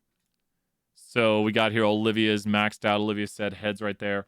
And so I can flip a coin right here. If I go to R, and I just go here to flip, and I go to heads, and I go to tails. That's not how you spell tails. And then I go to sample, and I go to flip. I got tails. So when you do this right here, would I stop? I would stop because I got tails. So in this instance, this one right here exists. So we've eliminated, it has to be one of these 2 answers right now. But it says we will stop either when we get tails or 3 consecutive head flips. So we will stop when we get 3 tails or 3 consecutive head flips. So let's erase everything we did. Let's flip the coin again. I got heads. Now, I stop when I get tails or 3 heads in a row. So would I keep flipping or would I stop? I think you might be right, Thomas. I think you might be right. I'll check in a second. Would I stop when I get tails or 3 heads in a row? Do I flip again? Do I flip again? Do I stop? I stop when I get tails. Flip. I got heads again. This is cool. I was hoping it would do this. This is just randomness. So do I stop now or do I keep flipping? I stop when I get tails or 3 consecutive heads. Do I stop now? I stop. Oh my gosh, this worked out so perfectly. Do I stop now or do I keep flipping? I stop because I got 3 consecutive heads. So the rules are you stop either when you get a tails or 3 consecutive heads. And we actually just lucked out because the first time I did the simulation, I got tails and I stopped. And the next time I did the simulation, I got 3 heads and I stopped. The answer is C. Nice job right there. Who was it? Thomas said that? Thomas, you were working ahead. You get your 150 right there. Thomas, great job. Working ahead. You saw it. Great work. Now, this is where people might get confused. And we do the car one here coming up. That's a tricky one. Are these outcomes equally likely? Like theoretically, Carly, you'd have to do it in your head and think about it. Like, pretend this. You flip a coin, and you could literally, you could simulate a coin flip with a coin. It is tricky, but I was just using R to flip a coin. Does that make sense? Like, when I run this code right here, it literally just is the same thing as me taking a coin and flipping it for me. So I kind of lucked out because it's just flipping the coin for me. So I was just visually showing with that. So I don't know. Rather than it's easy, you can see the coin flip. And I got really lucky because it actually eliminated the answers. You can also, yep.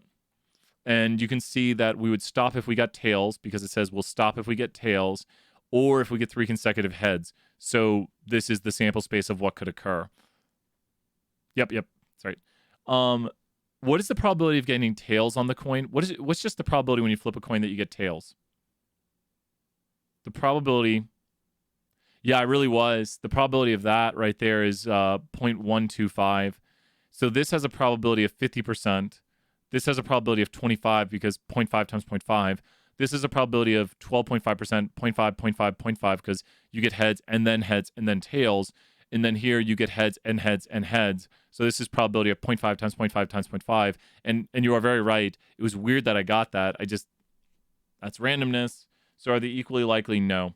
Each of them has different probabilities, 0.5, 0.25, 12.5, and 12.5. Now, what does all of the probabilities add up to if you add up all these probabilities? All the probabilities, because it is the sample space, has to add up to what? Is a rule of probability. Yep, you got it, Isaac. The probability of the sample space has to equal to 1 because it's everything that can occur. So literally, we've listed out all the events. This one tricks a bunch of people right here. Okay, I'm going to take 3 dice, and we can do this. We can take 3 dice right here, and I can simulate the dice roll with jump also. We can call here dice, and we just make a vector. Okay, it's even easier. Make a vector of 1 through 6. And then we could sample from our dice. And when we sample from the dice, so here is me rolling 3 dice. Oh, wait. There's me rolling 3 dice. Okay, so I'm going to roll. I'm going to roll 3 dice. Does that make sense what I've done? I've just rolled 3 dice. Now, you can get repeat numbers when you roll 3 dice. It'll eventually happen. Randomness. Really? That was weird. That was very odd. Like, that was a very low probability to keep rolling 3 dice like that and not get a repeat number. I find to calculate the probability of that, but that was pretty weird. So this is just me rolling 3 dice, and I just want to show you that can everyone see 3 dice in my hands? Do you see them? I'm going to shake them up, and I'm going to drop them. And when I roll those 3 dice, we look at what they rolled, and they rolled out to 2, 3, 1. Once again, I didn't get repeat numbers. I pick them back up just to show you. Now they rolled a 4, 5, 1. I'm not getting repeat numbers. Oh, my gosh. Oh, this isn't... No. Wow. What is the probability? Okay, I need to know the probability. The probability of not getting a repeat number... It's that the second one would be a different number than the first ones. The probability that the second number would be different would be this. And then the probability that the next one would be different also would be this. And so this is the probability of getting unique numbers. Really. And that's what's weird. And then you look at the streak we went on. The probability of getting 3 unique numbers. Because think about this. What is the probability that the first number is unique? When you roll a dice, what's the probability that the first number is unique?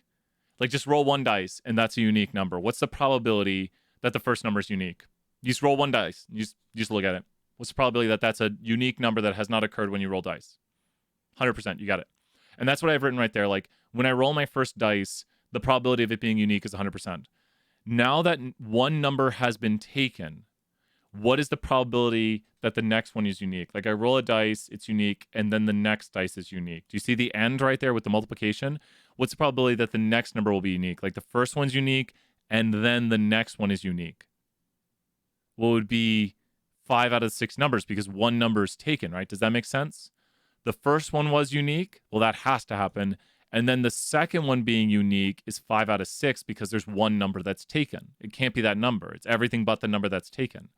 Then what's the probability that the next one is unique? Well, it's 4 out of 6. Does that make sense? So what's the probability that the next one is unique is 4 out of 6. Now you could say, and actually I can figure this out very quickly. Would it be this? Oh, it'd be 6 times this. I think... I just want to see if this is correct, if I'm doing everything correct in my head. No.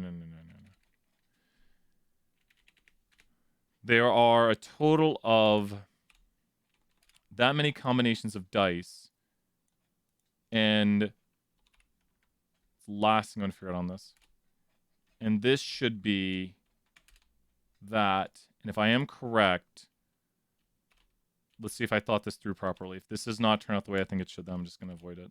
And be like, well, I'll figure it out later. Okay.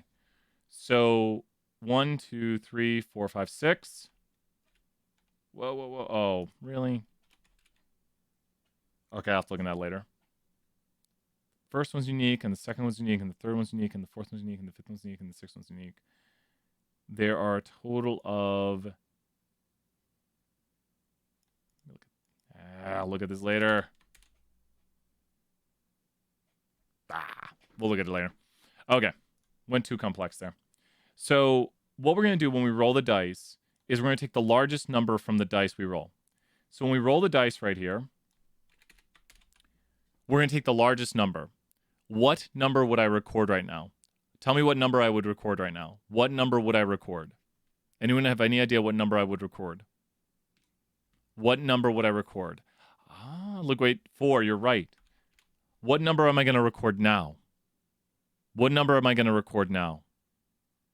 Now I'm going to record 6. What number will I record now? 6. Do you know, actually 6, whoa, 6 is appearing a whole bunch now.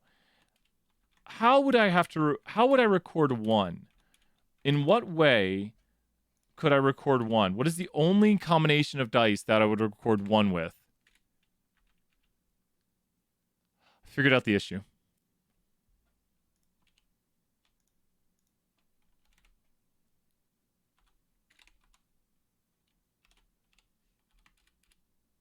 Didn't figure out the issue. You got it. You guys know. You're going to know what's going on. I'll have to come back to this and rethink this.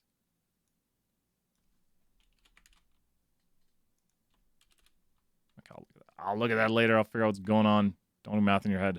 So these are the ways it can occur. And to answer the question, these are not equally likely. And why are they not equally likely? Because the only way to record a 1 is there should be 216 combinations of ways. Oh, I know. That's why. Okay.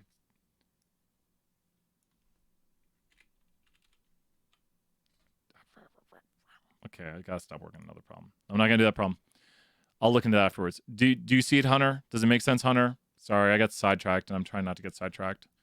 Trying to keep my ADD under control today. Impossible. So, does that make sense on this one? I think this is the one that confuses people, because the only way to get to record 1, because you're recording the largest number, the only way to record 1 is to roll 3 ones, and that would only occur 1 out of 216 different ways. There's only one way. You roll a 1, and you roll a 1, and you roll a 1. So we can figure out the probability of rolling all 1s. Rolling all 1s would be you roll a 1, and then you roll a 1, and you roll a 1. That's the probability right there, which should be, if I'm doing the math correctly in my head, yeah, it's that right there. It's because that's 36 times 6. So this is you roll a 1, you roll a 1, and you roll a 1. So because you're multiplying, because the dice doesn't care. It's independent. That's why we can multiply. Good stuff. You guys got it. We got here a child spinning game. This one's pretty easy if you know the trick to it. I want you to imagine what this wheel looks like. Who, for max extra credit, can tell me what this first wheel A, would look like? What does wheel A look like? Great job, Olivia, right there. Skylar, Olivia, and Hunter, you guys all getting maxed. And Elizabeth, and Zulon, and William, and Carly, and Alyssa, you guys are all in. Sophia, everyone in the chat who I can see, and Laura. So there we go. This wheel right here would be completely blue. It's 100% blue. So this is Yep, that's the rules. It is possible. This wheel right here, what do you notice is a problem with wheel B? Wheel B, and Taylor and Brooke and Jared, thank you guys for being here, and Kate, max extra credit. What would be the probability, like what's the problems with the probabilities right here? Who can explain the problems with the probabilities before we look at the answer? It's greater than 1. So some probabilities greater than 1 is not possible. That breaks a rule right there. Who can explain a problem with the probabilities for C? Who can explain a problem with the probabilities for C? There's a negative, yep. So, wait. Yeah, there we go. Probability is not between, probabilities have to be between 0 and 1. This is a rule of probability it's testing on right here. What does wheel D look like? If you were to draw wheel D in your mind, what would wheel D look like? Well, just pause the screen here if you want. Wheel D is going to look like this is like a child's spin wheel or something like that. It's going to look something like whatever the colors were. Got a rainbow pen. Got cool. Wheel D is going to look something like this right here. It's going to look evenly distributed. So that's what wheel D would look like. It's just 25, 25, 25. So this is perfectly possible. All the probabilities are between 0 and 1. They add up to 1. This is a possible sampling distribution. Now, wheel E. Is wheel E possible? Wheel E is mostly what? Is wheel E possible? Hint. It is possible. It is, and it's just a wheel that's mostly red, a little bit of blue, and some yellow, some green. So this is possible. It's mostly red. It's like, if you were to draw it, it would just be a wheel that is mostly red. Was it mostly red? So I think it would look like this. You'd have mostly red, and then the blue was this, and then the yellow and the green. So you've got green, you've got yellow, you've got space pen for blue, because it's the best blue, and then you've got 50% red. So that would be the last wheel right there. Does that make sense that last wheel is like 50%, 30%, 10, and 10? And so that's what they're drawing out here with the last wheel, with the distribution of the colors. And so all the probabilities are between 0 and 1, and they add up to 1, meaning they're the sample space of all probabilities that we see. So we got the visual. Yay! Suppose that, okay, here we go. Tougher ones. Suppose that 40% of families living in a certain country own a tablet and 20% own a laptop. The addition rule might suggest that 67% of families either own a tablet or a laptop. Well, let's go to America. I'll tell you why. Because let's just say, I'll tell you why. Because let's say in America, if you were to ask a family, do you own a tablet? And 40% of families own a tablet. And then we ask a family, do you own a laptop? What's the problem here when you add these up? If you were to use the addition rule right here, what would happen? And then why can't you not use the addition rule? So what would you, if you did the addition rule, what would this say about the probability? Because then you have to just stop. You have to be like, and you got it. You guys are seeing you can have both, which means they're not disjoint because it would exceed 1. So that doesn't make sense. When you say the probability is 120%, that doesn't make sense because there's this overlap between laptop and tablet. So you've got an overlap between the two where someone can own a laptop and a tablet, and so you can't just simply use the addition rule. There are ways to do this. I'll write it just in case.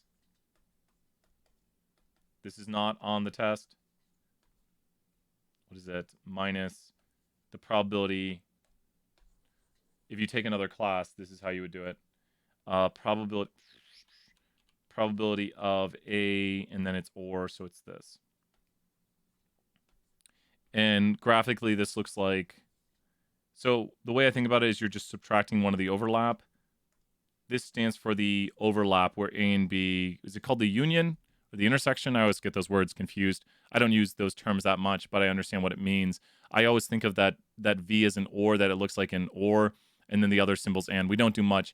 You did that? Yeah. And so you can do this, but if they don't have an overlap, which if this is equal to 0, just think if this is equal to 0, then what does it look like? And that's all we really care about in our class. If there's no overlap, then this would be equal to 0. So it doesn't, yeah. And so there would be no overlap, so you're not subtracting. Union or intersection are the same thing. Thank you, Isaac. 20 points right there. Yeah, I think that's the same thing too. And then what is it?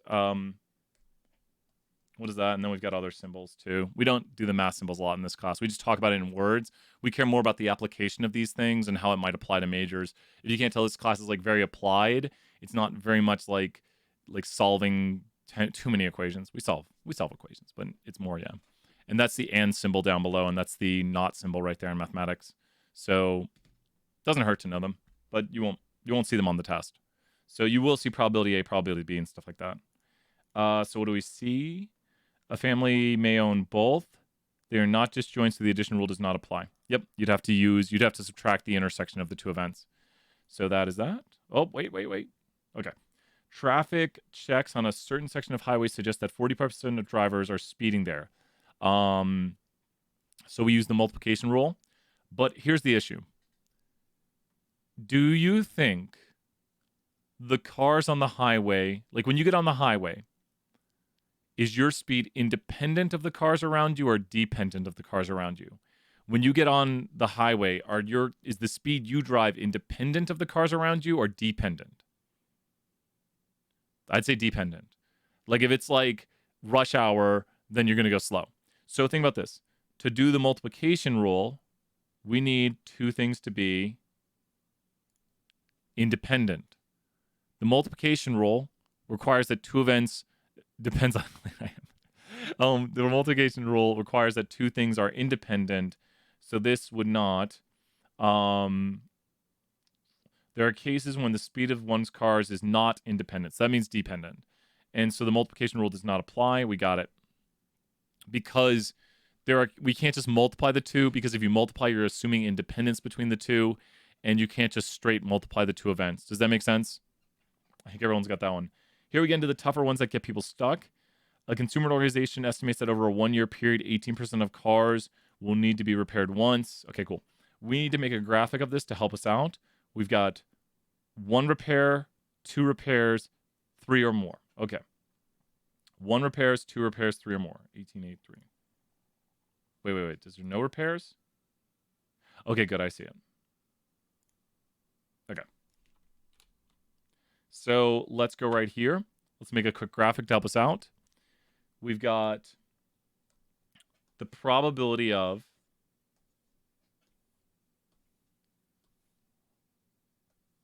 we've got, we can do it this way. We can put right here X and the probability of X. So I guess it might make sense better to do, sure. Okay. No, wait. Okay. We've got here X.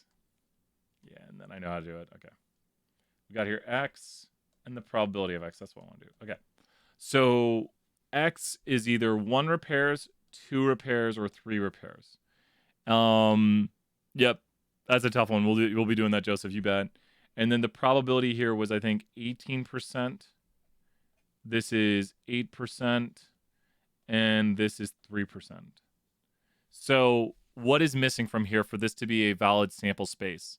When you talk about cars being repaired, why is this not a valid sample space? Remember, sample space is everything that could occur. Why is this not a valid sample space? 0. And then we can figure out the probability of 0 because it's the complement of the other events.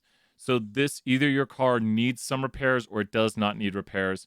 And so we would just take and go to 1 minus this right here, minus this right here, minus this right here. And 71% is the probability your car needs 0 repairs, because either your car needs some repairs or it needs no repairs. So you can say my car will either need some repairs or it will not. Did I close that out? Either my car needs some repairs or my car needs no repairs. Either my car needs some repairs or it needs no repairs. One of those are complements of each other. Your car either needs 1 or more or no car repairs. The good question right there, Josh. You're on Max. I like it when you're like, wait a minute. Since these are complements, because you can define this right here as your car needing some repairs. So you can add these up right here, like and this is technically 3 plus, like 3 or more repairs. So you can add these up right here, and you can say the probability that my car will need some repair is this, because either my car will need 1 or 2 or 3. Do you hear the or word? My car will either need 1 or 2 or 3 repairs. Your car can't also need 1 repair, also needing 2 repairs. Your car either gets 1 or 2 or 3 plus repairs in a year. Does that make sense? So your car will either get 1 or 2 or 3 plus repairs, and I can add those up because those are disjoint events. And then we say either my car will need repairs or my car will not need repairs. So the probability of the car not needing repairs is 1 minus the probability of it needing repairs. So my car either needs repairs or it does not need repairs. So not needing repairs is everything but needing repairs. Your car either needs repairs or your car does not need repairs. So this right here, to be a valid sample space, must add up to what? And we call it a sample space because it is everything that can occur when we look at how many repairs our car needs. To be a valid sample space, this must add up to what? And now we've confirmed it's a valid sample space because it adds up to... Any ideas in the chat? 1. You got it, Zulon. Nice work right there. Nice job. It adds up to 1. Great work. That is a valid sample space. If you look, we're reviewing questions by doing other questions. Like we're using the terminology to help ourselves out. It's good to review. Sample space is everything that could occur. It has to add up to 1. All probabilities contained within it have to be between 0 and 1. Those are reviews of rules 1 and 2 for probability. So what's the probability that the car needs no repairs? We figured that out here. It's 71%. What's the probability that no more than 1 repair? So no more than 1 repair is 0 repairs or 1 repair. I just want to show it visually here. No more than 1 repair is this. My car did not need more than 1 repair. So my car needed no more than 1 repairs. No more than 1 repairs means my car needed 0 or 1 repair. It needed no more than 1 repair. It's weird to say that, but you're saying it could also be phrased, what's the probability my car gets 1 or less repairs? No more than 1. You could be like, my car, I don't want it to get more than 1 repair. So I want it to get 1 or less repairs, no more than 1. So that is that one visually. And then visually the next one. The probability that the car will require some repairs. Either my car will need no repairs or it will need some repairs. The probability my car needs no repairs is this. The probability it needs some repairs is this. And visually that would look like this right here. And we just add those up. That's the probability my car will need some repairs. Now the 2-car one, which I think we might do soon, is trickier. The 2-car one's trickier. We're doing the 2-car one now. So this one's a little bit different. This one is you own 2 cars. And so this one's a little trickier because now it's like, what's the probability that your first car will not need repairs and your second car will not need repairs? So we have that the probability that a car is repaired once and cool. Neither will need repairs, both need, okay, got it. Estimates that over a 1-year period, 20% of cars will need to be repaired once, 10%, 4%. Okay. This is a trickier one. 20, 10, 4. So let's erase our probabilities right here. Let's put in the new probabilities. And let's go here and put in 20, 10, 4%. And then up here at the top, who can tell me what the probability of 0 repairs is? Who can tell me what the probability of 0 repairs is? The probability of 0 repairs is what? Because either your car will need some repairs or will need no repairs. 66. Great job, Zulon, right there. This is the probability the car needs no repairs. We're going to put that over here on the right. Because either a car will need no repairs or a car will need some repairs. Okay, now here's where the problem changes. This is where this problem gets a little bit tricky. Because now we own 2 cars. I want you to imagine this. Your first car did not need repairs and your second car did not need repairs. Now you're assuming that it's independent. Like someone could say, well, if my first car needs repairs, then I'm going to drive my second car more. So it wouldn't be independent. Well, let's assume independence. Your first car does not need repairs and your second car does not need repairs. Do you hear the key word right there? You should almost know the answer to this instantaneously when I say it that way. Your first car does not need repairs and your second car does not need repairs. Your first car does not need repairs and your second car does not need repairs. Who knows the answer to how to solve this one? You're seeing it, Alyssa. You're getting it. Go ahead and write that might be the answer. Isaac might have it. That sounds like, is it? 4 over, yeah, it's about, I think it is that with the decimals. I think Isaac's right. Yep. There you go right there. Yep. Great job in the chat. Because think about what I said is that we could say like no repairs right here. So we could call this the probability of no. And we could call this the probability of yes needing some sort of repairs. So there you go. Nice job. And so Isaac, you're on max too. We have here that we go down to here and we go, the probability of no is going to be equal 0.6 to the second power, which is, I'll write it this way. It might make more sense when I write it 0.6 times 0.6. And that is equal to 0.4356. So, yep. That's how this one's solved right here. So the probability should be that. Yep. And then both will need repairs. So what's the probability that, what's the probability that yes? Do you see what's the probability that, so figure out what's the probability that both of my cars need repair. What's the probability that both of my cars need repair?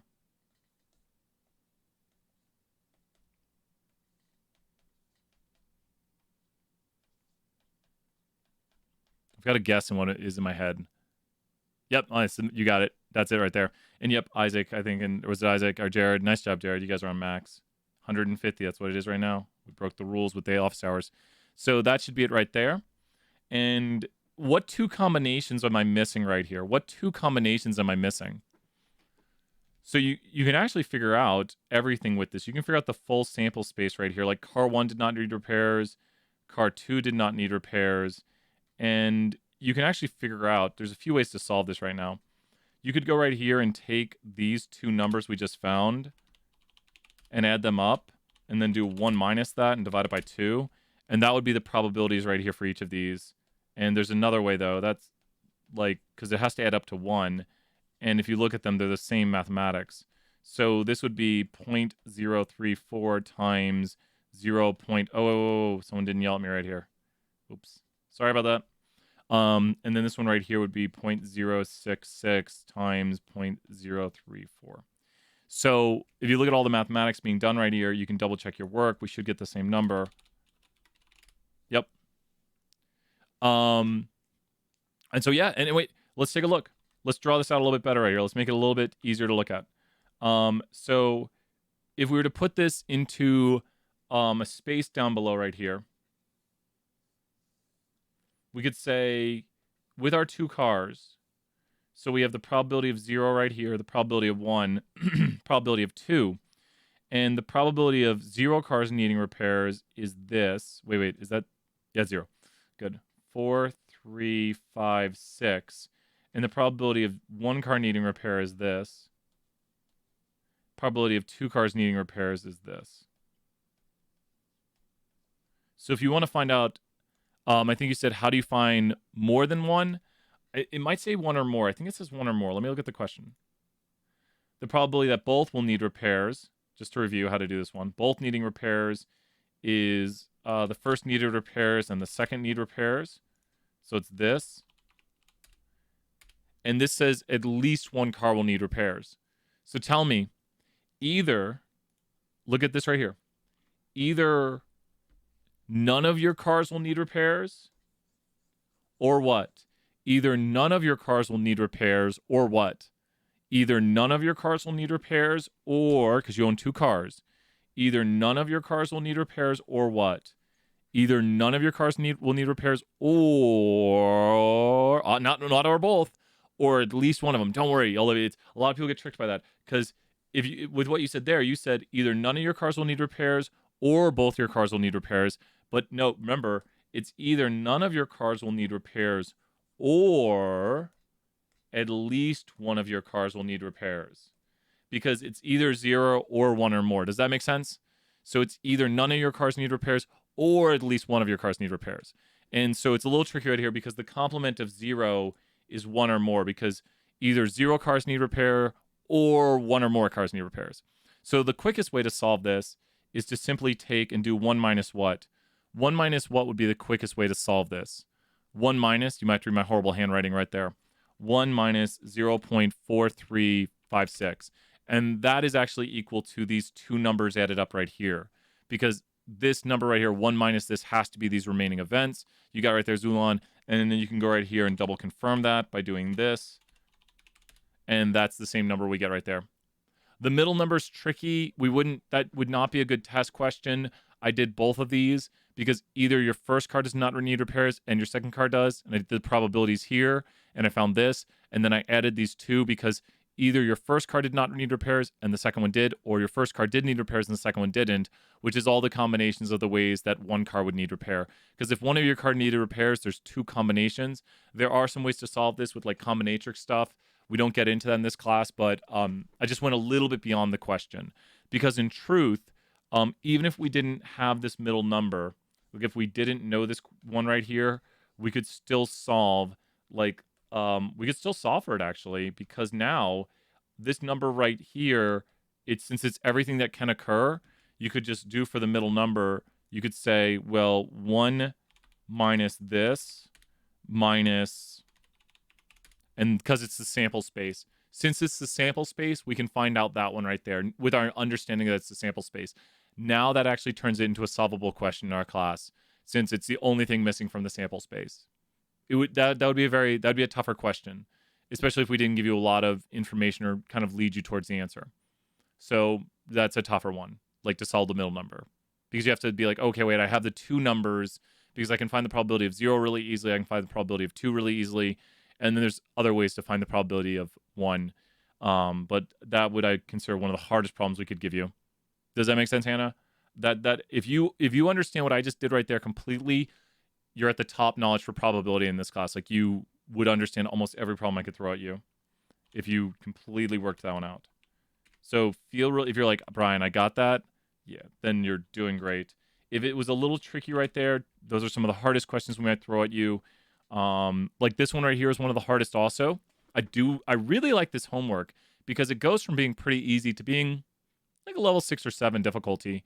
So this homework gets a little tricky, but this video is really giving away how to do all these. And I just want us to think about this one. You ready? We're going to go and buy a 5-pack of light bulbs. We know that 14% of them don't work. What are they doing? They need to fix their light bulbs. That means what percent of the light bulbs will work? Because either a light bulb does not work or a light bulb will work. So what percent of light bulbs will work right here? I need you guys to remind me in the chat. We have right here that the probability it does not work. So let's put here a no for that. Probability of no is equal to, you got it. And then the probability of yes work is equal to this. What would you like when you buy your light bulbs? What would you like? What would you like when you buy your light bulb? Let me look at the question again while you tell me what you would like. Yeah, I got it. That's what we're going to do. What would you like when you buy your light bulbs? What would you like when you buy your light bulbs? Usable light bulbs. Yeah, me too. I'd like all my light bulbs to work. So here's what could happen. When you buy your light bulbs, you will either have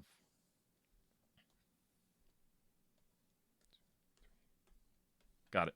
So you'll either have, you guys got it, you want all of them to work, and you will either have 0 broken light bulbs, 1 broken light bulb, 2 broken light bulbs, 3. Guess I gotta do 6 lines. Yeah, because it's 7 spots. I was so happy. 1, 2, 3, 4, 5, 6. Got it. You'll either have 0 broken light bulbs. Why am I perfectionist when my handwriting is so bad? I've improved my handwriting. You will either have 0 broken light bulbs, 1 broken light bulb, 2 broken light bulbs, 3 broken light bulbs, 4 broken light bulbs, 5 broken light bulbs, 6 broken light bulbs. That's what you will have right here. And so now, let's figure out some of the easiest numbers to figure out. What is the probability you have 0 broken light bulbs mathematically? What is the probability you have 0 broken light bulbs mathematically?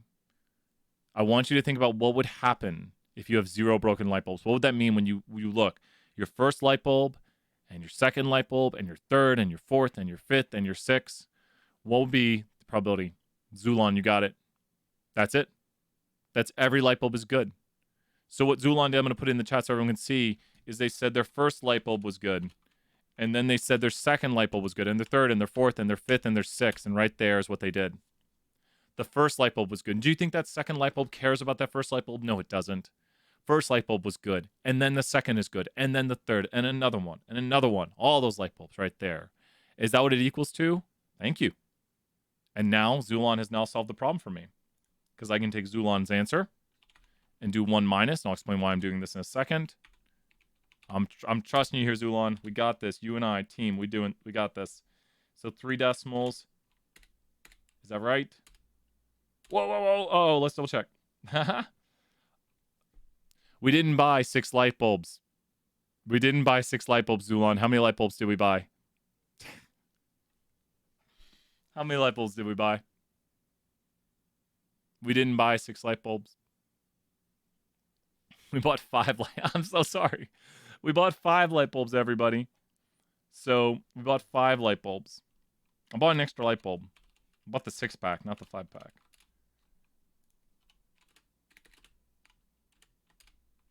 There it is. I'm not getting this wrong. We did say round to 3 decimals.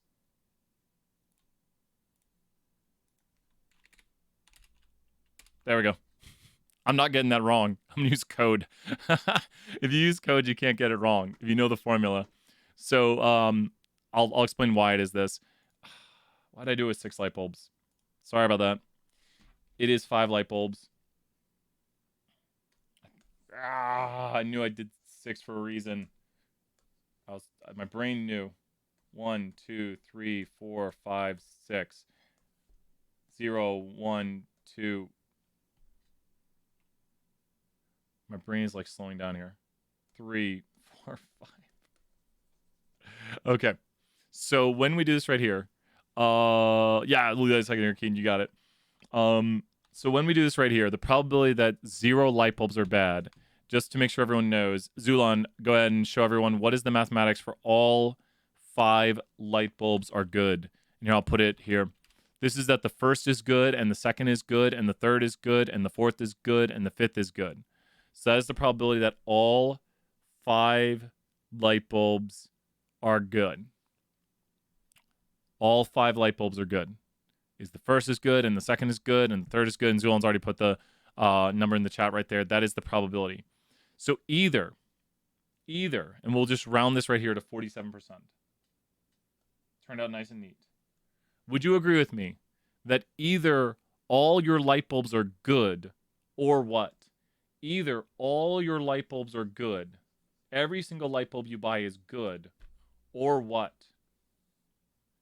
Either all your light bulbs are good, or at least one of them is bad. So what is the probability? What does this have to add up to? If we use the sample space way of doing this right here, which is a great way, what does the amount of all those probabilities have to add up to? The highlighted area is 47%, so what's the remainder have to be? What would all those probabilities when we add those up have to be? You see it, Scott, you got it. Does that make sense visually on this one? I think when you see it this way, if you draw these out with these sorts of ways, it makes more sense to be like, okay, either all my light bulbs are good or at least one is bad. So it has to be the remainder. So what you're actually doing is you're finding the probability of all good. You got it right there, Zulon. Nice job. That's excellent notes right there. Zulon, you've been so much help. You're breaking the rules. You're getting 200. Breaking the rules is good in this class. So putting the notes in the chat, I like that. So Zulon wrote out that we did 1 minus the probability of all good. And 1 minus the probability of all good equals the probability of at least one bad. Because either they're all good or at least one is bad. And you can see that there visually. And mathematically it solves out to 53%.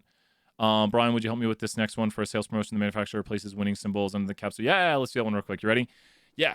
Here, we're going to do that one. Here, let me answer the question about Keaton Ask. The note-taking quiz is 10. Go back and watch yesterday's lecture to review and have 10 different note cards or definitions written out. and you can do it on a sheet of paper, but 10 different definitions written out, and that if you put it on paper, cards, whatever helps you the best, just as long as you show you've been taking notes throughout class. And all my note-taking quizzes are just, are you here? Are you taking notes? Like the one we did today, that'll be due tomorrow night. But they're just, if you're in class, if you're doing the work, I don't want you to have to spend a lot of time outside of class. It's like you sit in class, you take notes, you take a picture of your notes, you're good. So remember for the remainder of the semester, you might have like 3 or 4 more note-taking quizzes. You might do a few, like one each day, but they're always going to be almost free grades. If you're here, you do the work, you get the grade. That's what we do with note-taking quizzes. Okay. Brian, would you help me? Yes. For a sales promotion, the manufacturer places winning symbols under the caps of 28% of its soda bottles. And then what's the remainder of it? What's the remainder, Thomas? So as I was saying to my brother, do you want some hot Kool-Aid? If anyone knows hot Kool-Aid, you get your 150. Does anyone know hot Kool-Aid? Brother, would you like some hot Kool-Aid? Now I want hot Kool-Aid. I don't even have hot. That's so old. That's old YouTube right there. So the probability you win. Some Julian Smith right there. Wait, what am I doing? The probability of winning. Go watch Hot Kool-Aid by Julian Smith if you want after this class. Has anyone seen that? I love his old sketches. Okay. So what does it want? The probability you win at least once out of how many tries? So it should want, like, what is the probability of something? Like, what's the probability you win? But it's probably asking, like, what's the probability you win at least this many times out of how many? What does it want? It probably has, like, out of how many sodas you're getting or something. Everyone's watching Julian Smith now. I've lost everyone. I know. Skylar knows some Julian Smith right there. Some Mr. Tim. I can't say it. I never say it. 6-pack. You win something. Cool. On a 6-pack. So that's what I was thinking of. Not the light bulb problem. Tim. I can't do it. I made this for you. I made this for you. I can't do it. Julian Smith's stuff is so good. Okay, I think I did.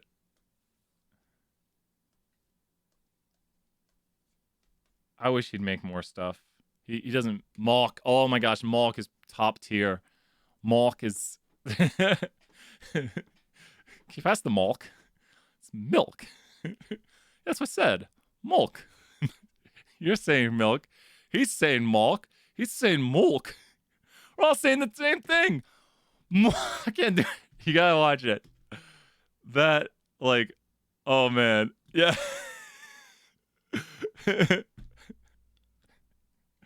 I'm starting to cry thinking about it.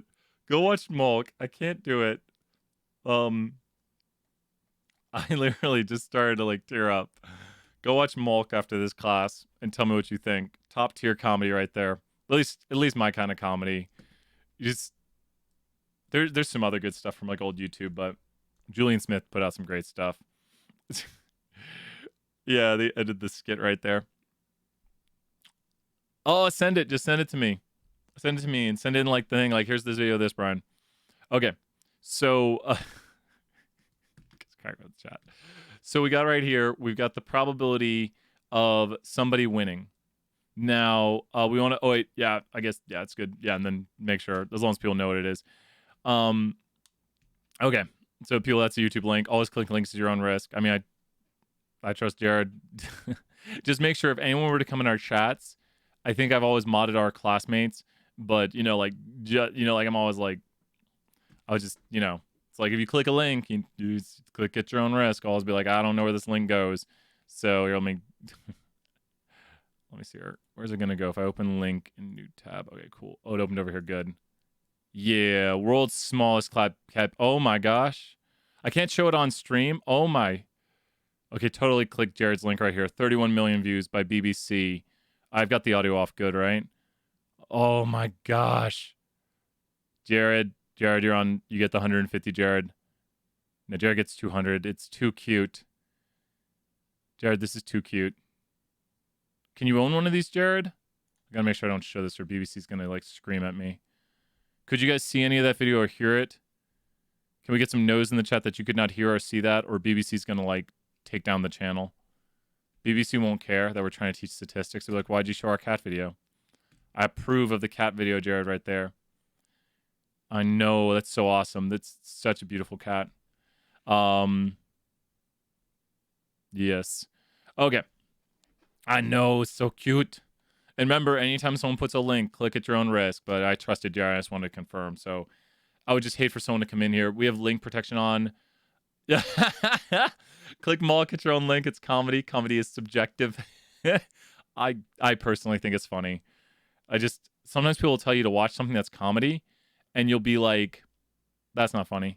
I mean, we've all had that the friend's like, check this out. I think Moloch is funny. Personal opinion. Personal opinions with Brian Stevens. Okay. So with this question right here, we have a little more fun during office hours. We've been here during office hours. Remember, links in chat are people's own things. Click links at your own risk. And comedy is subjective. I personally find Moloch funny. Okay. You might not. And that's your own opinion. That's cool. There's just like, it's like sometimes people that watch this comedian, I'll be like, I don't know. It's all subjective. We don't all share the same views on stuff. So, okay. So this is going to want to know the probability we win at least one thing. Would you agree with me that we will either win something on one of our bottle caps? So we're gonna buy a 6-pack of soda. We're gonna open up all the sodas. We're gonna drink all the sodas because we're gonna get a sugar rush here. And when we drink all the sodas, we will either win on at least one of the sodas, or we will not win on at least one of the sodas. Does everyone agree with that? We will win on at least one of the sodas. Yeah, no, office hours is more chill. Office hours is more chill.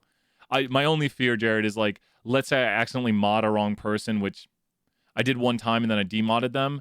I'd hate for someone to come in here and say, hey, check out this link. So it's just like my warning, like if, does that make sense? Yeah, like someone's like, hey, check out this link, because with mod powers you can post links. And then like I'm 99% sure Skylar posted, like if I'm saying it's okay to click, I should look. And yep, it's Moloch. It's Julian Smilk Moloch with 33 million views. The video is now almost 11 years old. Over a decade ago that was posted. And that's some really good classic YouTube right there. Yeah, Moloch is awesome. So it's timeless. Yeah, I love that skit. It's so funny. So here, I'll finish this problem, then we'll go a little more fun. So you either win nothing, or you win at least one thing. Does that make sense? You either win... Donovan. Is his name? Donovan. You guys can't tell me the skit. I'll watch it in my head. You either win nothing, or you win at least something. You win nothing, or you win something. So let's figure out the probability you win nothing.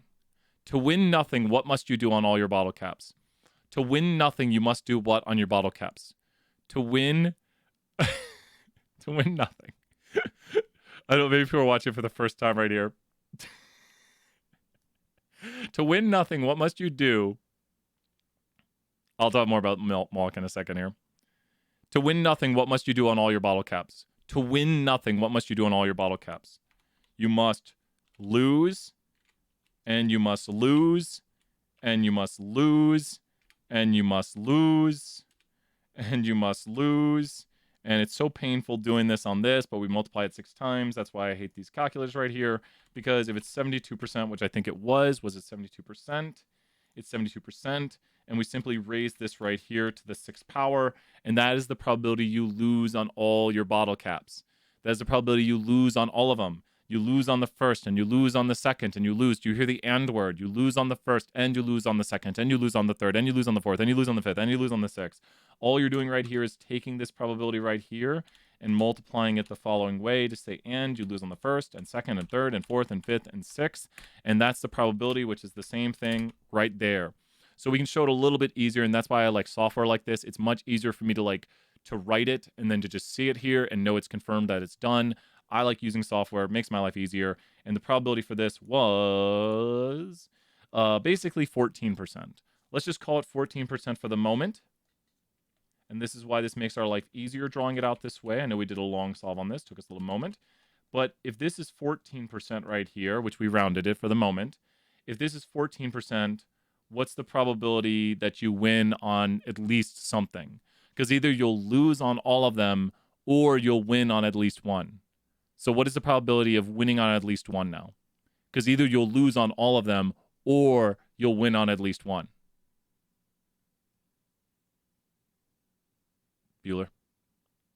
You got it. That's it. There we go. What, and this is contained within here.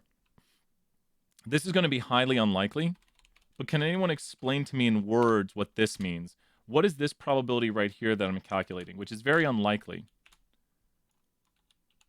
3, 4, 5, 6.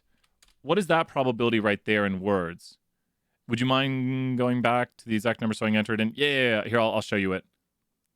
Your answer should be that. There's the exact number for your answer. This right here, Thomas, tell me if it's wrong. If it's wrong, then something I miscopied, but this should be... And what does it want to round to? How many decimals does it want to round to? If it's like 3, here's rounded to 3 decimals. So there's 3. If it says 3, yep. So that's rounded to 3 decimals right there. I didn't round it at first, so it says as many as needed. Did you get it right, Thomas? We carried all decimals while solving it, and then we rounded to 3 at the end. So we carried every decimal. And that's what I like about software, too, is it carries every decimal for you. It's a quiz. Tell me if you get it wrong or something, and I'll fix it, because we did it. So unless we misinterpreted something. But this right here is just 1 minus 14%. Like, it's much easier when you don't look at it with the decimals. And then I think people might have said the odds of winning. Jared, you're right. Jared, you understood what I was doing right here.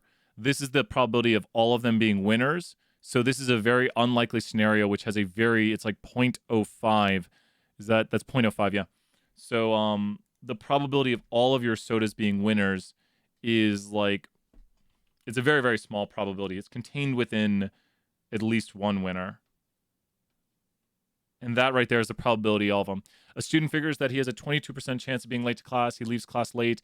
There is a 33% chance he misses the train. What's the probability that he gets? Cool, let me hop over to the quiz. Let's do that one. Did anyone watch Malk for the first time? I think we had some people in chat watching it for the first time. Man, it's comedy gold. It is hilarious. Personal opinions. Personal opinions, Brian.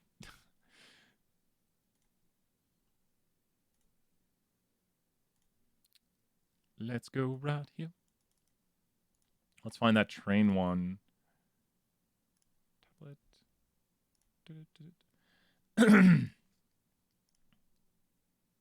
Aha, we found it.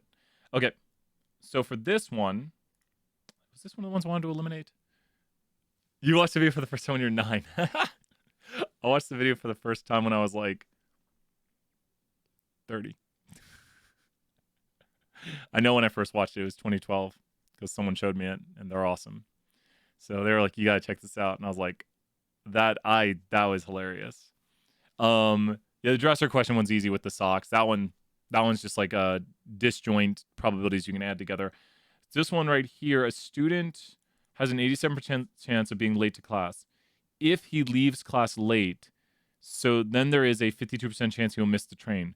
What is the probability that he gets out of class late and misses the train? So this should be, so look at the key word. What is the probability he gets out of class late and misses the train? So what would we do with these? Yep, Jack, you're right. Multiply because the and word. And it's these two things are independent. It's giving you the probability, so you don't have to worry about it. We just go right here, and we go 0.87 times 0.52. And this should be it right here. It says round to 3, even though we got 4, and it should like it. Please tell me I'm right, my Pearson. Whew! I didn't see the green thing. I thought I was wrong from it. I was like, what's going on here? What kind of world do we live in when my Pearson's like, you're wrong? If you enter in that 4th decimal, which you do get, it's going to say you're wrong because my Pearson doesn't want that 4th decimal. Please tell me if entering in an extra decimal, you get it wrong.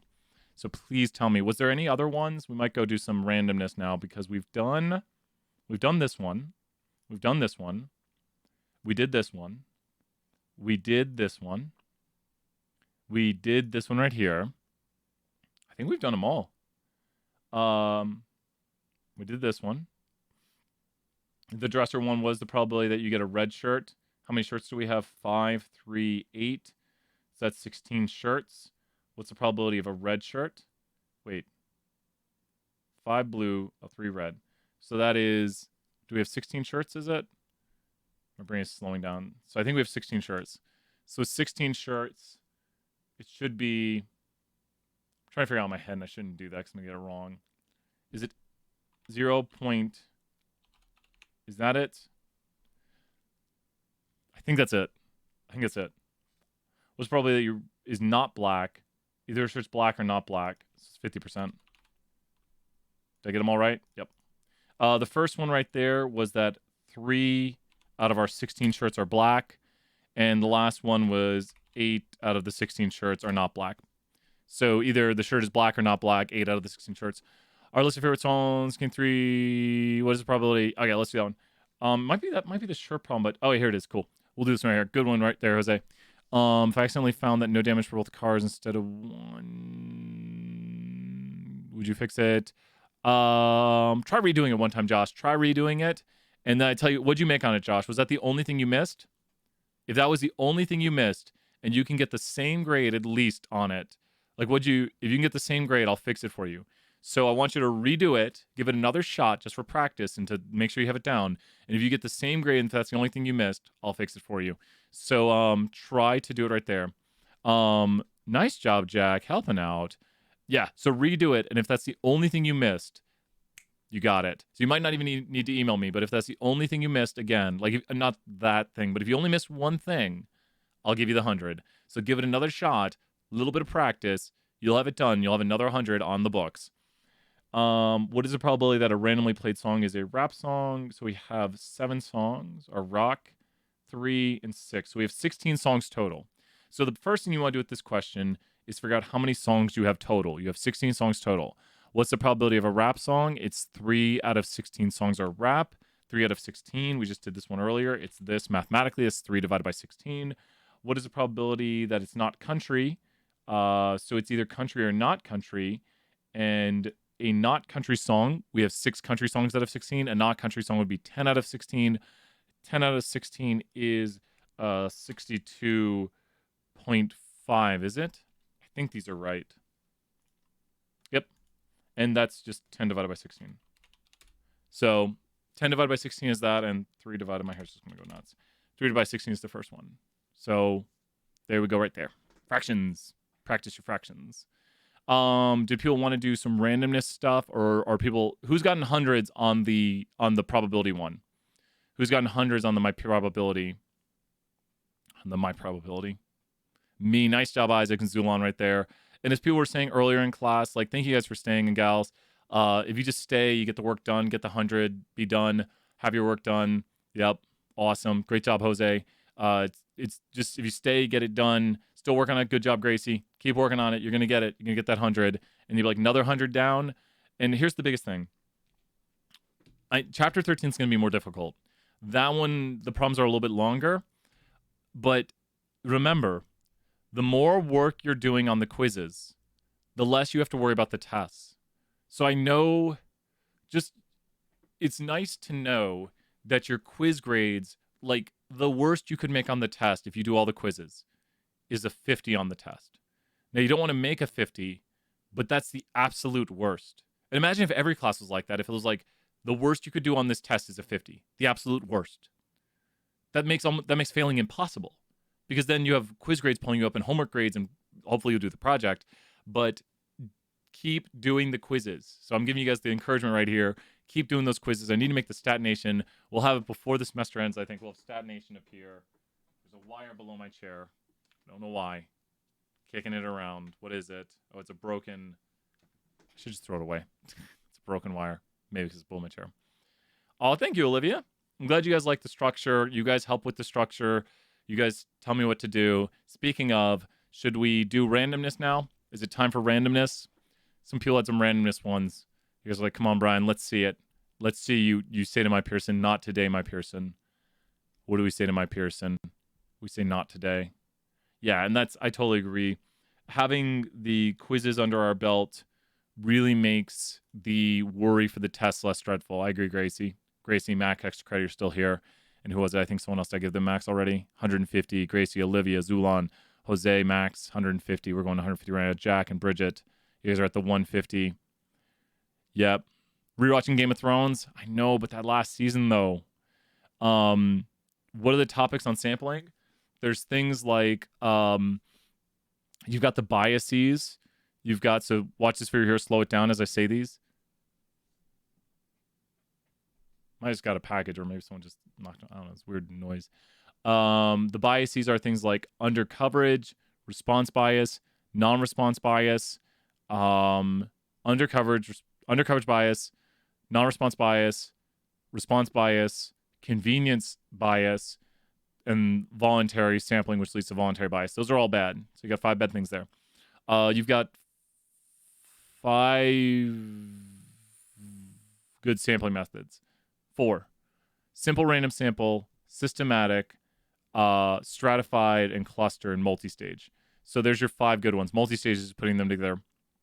I know. What happened? What happened? Game of Thrones. And then you've got things like sample, frame, and population. So there's a lot of things you can put. Basically, if you see a word in the notes, you can highlight it and make sure you understand it.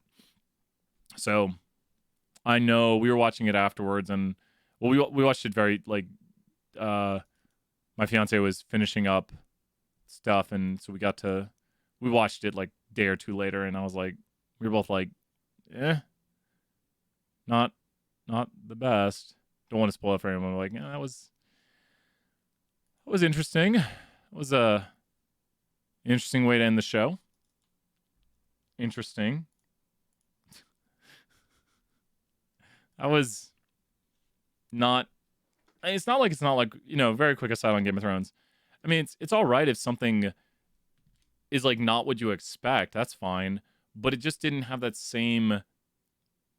You know, like, I don't want to give away. Like, I literally, like, wait. Fast forward 2 minutes in the video. Please. We need, like, spoilers on the screen right now. I'm going to put up a thing. If you put something in the chat that's a spoiler, delete it after you write it. Like, and if you don't want to hear this, like, avoid the video for, like, 2 minutes. Game of Thrones spoilers being discussed. Okay. Okay. We got this up right now. Okay, so if you don't want to hear this, just let's go, let's say 3 minutes. Okay. So we're going 3 minutes. Set a timer for 3 minutes. Okay. All right. 3 minutes and counting. If you've seen Game of Thrones and you've seen the Battle of the Bastards, which was Jon Snow versus, I can't think of his name, but that dude was just flat out evil. That dude, when Jon Snow battled him and he shot the arrows up in the air, when he did that, and like, oh no, yeah, and like he was running towards him, yeah, Ramsay Bolton, yeah, that dude was one of the best villains ever, and he started out so crazy, like as in like you didn't know he was like a super villain, like he had this like, oh, who's this random guy, and then you're like, holy crap, he is insane. This dude is like evil, like flat out evil. And when he did the arrow thing and it hit his brother, obviously so many spoilers happening right now. Like, and then John, like, they're like, no, John, don't do it. Because this whole thing was like to get John pulled away. And like, and then the best moment in Game of Thrones ever, in my opinion, is when Jon Snow is like, he's knocked off his horse, everyone's charging at him, and he just like takes off his belt or whatever, and he pulls out his sword, and he's like, they're just charging at him, and you're like, I guess we're just gonna see it happen. This is gonna happen. And then just like boom, like everyone just like, oh my gosh. And the way it was filmed, and you're just seeing like, and I think we lost quite a few people in that battle. That battle had a big impact, like going forward. And you were just thinking to yourself, you know, like, we've lost other people. We've lost, you know, a lot of not the Snow family. Why can't I think of Lannisters? We lost a lot of Lannisters. Why can't I think of Arya and all the Starks? The Starks, yes, exactly. So the Starks, Arya Stark, and Yeah, John Stark, and well, that's a long story there.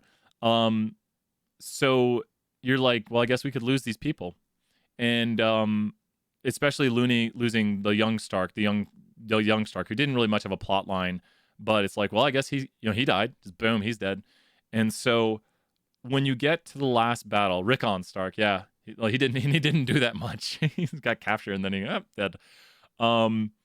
Like the Red Wedding, like it's like, oh, we're having a wedding, oh, everyone's dead. So you know, when you get to the last season, the last battle, they did the Battle of the Bastards so well, and then you get to the last battle, and even what's his name, Lannister, Jaime Lannister. Yeah, it wasn't really a battle. Jaime Lannister, when he was like, everyone was like attacking him, and he's just like fending off all these zombies and stuff, or the White Walkers, and they're like, oh, they're coming at him, and he's pushing them off. And I like the guy who was, I can't remember his name, the guy who became part of the Holy Men or whatever they're called. He kind of started battling again. He kind of just like that he was attacked, and he's like, and I was like, I mean, there's like Arya's awesome. Arya could have done so much more cool stuff. Like they built up. Okay. Last big problem here. They built up Arya so much. I'm thinking of right. Arya is the youngest of the Stark daughters, right? Because what's her name? Who's in the X-Men franchise? She's the older of the Stark daughters. Arya was built up so much. She was built up so, like, yeah, she was broken. And that's all right. Like, you can have someone who's broken, like, in a video game, who's just like, yeah, she's. But that was. Here's the thing, though. She wasn't broken like at the start. She went on a journey with the Mountain. Was the Mountain? What's his name? The Hound. She went on a journey with the Hound, not the Mountain. The Hound. And then the Hound and the Mountain, their ending was kind of. That was lame too. Like, it just didn't. It's like, yeah, whatever. But Arya could have had a much.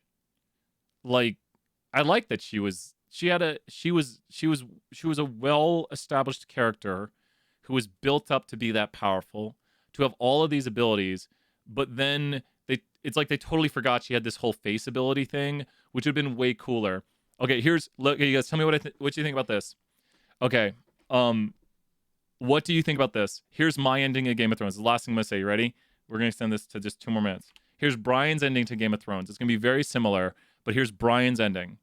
So, why can't I think of the guy in the wheelchair's name? What is his name? Who became the three-eyed raven? Bran. Okay. I think it would have been way better and would have been mind-blowing. You'll be like, no, that's impossible, but let me explain. So, Bran is in the wheelchair. The Night King comes in, and I'm just saying, like, a bunch of people die here in the last battle. Like, Jaime dies. He even tries to save Cersei Lannister, and she dies. And let's say all the dragons are killed off. Like we don't have the Mad Queen, but like all the dragons are killed. Like you're just seeing everyone get decimated here. Like maybe Jon Snow lives, maybe he doesn't, but you're watching all your favorite characters die. You're just seeing everybody die. Like it's really sad. Like you're seeing all these death scenes for every character. Like Jaime Lannister, just like he's taking everyone down, and all of a sudden he's just stabbed from behind. Like you're like, no, Jaime's done. What? Like he gets and then Cersei's trying to save him or something like that. She's killed. Boom, everyone's just dying. You're just like, this is wrecking my life. This is wrecking my life. And you're like, they're gonna do it. They're doing the bad ending. And then the Night King comes in. And he's walking up to Bran. And Jon Snow comes in, and Jon Snow fights the Night King, and then the Night King just straight up like just takes Jon Snow out, just something like that, and you're like, it's over, it's absolutely over. And now he walks up to Bran, and he just like maybe he says something. You hear the Night King speak for like the first time, and he says something like, this is the end of humans or something like this, or this is like the end of humans. And all Bran says is no. And the Night King looks at him, and then Bran just immediately stands up and just stabs the Night King with like the dragon glass, like immediately. Like Bran says like, no, and just stands up. And then you see he removes the face and it's Arya. Like, I would have thought that was the cool. That would have been Arya's journey. Would have been the whole journey of the show. Like, Arya is the one, and I think Arya should have been the king. Like, Arya should. And the problem is they go to a flashback then for the end of it, and they had to kill Bran. Like, Bran says to them, Bran's like, I have to die for the new thing. Yeah, you're right. Yep, that's the thing. Bran says to them, I have to die. He says, you have to take my face. You know, I have to die. And she's like, I can't do it. You got this whole emotional scene. He's like, can't do it. You know, and she's like, we can't do this, Bran. He's like, you have to, or everyone dies. You know, I die so everyone can live. And so you got that sacrifice theme there. Like, he sacrifices himself. And he's like, if I, this is the only way. It's just like, what's his name? More spoilers for other things. But yeah, just imagine Bran saying no and standing up. And maybe you get this like pause, like, in real life, it would were to happen. He would stand up and be like, boom, like right away. But he stands up and you're just like, what? You're like, how could he stand? And then, it's Arya. So that's why I like that Arya was that broke. I like that she was that OP.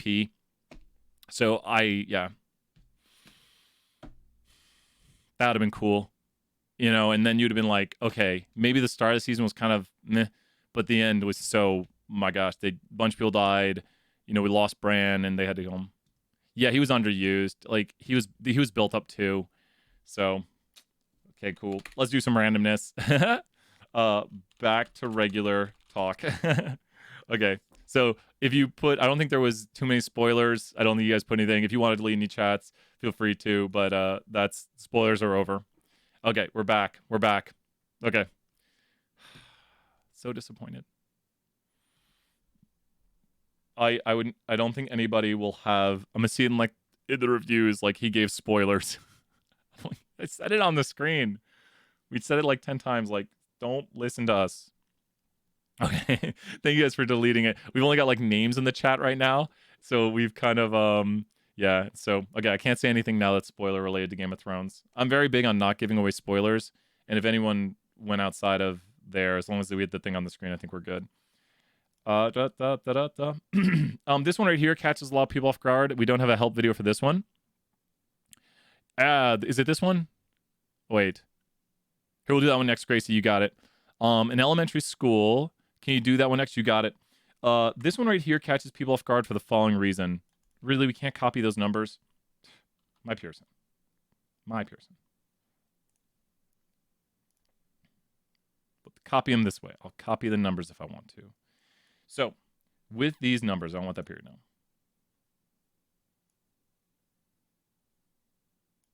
Okay. What we're going to do for this game is we're going to select states. How many states are there? How many states are there? Anyone know how many states there are? How many states are there? You divide by 10 after the number of trials. Jared, you divide by 10. There are 50 states. So the first rule for this game is states have numbers between 0, 1 and 5, 0. So states have numbers between 0, 1 and 5, 0. And then the second rule for this game is every student gets different states. And they get 2 states. So when we do this simulation right here, everyone gets 2 states, but they have to get different states. So the first state we draw is 40. The next state is 84, but that doesn't count. 84 does not count because it's not a number we can use. The next state we draw, and this is where people get tricked, is 20. You have to read through it. Does that make sense? You have to read through the space. I know they put spaces on there. It's just the way the numbers are generated. But the next state someone gets is 20. Now, this is good that we got this one because the next state someone gets is 5. So make sure to include 0, 5 when simulating the number. Now, here's a problem. Why are we skipping 20 right here? Why is 20 not going to be used? Why? Because this, let's see if you guys can get in the chat. Here's student 1 and here's student 1. They got state 40 and they got state 20, like Georgia and North Carolina, maybe. I don't know. Not that good at alphabetizing the states. This is something like Alabama, closer. It's like an A or a California, maybe. They get this, and then why do they not get state 20? Why would student 2 not get state 20? Student 1 did not get state 84 because there's not 84 states. Student 2 cannot get state 20 because, let's see it in the chat, who knows? Explain to me why student 2 cannot get state 20. Why would I not put that for student 2? Why? Student 2 gets these states. You could actually do student 3. I'll do student 3 while everyone's thinking about this. Student 3, which it doesn't ask for, would not get that. They can't also get this right here because that's not a state. Student 3, which it could ask us to simulate for this, would get this state and this state as long as they didn't make any mistakes. Yeah, good. We're back now, Isaac. Student 1 already got you right. Good. Everyone avoided the spoilers. Yeah. Does this make sense here, Isaac? I did it for all 3 students, which it doesn't even ask for.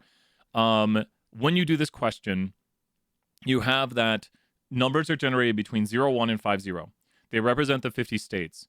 So tell me if it's making sense as we go through this. You would generate numbers between 0, 1, and 5, 0, and it represents the 50 states, and students must get different states. So the first student got 40, and then 84 doesn't count because that's a number outside of 0, 1, 5, 0. The next state the student gets is 2, 0, which is the 20th state. You have to read through the space right here. And then the second student gets 0, 5, but since student 1 already has state 20, you have to skip that and go to 0, 7. So the second student gets 0, 5, and 0, 7. So we'll check our answers right here and we'll look at more problems. Great job, everyone in the chat. Was it 40? I can look at the numbers. 40 and 2, 0. And then the second student gets 0, 5, right? 0, 5, and 0, 7. Let me double check. Was it 0, 5, and 0, 7? 0, 5, and 0, 7. Yep. When you know how to do this one, I was waiting for it to say I was wrong. Want to have both a male and female child. Oh, that will do, yeah. Oh, I think Gracie had one real quick. We'll do that one here next, Jared. Gracie had one we were going to do. Gracie's question is... I think we're going to do the dice roll one, too. We'll see if people... Gracie did... let me look. Where's Gracie's question? I thought... A website in the long run. Cool. There it is. Website in the long run. You take a quiz. You're playing a game. Each week customers. And there's the child one. Aha. A website notes that in the long run, people win the lottery, yada, yada, yada. And so when we do this one right here, we're going to watch this thing for 35 different days. So this one right here, you might... Oh, awesome, Jared. Thank you so much, Jared. Amazing work. Jared, great work.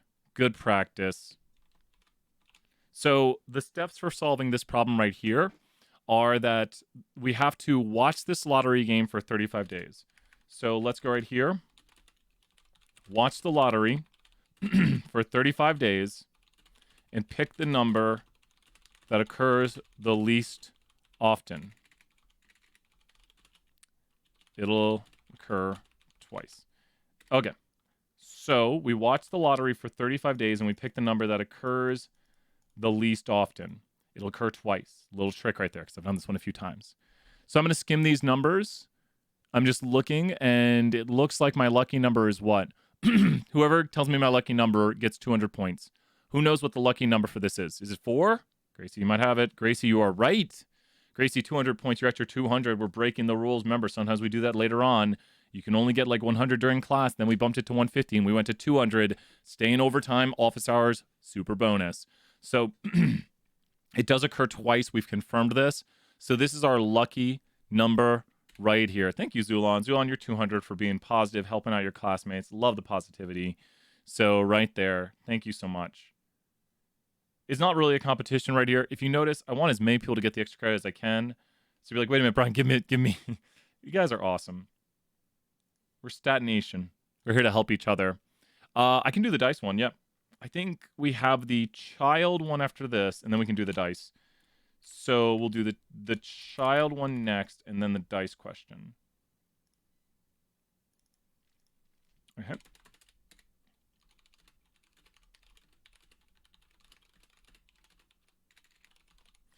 The biggest thing with simulations is knowing how to do... So we'll do the dice one in probably the next 5-10 minutes. Child one's pretty easy. That one takes not too long at all. The biggest thing right here is knowing the rules of the simulation. How often does 4 occur? In the 20 occurrences down below, how often does 4 occur? How often does 4 occur in the 20 occurrences down below? How often does it occur? Who knows? You guys gotta help me out with these. Once. So that's 1 out of 20. 1 out of, but wait, it's 20 times. Remember, it's 20 times, because it only occurs once. So it's 1 out of 20, and 1 out of 20 would be 5%. And we click our answer, and we check. You got it. So, oh, no worries there, Skylar. So, Skylar, I'm putting you on max. Don't worry, I don't mind people getting it wrong. You're following along. Get your points right there. And Isaac's been following along, also getting his 200 points.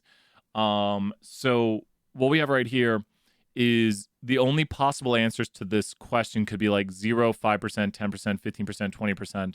You can't get answers that are not multiples of 5% because it is going to be some number out of 20, like 1 out of 20, 2 out of 20. So there's like, even if you don't know how to work this problem, any like reasonable guesses for this problem would be like 5, 10, or 15. Like if someone had no idea how to do this problem, if you guess 5 or 10 for this problem, you'd probably get it right at least half the time. 5 or 10 is probably the answer half the time. Like just to show you, like I have no idea how to do this problem right now. I'm going to guess 5. I shouldn't explain the cheats you can do. I'm going to guess 10. And that was it. I have no idea how to do this problem. And I'm going to guess 10%. It's because it should be close because you would win 10% of the time. So it's probably going to, 10% is the most likely answer. You could put 10% here and be probably right half the time-ish. And if you're wrong, the answer is either going to be 5 or 15 most likely. And now it's probably, oh, well, yeah, we don't want that. And now it's probably 5. Oh, wait. Oh, my gosh. There we go. So, with the dice. Oh, wait, are you doing the dice one? We can do the dice one here soon. Oh, no, but Gracie, do you understand why my answer was 5% for this? My answer for 5%, it can be 0. So if my lucky number isn't in the random number, it's 0. Yeah, Hannah, that's possible too. That's possible. If you don't see your lucky number, it would be 0. Great job, Hannah. Hannah, max extra credit, and Kyle, 200. Thank you for Scott and Scholar if I didn't say you got max also. Mine is 1 out of 20 because we see here that my lucky number occurred 1 out of 20 times. It is possible to get 0. The most likely probabilities are probably 10%, 5%. 10% is most likely, 5 and 15. Oh, Alyssa, if you retake it, I'll give you the 100 if you retake it. And if you can get that 97 again, take it one more time. Like, you can just relax, like, let your brain think over it a little bit. If you don't get the 100 next time, as long as you get above a 95, I'll give you the 100 right there. I can't point anymore. I'm off the screen. So give it another shot. 97 is great work. Great work. Imagine just getting those hundreds. You got it. Okay. Let's do the child question next right here. The child question states, you got it, Alyssa. This type of thinking actually hurts my brain. Sorry, Isaac. Sorry. Okay. The child one. Who thinks I can solve the child question in 30 seconds? Who thinks I can solve the child question in 30 seconds? That's the wrong screen. Who thinks I can solve the child question in 30 seconds? Child question in 30 seconds. So this one has a trick to it. If you know the trick to the child question, it's a pretty easy one to solve. And then I'll talk about what the simulation is doing. Okay, to solve the child question, here we go. I'll do it really quick. You can take all the numbers right here. That's the time I did. You can copy the numbers to the clipboard. You can copy them. You can click them. You can go here. You can start a new sheet of paper. You can't see it. Sorry, it's off the screen. You can count the number of characters in here. And when you count the number of characters, there's 57 characters. We go back to our My Pearson problem. Where's that My Pearson problem? You take 57, divide it by 20 total trials, and the answer is 2.85, and we should have the answer. Ah, there you go. We got it. Let's talk about what's going on here with this child question. Let's slow it down a little bit and explain what we did. Okay. So what we have right here is a family having children. They've described it as they're going to have a boy or a girl. And the numbers in this simulation represent having a boy or having a girl. So we have to imagine what's going on with this simulation. We have right here that the first child they had was a what? Look at the 6 and tell me what the first child they had was. I need people in the chat to help me out here. What was the first child they had? The first child they had was a what? This is like one simulation right here. They had a what here first. What does that 6 represent? It is a female. You're right, Gracie. I was wrong. I looked at it incorrectly. I saw the male right here, and the 5 to 9 represents females. You are correct. So they had a female, then a boy, and then they stopped having children because they wanted to have apparently a boy and a girl. Here they had a female, and then they had a male, and this one they had a male, girl. So when you look at it, sometimes it takes more trials to have at least one boy and at least one girl. So does everyone understand what's going on? Like in this family, they just had a boy, then they had a girl. And in this family, they had a girl, and then they had a boy. These are different simulations, different trials of having children till you have a boy and a girl. So now that we know that, there are 20 total simulations right here, 20 total trials. And so what am I doing is I take all my numbers, I copy them to the clipboard, I click copy, and I go over here to a Word document, and I simply paste them into the Word document. When you have to sneeze, you can't sneeze. Okay, I can't sneeze. I feel it, and then I can't. And now this button down here lets me see how many characters there are. The characters right here, which might be hard for you to see, which is 57, represents 57 different children. Does that make sense? Think of this. There are 57 different children that were had. Lemons. Not working. It already passed. I'll try that next time, Kyle. I'll give you some feedback. I think that's my package. I'll have to wait for it. So there are 57 different children being had. And then how many trials were there? There were 57 children had over 20 trials. So there was 2.85 children had on average. Does that make sense? The answer to this one it could be something like 2.75, could be 2.80. Got to clear this. Could be 2.80.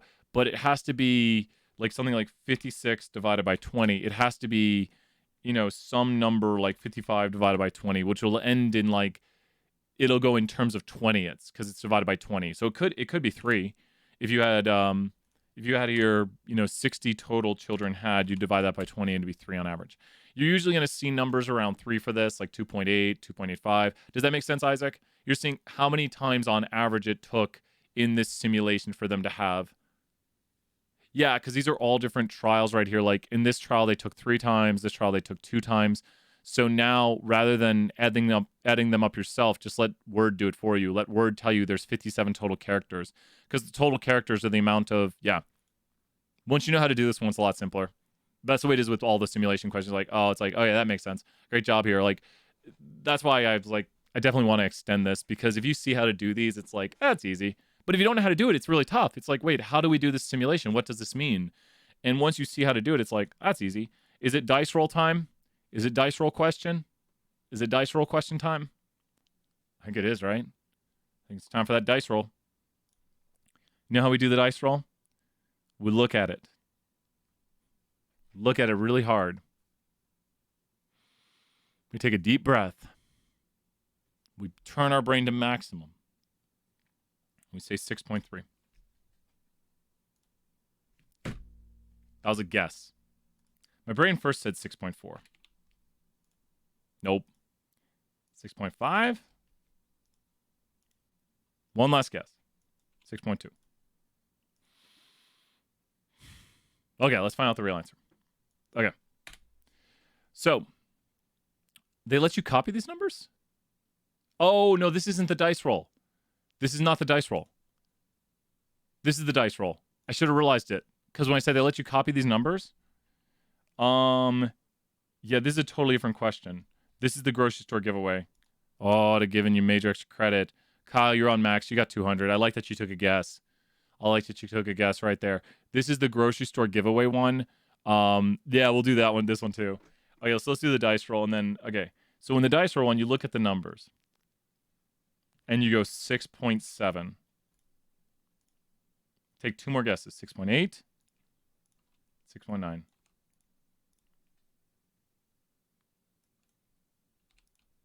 Really? There we go with 6.5. That's how you do it. Okay, let's do it seriously. You ready? Okay. there's a lot of ways to do this one. One, I've done this one so long that I usually have a pretty good guess of what it should be at. I can look at the length of it. You're not meant to do this one every semester like Brian does it till he can kind of guess it a little bit. And if you look at how I do it, I look at the length of the numbers, and that kind of gives you an idea. Since I've seen this question, you see that's a shorter length, and you see that's a longer length. So this one's going to be closer to like 7-ish. Like it could literally just be 7. It's, you know, it's going to be around, it's going to be longer, but they do it tricky ways. So looking at the length of it, you can kind of get a guess of what it's at. But I don't expect you to have this knowledge of, you've worked this problem thousands of times. I guess it's going to be higher. So how do we actually do it other than just having fun guessing? 2 more guesses, because if it's not 6.5 or 6.4, I'm going to be shocked. There it is, 6.5. I knew it. I've got a decent guess. Okay, here's how you actually do it. Real time. Copy the numbers. Now, you would think it would be as easy as just copying the numbers, but you have to go right here. Look at what I'm doing very carefully. You have to go right here, and you have to click, and you have to hold and go through to here. It's ridiculous, but it's the only way to copy them out of here. Now, someone's being like, wait a minute, it won't copy because you probably clicked in here and it's not doing it. Don't click in there. Click right here, drag and click, and go down to here. So when you copy it, now you think you're done, but you're not. So when you copy it, go over to Word, start a new document, paste in the numbers. First thing you'll notice about this is you have the O right here, which you don't want. Delete that off. You also have the dot right here that you don't want. Delete that off. Now you would think you have your numbers, but you don't. It's doubled your numbers. So since it's doubled the numbers, we have to hit Control F, and we have to find where the numbers repeat. There are 2 lines. Here's line 1. Here is line 2. And you'll see there were 2 lines originally to this. Line 1 and line 2. So we're just trying to look for line 1 and line 2. Now you can see line 1 and line 2 again. Let me show you where they're at.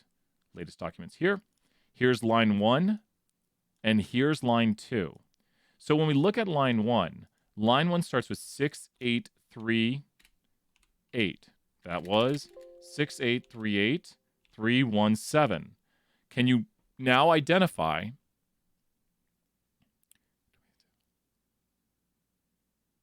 Ooh, that worked? Zulon, you might have to...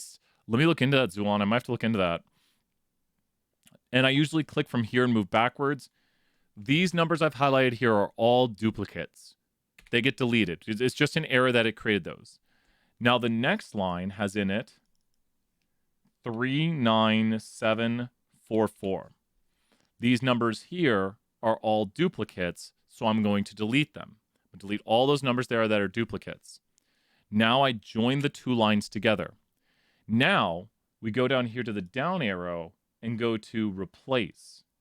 I'm going to find 0 and replace it with nothing. It'll delete the zeros. We're deleting numbers like 0, 7, 8, and 9 because they're not on dice. So 0, 7, 8, and 9 will all be deleted. And what are we left with? We're left with numbers that can be used to simulate dice rolls. So as everyone see, these are all numbers that would appear on dice. These are all just dice roll numbers now. So every number on here is a dice roll number. So now that we have our numbers that we're going to use for the simulation, you should not see zeros. You should not see 7, 8s, or 9s. And as long as you get this copied in here correctly, I wish it just gave you these numbers to start. This is like the preparation for the problem. So we now have created the numbers we're going to use for the simulation. And we're going to roll a dice. But the rules of the game are as follows. Rule 1, move 10 spaces to win. Rule 2, can't go over 10. So the rules are, you have to move 10 spaces to win, but you can't go over. Does everyone see that?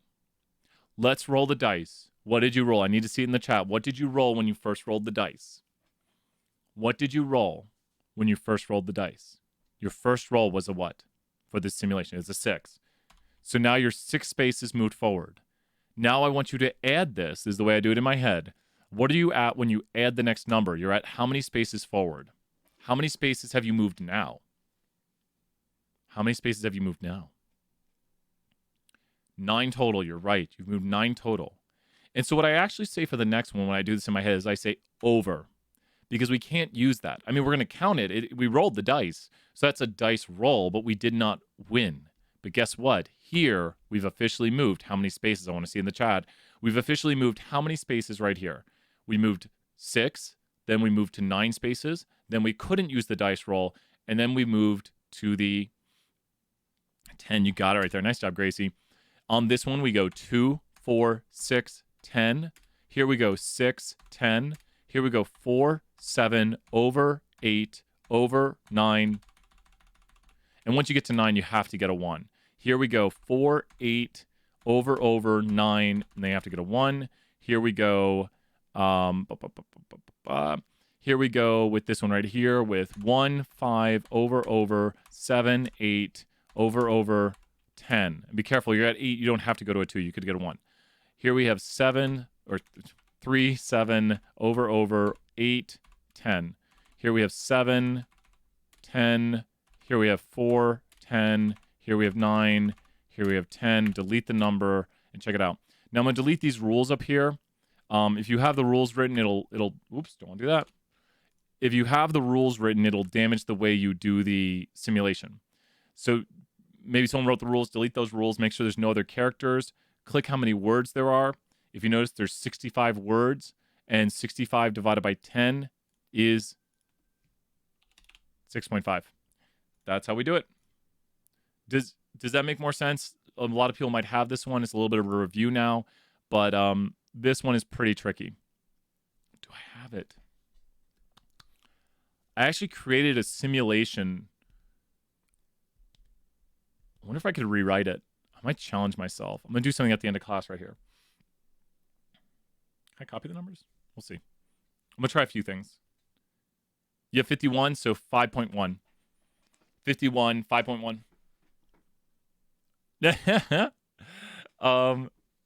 If we can copy these numbers, can we copy them?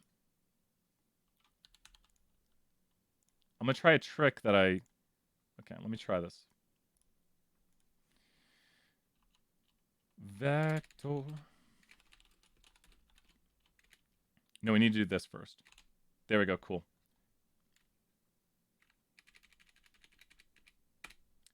This is why I like code. I'm trying to... Is Ben here? Ben asked something... Nope. Okay, wait. Yes.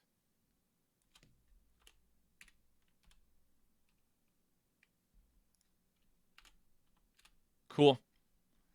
I just added commas after all those numbers. That's something I learned. It was something that Ben asked. And I'm able to put all of this data in here into a vector nice and quickly. And so now this vector is read in. So I've then put this vector into R.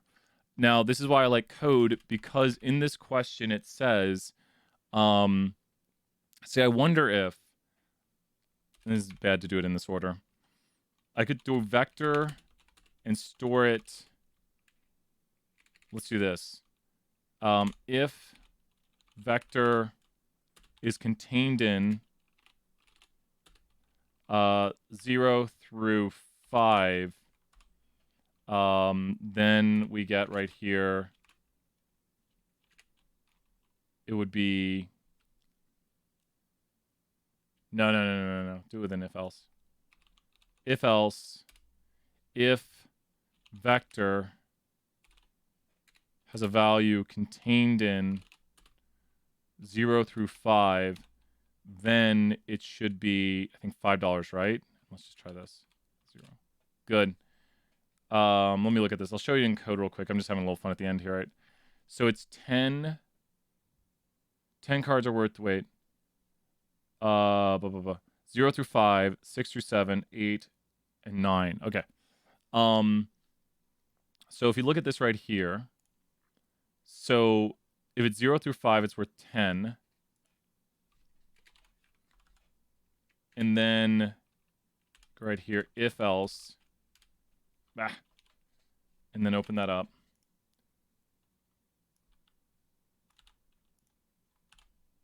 If it's 6 or 7, then it's worth 20. And then if else. Oh, did I not copy it correctly? Should be this. I'm totally going to make an error on this. And then if it's 8, it's 50. Oh, is it 20?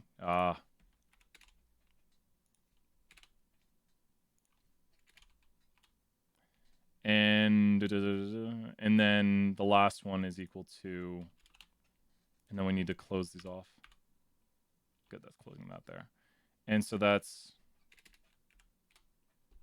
9, and that's 200. Did I put all the parentheses correct? Where's it mad? Oh, wait. And then, sure. There we go. What did Brian just do to all of his numbers? He took this vector right here, and I recoded them all as values. Does everyone see that we have a vector, and this code right here recodes everything inside of that vector as the numbers they are? You're awesome job, Hannah.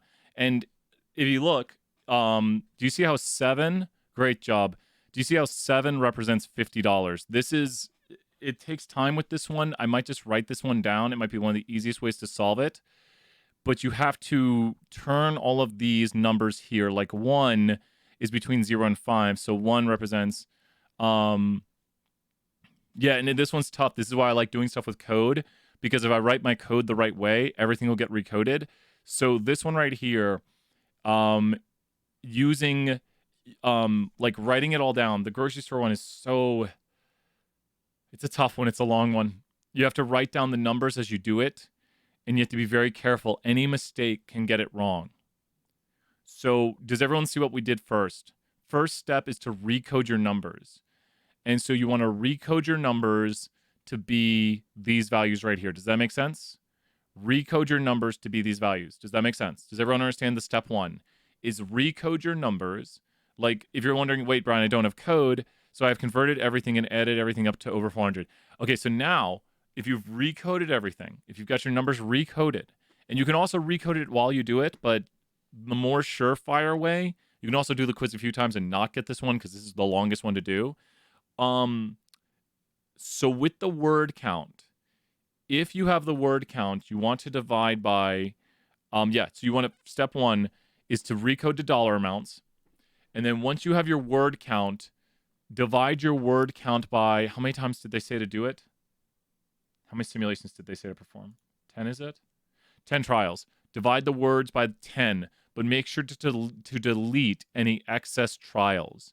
Divide your words by 10, but then delete excess trials. Does that make sense? We can, let's say you've recoded the numbers like I have, which is the longest part of this.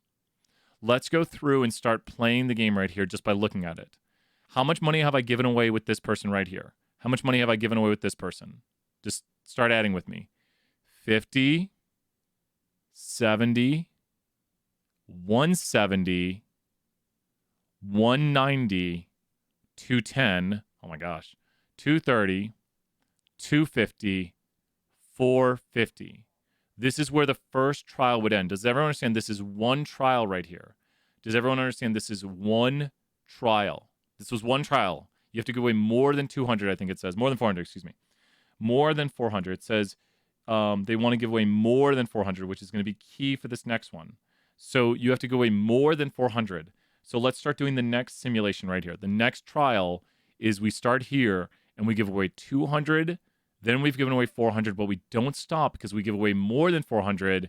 We stop here when we've given away 420. Does everyone understand why I stopped here? Because you stop after you've given away more than 400. You would not stop here because here you've given away 400. Here is your second trial. We're going to have to kind of track this. Trial number 3 is we give away 20, 70, 170, 190, 240. Please tell me if I made a mistake. 260, 280, 300, and then you have 350, 400. Oh, so awesome, Melissa. And then 420 again, that's trial 3. Here comes trial 4 is 170, 190, 210, 230, 280, and then that's way more. Here comes trial 5. Trial 5 is 100, 120, 320, 340, 360, 380, and then that's more than 400 right there. Trial number 6 is going to be 60, 160, 260, 310, 330, 350, 370, and then that's way more. Trial number 7 is going to be 70, 90, 190, 210, 230, 230, scratch my nose, 330, 350, way more. That's 550 or whatever I said. It's way more. It's way more than 400. Here's trial number 8. Got to keep track of it while we do it. There's more than 400 in trial number 8. Here's trial number 9. 40, 90, 150, 40, 90, 140, 190, 240, 260, 260, 310, 310, 330, and 430. And last but not least, trial number 10.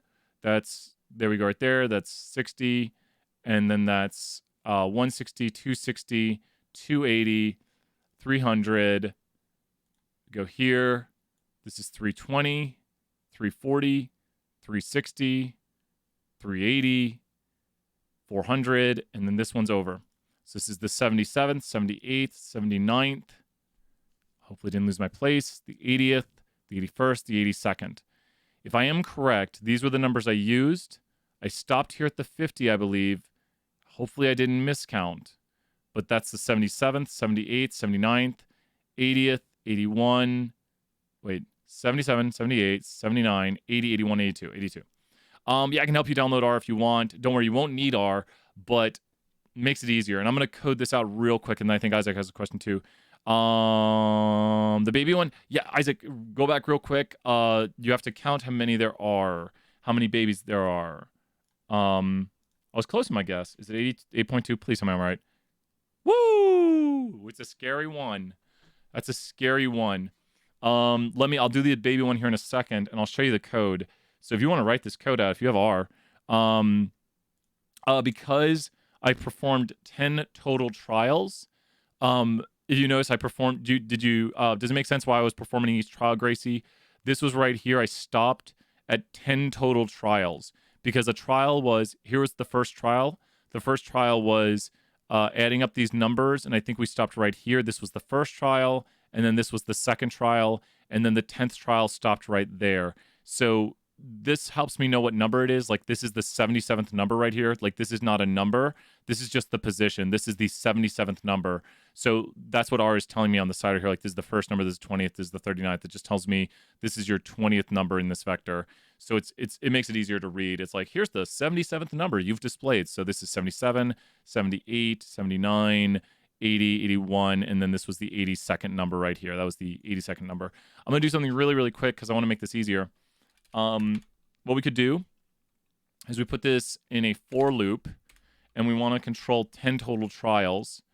So we're going to run 10 trials, where what it's going to do is it's going to take the vector, and it's going to find the sum. And if... No, it needs to be a while loop inside of here. While the sum of giveaway is less than or equal to 400, then we are going to go vector position J. So giveaway is going to be stored into this right here. And J needs to start out at 1. J will start out at 1, start at position 1. Giveaway starts out at 0. And actually, we could put that inside of here.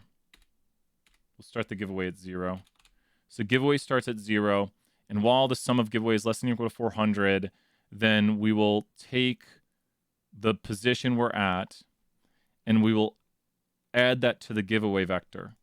So the giveaway, which is currently at 0, will have the current position added to it. And then we'll check the value of giveaway. And then after this is done right here, J needs to have stored into it J plus 1. And then at the end, we can see We can print J and divide. Let's do this. Cat paste. The answer is, and that should be our answer. I think. Ooh, 9.3, that's way off. What happened?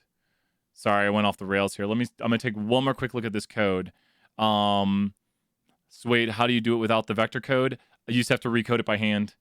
That's the least fun part of this, is you can do it in like Word with find and replace. I think I do that in the video, but recoding this is the least fun part of this problem. It is the absolute least fun part of it. Once you have this written out, you just simply have to add up the numbers, and so that's the least fun part of it.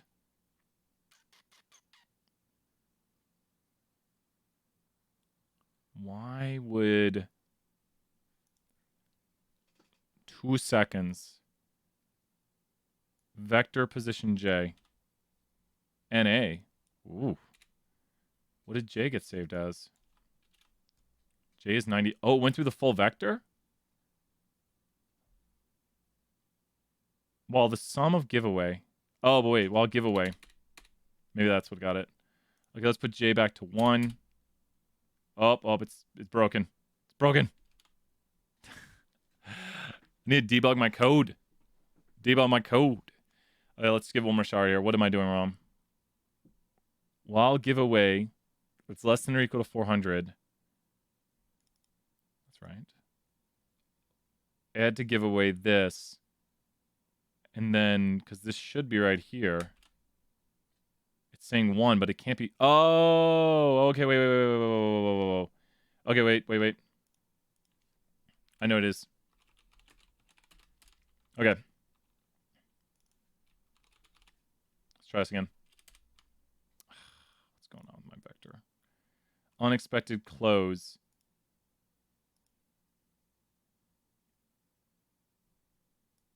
Does this work? Unexpected close.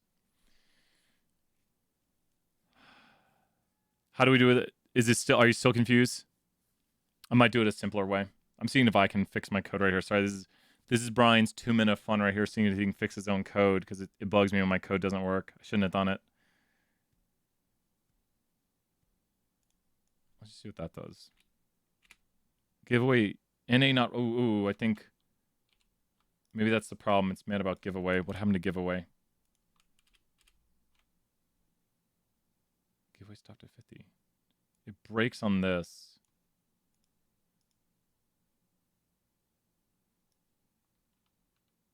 Let's put it over to the other side.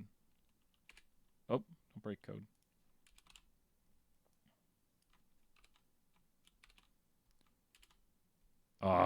What is going on?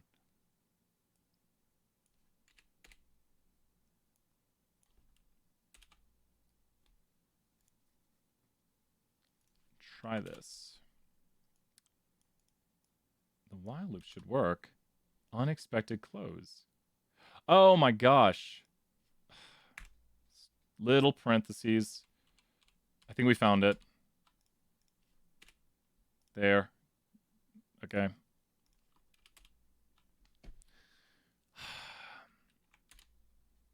And then that's going to be a problem. Okay, good. Okay. It literally, because it adds J+1 at the end. There we go. So, if you see right here, if somebody, Kyle, can you copy your numbers into the chat? Kyle, if you can, do you have the question up and can you copy the numbers into the chat? If you can copy the numbers in the chat, see if that works. See if you can copy your numbers into the chat. I'm going to do Kyle a big favor right here. We'll show the power of code. See if it'll let you copy. Yes, Kyle, check this out. I'm going to take the numbers Kyle just gave in the chat right here. Oh, you edited them? Oh, but wait, is this the dice roll or is this the giveaway? Is this dice roll or giveaway? Is this dice roll or giveaway? But what do you? I'm confused. When you say you edit them, so it's when you copy it, it repeats it, right? Like it does. Like sometimes they'll do a repeat of it, because it'll like append the vector so it repeats. Okay, yeah. Awesome. Okay, so I'm gonna do another trick right here. Is I'm gonna go right here, and I'm gonna put your vector So Kyle's vector is this right here. Now, if you notice, thinking of the easiest way to do this one, we might have to do this the hard way here. So I'm going to take your vector, Kyle. I don't know if there's a quick way to do this. I have to do it this way. I don't know of a quicker way than doing this. We can do this right here, and this is how you have to input vectors.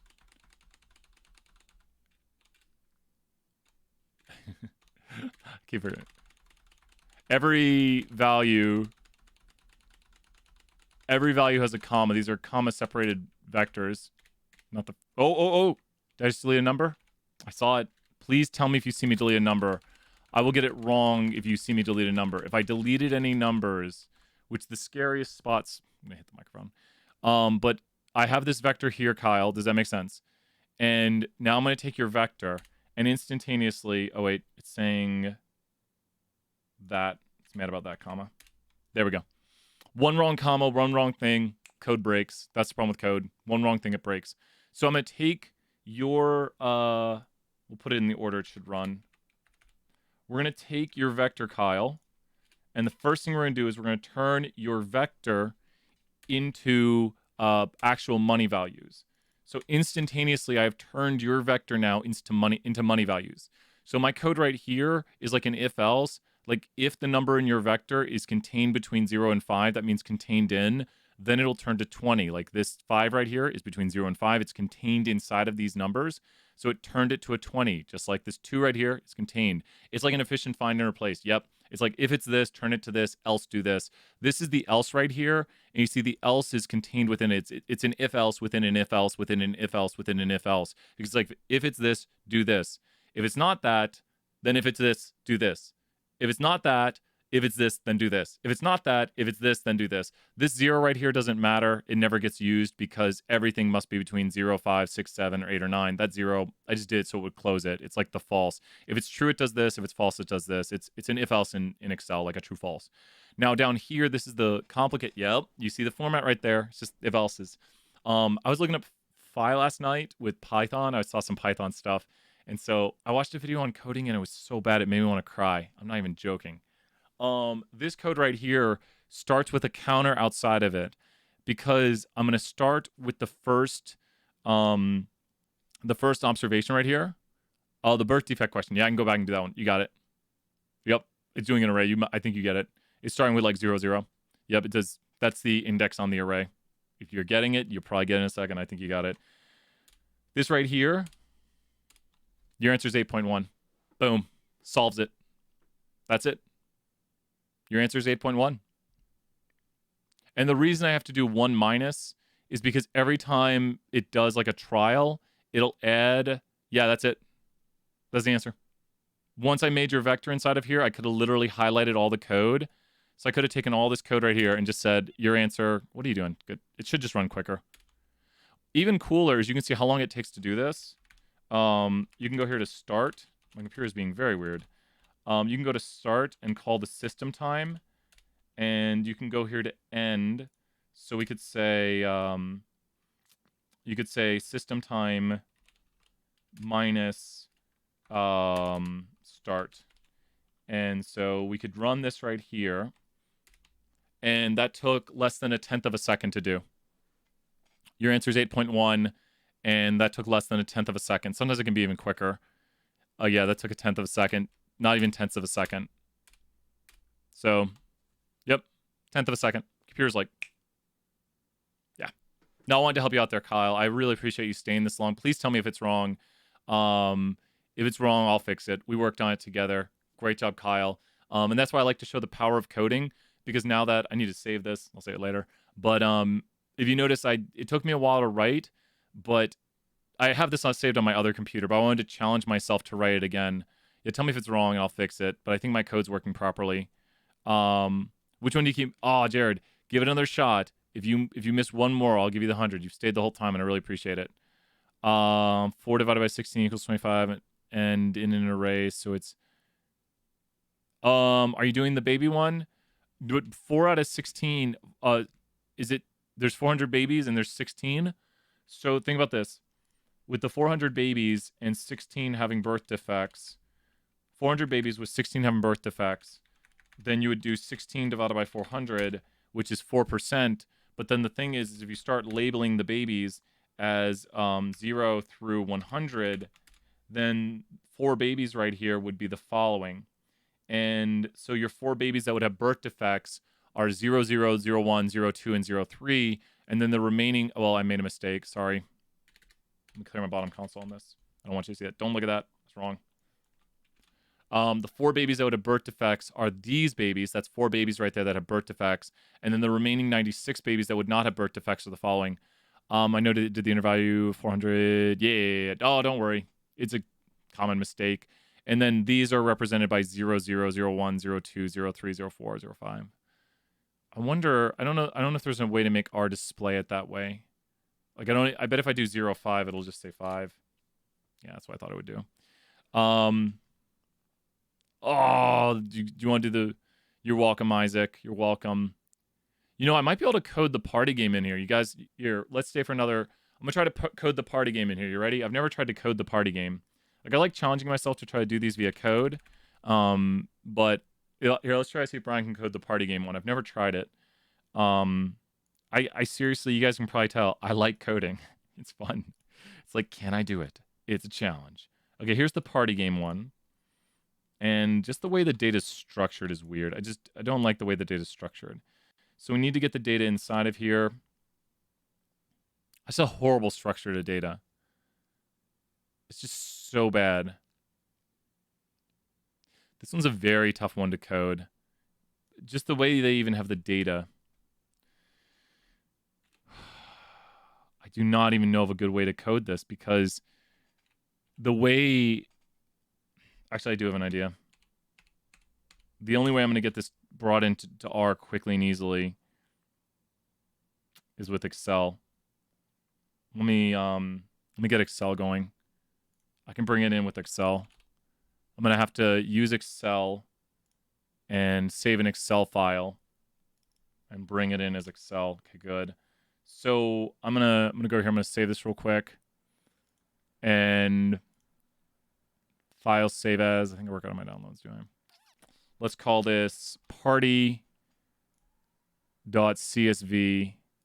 We can do it with code. We can do this. Okay. Party CSV. Okay. Okay, I've saved it as a party file. And so what we want to do is we want to call here party. And we want to go here to party. No. Read CSV. And quote party.csv. Okay, cool.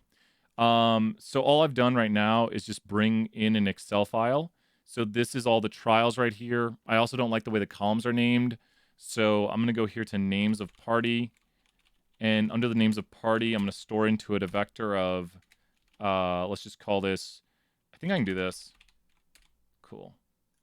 Now it's just the first, second, third, fourth, fifth trial. It's deleting off the 0 right here, which might be a problem. That might be an issue. That might be a problem. I can get around it. It's not good.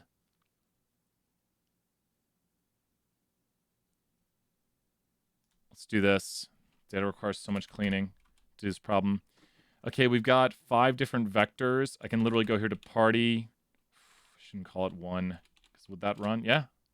Yeah, no, it doesn't like that. Let's change it. Oh, no, I can do it this way. I'll do it this way. Party first. There we go. This is the first. This is row. That's the first column. Wait. Nah, it's got that. Okay. So, oh, you missed it by 0.1. You got it. Give it another shot. I'll give you the points if you don't get it. It's crazy what you can do with code. I totally agree. And I'm writing this out right now for myself so I can have it kind of fixed. And I like it. So here's the third trial. Here's the fourth trial. And here's the fifth trial. So I've got all of these right here. And then what we need to do is we need to probably do the following. I could probably use an apply, but I'm going to do it this way. I'm going to store these as factors and see if this fixes it. Okay, good. Now I want to do that for... I'll do that for every column. So if I had to do this over a lot more columns, it'd be more efficient for another way. But this is turning into a categorical variable. And so you can see over here that these have been overwritten as factors now. So 11 levels. It's gonna be, there's something weird about this. Why is there 11 levels? Look at the data frame again. Aw, thank you, Alyssa. I like to do this. Oh, it does have... Is there 11 trials? Ooh, the data might not have copied correctly.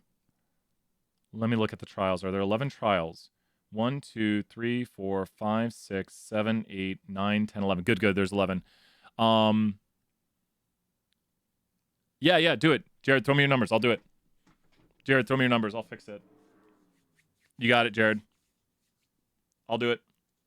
I'm going to keep coding this one away while we do this and just drop your numbers in the chat. I'll solve it for you. You got it. You're here. I'm here to help. You've worked on it. I think you understand the theory well enough. You stayed this whole time. We went really long today, and I'm just having a little fun at the end here, challenging myself to see if I can code this one. I know how to do this problem. You got it. Okay, let's take Jared's numbers. You ready here? Let's start the clock, Jared. So we're going to start the clock here. And here we go. Start the clock. Okay, we need to call this vector right here. We're going to drop Jared's numbers in here. And then the longest part of this is going to be this. Here's where you got to be careful. You're going to make the mistakes at the end of it right there.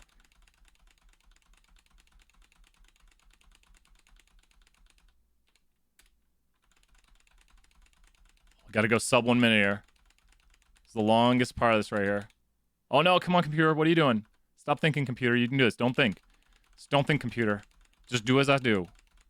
You're a good computer. Okay. We want to delete the other vector right here. We need to delete this vector off, or that's going to cause a problem. We don't need the system time now. It's going to say it took really long. We can highlight our code. Ah, no. Don't take that vector. Ah. Speedrun, you're in the way. Okay, we need to... Oh, no. I think I just deleted everything. Yeah, I did. Wait a minute. Okay, there we go. I'm going to break it. There we go. Ah, it took us more than a minute. Did I run the code? It looks to be 9. Please tell me if I'm wrong. Oh, you're welcome, Kyle. It's like having fun. We got it done in around a minute. About the quickest you can do that problem. So long as you just get the data entered. So the answer should be 9. Tell me if we're right or wrong, Jared. If it's wrong, just tell me, we'll fix it. But I like showing what code can do because all I had to do is really get the numbers in there. And I appreciate you guys staying here, checking it out, working on these things. That's what we do. We get the work done. Then we have some fun. We do code. I like code. So tell me if you get it wrong, Jared. The answer should be 9. Unless I mistyped. Yeah, drop it in the chat, Gracie. We're gonna go sub 1 minute for Gracie's problem right here. Go sub 1 minute. So you know what you could do? We can figure out down to the moment. We don't need to speed run this way. We can go right here. Watch this. We're gonna put start right here, and we go system time. And so we're gonna put the system time right here. And when I start doing Gracie's, sub 1, this is perfect timing. We're gonna see how long it takes to do Gracie's problem. I can set it up. Here's the setup for it, and we're gonna see how long it takes. Once Gracie puts her numbers in the chat, I'm gonna click start on this. Oh wait, Gracie, we don't have this one coded yet. And that you'd have to send me it as an Excel file. That one, I can't run that one yet. I can't solve that one instantaneously. For this one, you'll probably have to watch the video where I solve it. Do you guys want me to solve the... Here, I'll do this, Gracie. Instead of... let me solve this one right here the right way. Not using code. Not that code's the wrong way. I don't have the code for that one yet. Like to solve it instantaneously. I'm writing the code right now to solve it. Because I don't have a code written. And I've actually never solved that one by code. The way they give the data is really messy. Like, it's just not well organized for solving. Like, if they just gave me the numbers, I could simulate it, but they do it in a weird way. So the way you do this one right here. Okay. Copy it to a Word document like I have right here. Do we see this right here? This is the way to actually solve this one. Now, the rules of this game are as follows. Let's write down our rules. We have to know the rules for every simulation. The rules for every simulation are as follows. Well, for this simulation. People are paired together. Pretty obvious. People who came together.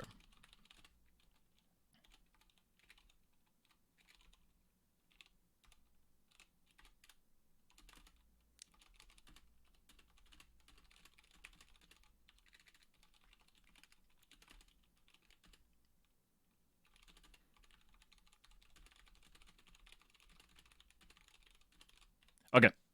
We know all of our rules for this simulation right here. People are going to be paired together, and then we might need one more rule. I think okay.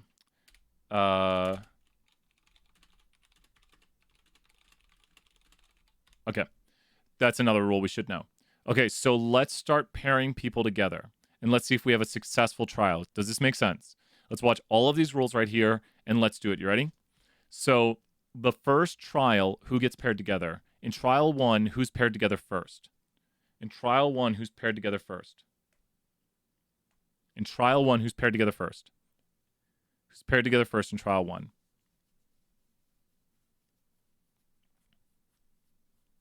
Ford and 2, you're right. So this right, there's one more rule.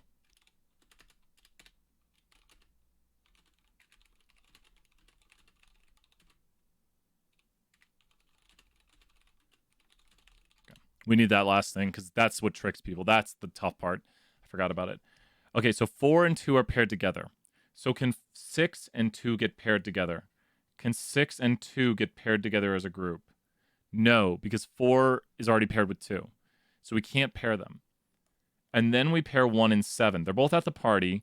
They came with different people. And so now, can we pair together 1 and 4? No, 1 and 4 are already in groups. Can we pair together 8 and 0? 0's at the party. Can we pair together 8 and 0? Yes or no? Can 8 and 0 be paired together? Yes or no? Can 8 and 0 be paired together? They can't. Be careful, though. They can't. Because... Don't worry, this is tricky. This is tricky. 8 and 0 can't be paired together. Although 0 is not paired with anybody yet, 8 is not at the party. So, yep, you get it. It's tricky. Don't worry. I'm going through it slowly here because it's very easy to make mistakes on this. I might even make a mistake. I've done this simulation tons of times, but it's tricky. 1 and 5 can't be paired together. Why? Pause the video and stop.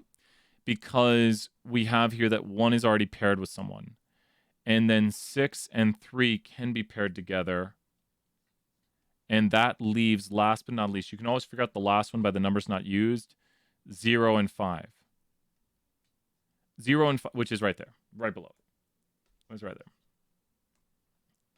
So then you look at these numbers here and you ask, is everybody paired with someone new? And the answer is, green pen, the answer is yes. Every single person was paired with someone new. For the next trial, we have 7 and 8. Why can 7 and 8 not be paired together? Why can 7 and 8 not be paired together? 7 and 8 can't be paired together. I think I'll use Gracie's answer again, because 8 is not at the party. So anytime you see any of these ones right here with an 8 or a 9, you can't even use them. So you could X them all out to start if you want.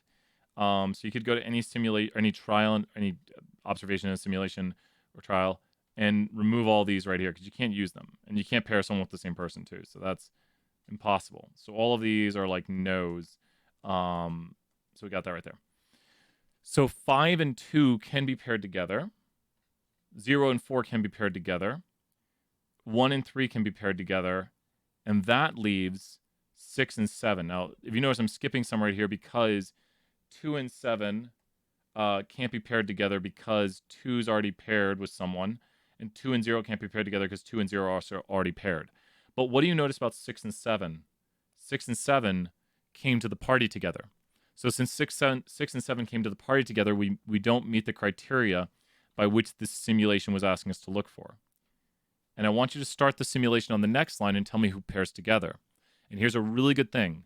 When you start the simulation on the next line, what do you see immediately? When you start the next simulation, you immediately see what? The next simulation, you immediately see what? You immediately see what on the next trial? 0 and 1. And does that mean we pass or fail the simulation? Remember, we're trying to pair together different people than who came to the party together. We fail and immediately stop marking this and immediately put an X right here. Immediately done with that trial. So now we get a similar thing here where we pair 6 and 2. We can't pair 1 and 6. We can't pair 6 and 4 because they're already paired together. We can't pair 1 and 2 because they're already paired. And guess what? We see that 0, 1 again. 0 and 1 came to the party together. 0 and 1 came together, so we can't pair them. So we can't pair them right there. The next one we see 3 and 0, so we get to pair them. We can't pair 0 and 7 because 0 is already paired. 5 and 3 we can't pair, they're already paired. 5 and 6 we can pair. And then 2 and 1 we can pair. And this is a tough one where you have to think outside the question. We are now missing what two numbers? What is the last pair? I see it. What is the last pair right here? I'll put someone to 250 if you can tell me the last pair, and it's not on here. You have to think of, this is rule 6. If we don't have all the pairs, we have to think up the last pair. We have to figure it out in our heads. This one's going to be very hard to code.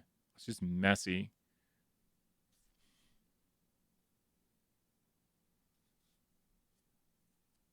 Very close, Gracie. I'm going to give it to you. Very close. Think you got it. I'm going to give you the points to 250. You're very close with 4 and 6, but 6 is already with 5. 4 is right. 4 has nobody right now. 4 is going to be paired with someone else. You're very close. 6 is with 5 right now, though. So it's not 4 and 6. You're very close. 6 is with 5 right now. 6 and 5 are playing. You got it. 4 and 7. Nice job, Gracie.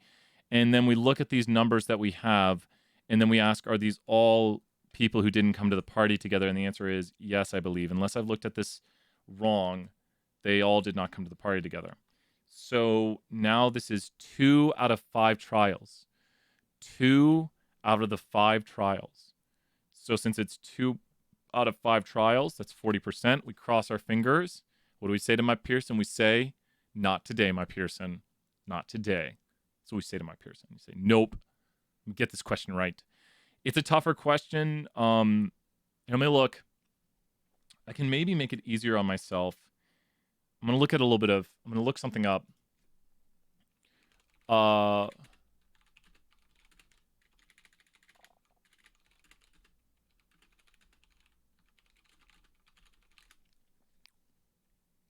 Importing CS files into R. I know how to import. By default, characters are turned to factors. Oh, I got an idea. I got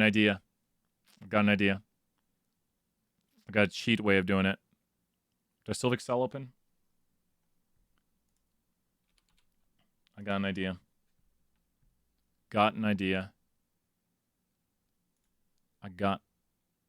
Really?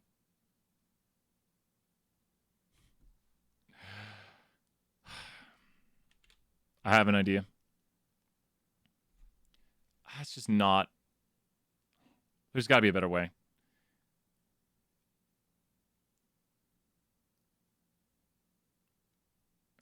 I have an idea to make my life easier. Specify vector type read CSV. Oh, here it is. Read CSV, comment character, column classes. Okay. So they're saying use this right here. Here's the code they're saying to use. There's so many helpful things. Let me see. Party CSV, comment care. I don't think we need that one. Think of lemons. It's not helping. Didn't help. Column classes. Can we just do this? Will this work? Did it work? Oh my gosh. And then we do a string search. It worked. I learned something new. Oh, that's where, Jared, which one did you miss, Jared? Which one did you miss? Party game is impossible?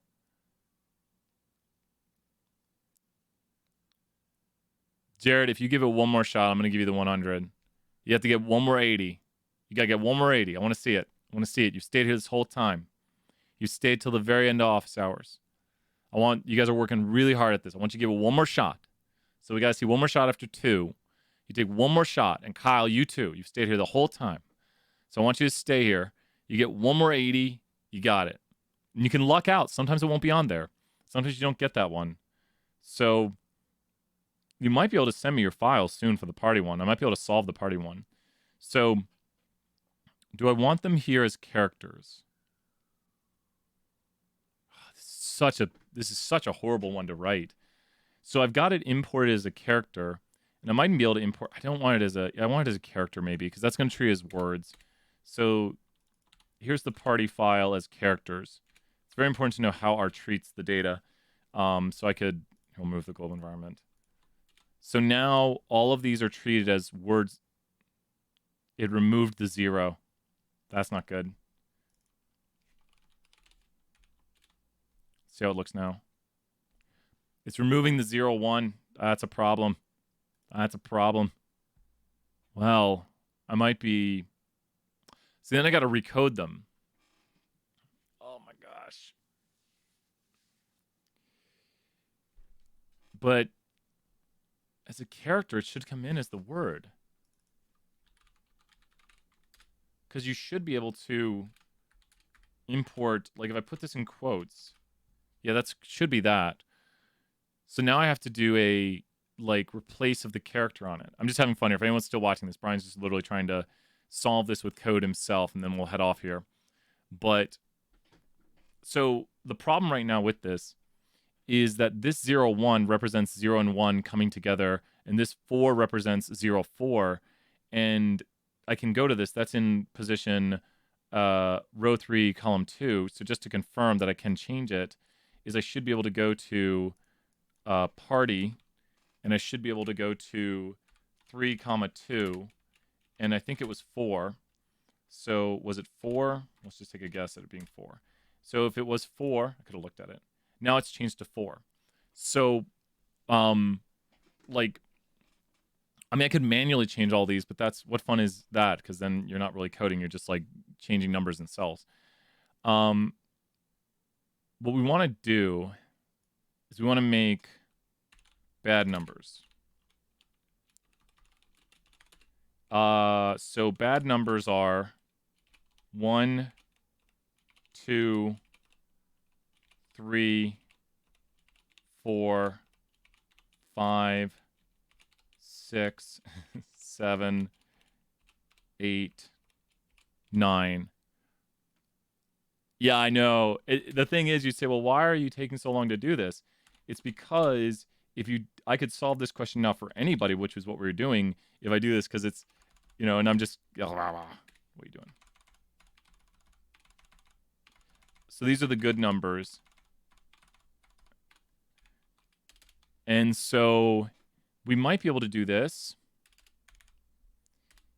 if party equals we'll run, I don't know if we'll run it on the whole data frame right here. Work more now, work less later, exactly. Equals bad number. Oh wait, no, wait. If the value in party, I think it has to be contained in. It's contained in the bad number. Will that run? Will this one trues and falses on this? No, it's not doing it on the full data frame.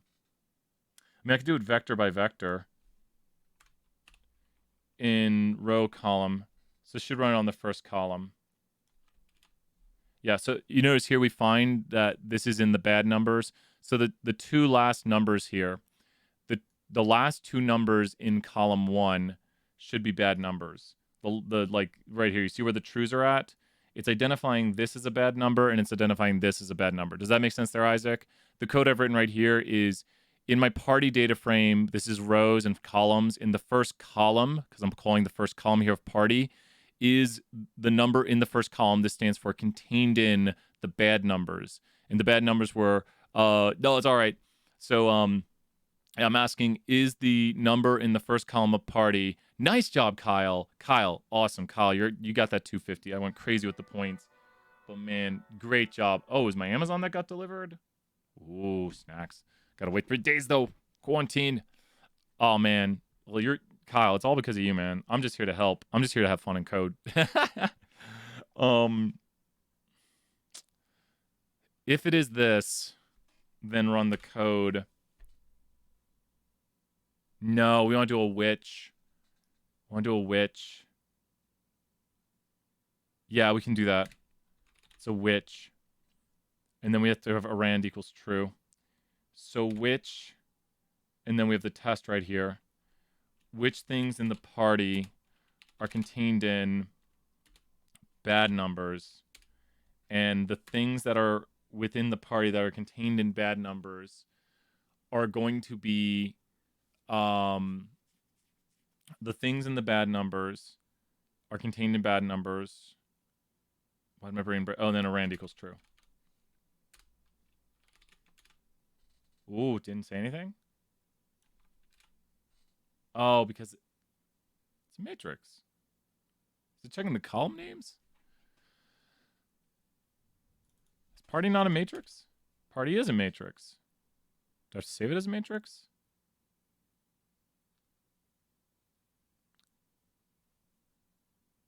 Why is it checking it? See you tomorrow, Kyle. I might have broken my brain here. I got it to work the other way, but I want it to work this way now. Why is which not running on the matrix? That's bugging me. Which should check the matrix and tell me if the things are contained in the matrix. So that's bugging me right there because that should do it. And I had it the other way. Yeah, because if we have a matrix, like if you make a matrix right here, you can make a matrix really quick. Like, I think if you do this, I don't make that many matrices because I don't do that much math. So there's that, and then I think, can't add extra things here, can you? I got mad. I think, let's try this. It's gonna get all kinds of mad. There we go. So that made a 5x4 matrix with the following vector repeating. So what we should be, we call this just matrix right here. I don't make that many matrices. So, and I got to readjust my camera. Which matrix element in array, kind of, yep, basically right there. And then what I should be able to do is I should be able to do the following integer 0. They might have changed how which works. Oh, because there was no 1. Haha. Yeah, there we go. And then arand equals true. It should be giving... Those are the positions. But I wanted it to give row column positions. And I thought arand equals true would do that. And I was wrong? Is it not... There's a help file right here you can look at. Arand equals true. Array index. I want arand equals true. I've done this. It's not equals equals. It's just equals. It's an argument. Is it really equals equals? Am I losing my mind? That's what I thought it wasn't. I was like, if it is that, my mind will be blown.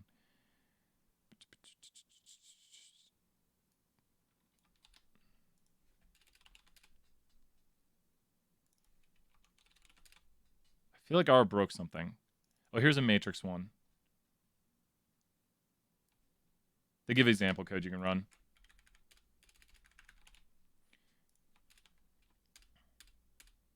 Yeah, here we go. Here we go. So now it's giving the matrix index in like rows and columns. Would it? So yeah, because they're setting it equal to true. I think that's what they're doing. It's weird because they're not giving it like, I'm so off the screen right here. Yeah. So this code right here runs, and if you run like, they're running which on it, and dev3 stored into, oh, they got the positions. So they saw if in matrix M has 3 contained in it, equals to 0. Oh, wait. This is module. So is the remainder of the matrix when divided by 3 equal to 0? So this stands for the remainder of the value divided in the matrix is logically equal to 0. So they found the true positions first, and then they stored the true positions here, and the true positions are stored in a matrix. So then it's going to return row 3, column 1. So this returns it as though it's going through this way, going 1, 2, 3, 1, 2, 3, 4, 5, 6. And what which does is it returns the positions of the trues, so it can have you identify things. So what it looks to say that it's saying, one, I don't understand why right now my party, when I call party, well, that's the data frame. Good. So let's see, is party, okay, there's party. Show me party again. There's, oh, but then we, yeah. So is party, this should work. Contained in, and then bad numbers. That's what gets me. Oh, is bad numbers contained in party? No, that's too short. It looks to be calling the column names. Let me try this.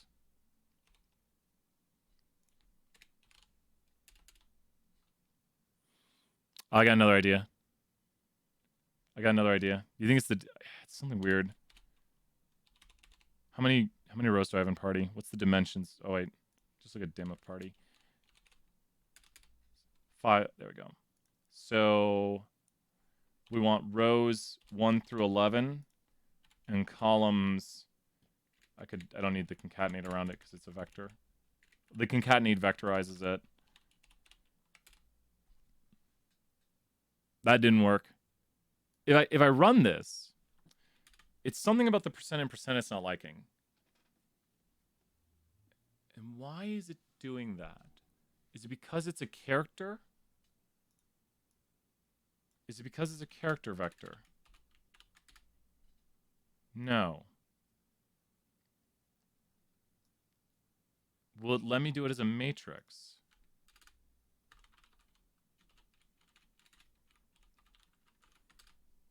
Oof. Oh, wait, look. Oh. It looks to be because it's a character vector. No, it's something about this. When I turn it into a matrix, it's registering party as it's taking this right here, the character 11. So it looks like we don't want to import it as a character. It's almost like, because I've never done that before. Now if I make a matrix integer, really. And I bet this is going to do the same thing right here. So I really thought you could do this. Well, there's a lot of ways to do this. I'm going to bring it. Let me delete it. Let me try this. What we could do.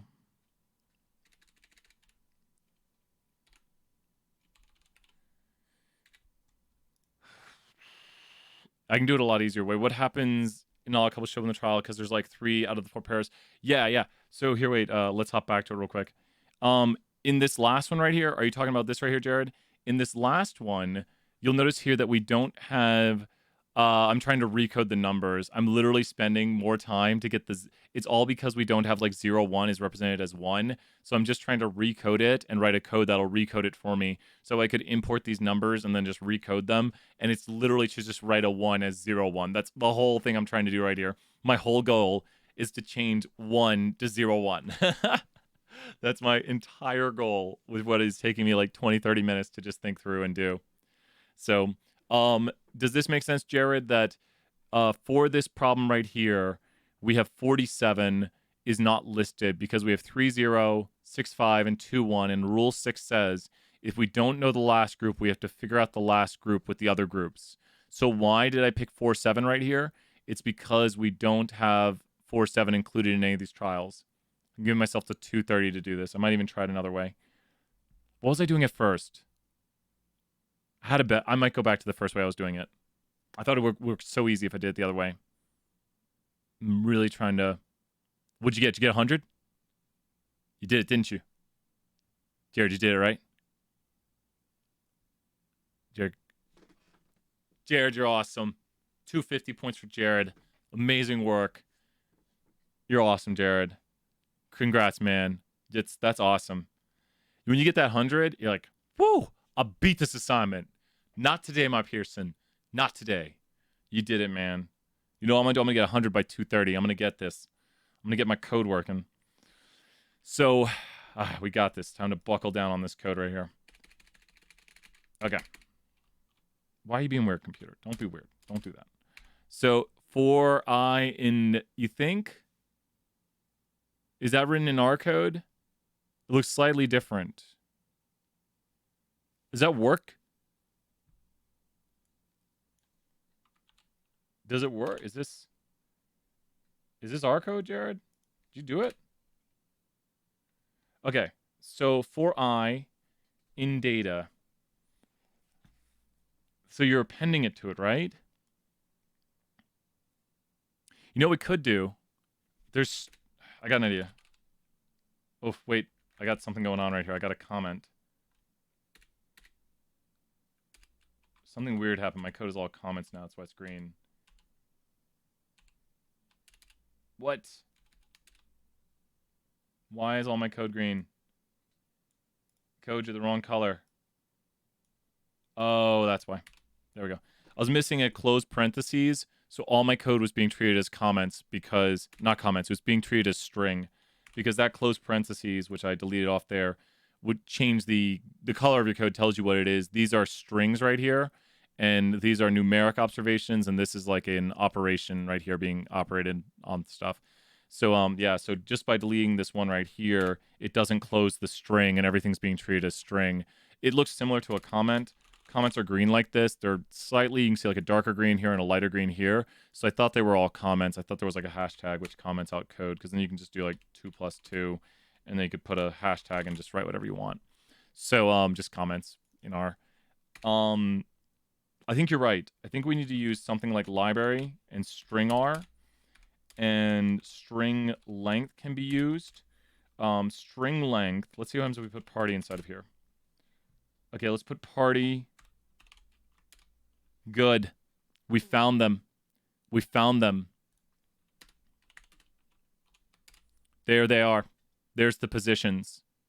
So which right here, there's the positions of the things in the first string. Strings are the worst. So these are the positions. First code right here finds out the length of each of the strings. These have string length 1. And so I want to find the bad numbers that have string length 1. This is seeing if it's logically equal to that. That's a logical test. And then which turns these into true. So you see where the trues are at. Now we have position 9 and position 11. We'll do a for loop on this to loop it through around. And now we want to do like string append. Oh no, string glue. I think it's string glue. So the way string glue works is... String glue works. I always forget. I need to look at string glue over here in the cheat, because you can always get help on stuff by going over here. I think you can click F1 on it. However you do F1. I don't know how to do F1. You can do that. String glue. They have examples down here at the bottom. You put your first thing in. You put your second thing in. So it helps to grab one of these examples and just look at the structure of their code. And so when you string glue this together, they're calling the name right here, and this is code inside of here. So they could just put Joe, and then they could remove this element, and then they're putting their age. So, yeah, never do that. I've never done these sorts of things. So you can make this really easy to see what string glue is doing. You could just put this right here. It's going to look awkward now, but this is just going to glue together these two strings right here. So all string glue does... yeah, so string glue is like append. There might even be an append function. I've just used string glue before. I don't deal with strings a whole bunch. So string glue is right here. And so we need to take the element, like let's grab one of the strings.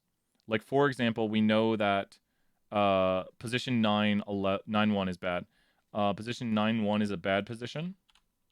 And it doesn't matter if we put the 0 before it. Oh, it doesn't like that. What is it? What's wrong about the structure on this? String glue, first string. Really?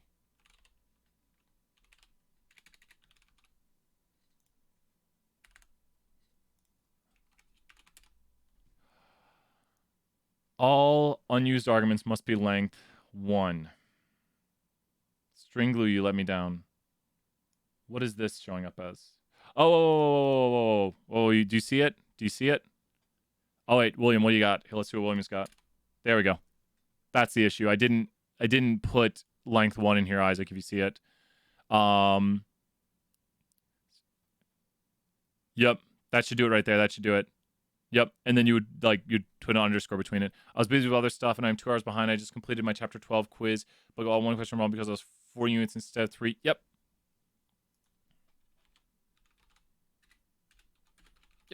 Email me. Yep, you got it. You're right. For loop this now. So we need to take, and we'll have to do a nested for loop on this.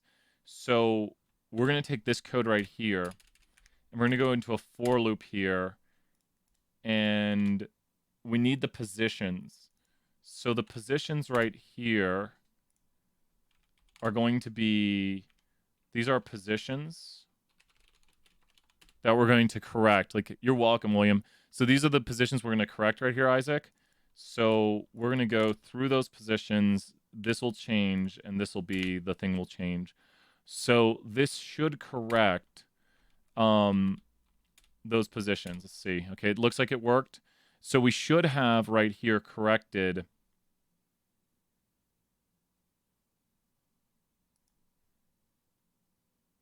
Oh, ha ha, ha ha. I know what happened. I know what happened. I didn't save it. I did it, but I didn't save it. There we go. I didn't overwrite it. Looks like you're getting it. Okay, now let's see if we did it. Wait. Okay, I didn't know that. Cool. I didn't overwrite it. Yes, look. Look what we got. No, I think if we have to nest it though, I think. I mean, sorry, I'm looking at your code too. Send me, if you're working on this, send me your PY, if that was what's called PY, send me that. But what I'm going to do is I'm going to take this code right here. I'm going to take my for loop and go inside my for loop and go here and put the for loop here. And now this will go through, this will be J, and it'll go from 1 to 5.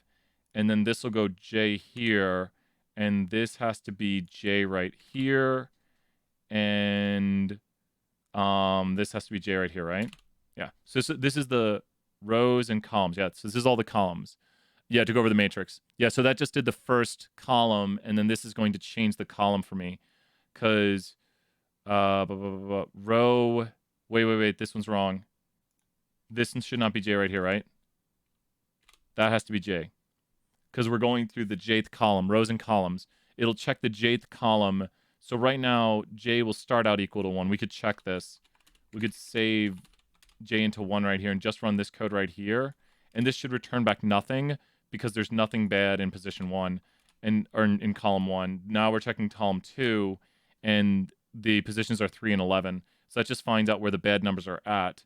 And then we go right here, and we run it. And then we take a look at our party matrix, and what do we got? Look at that. Yeah, if you can figure out quicker ways, show me. But this was one way to do it right here with this code. We didn't need all this bad number stuff. We've now done it where the code 0... Oh, really? I love learning this stuff, man. But all this work we just did, that took probably 20, 30 minutes, was just to correct the data. It's just to fix the data. I'm going to give myself 5 more minutes because I don't want to make the video too long. Okay, so now, this game, we have to do a string search. So, how do you string search again? String locate, pattern. Okay, good. Can we do it throughout a vector? String locate.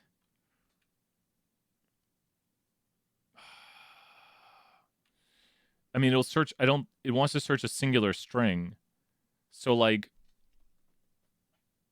I just wish these were numbers.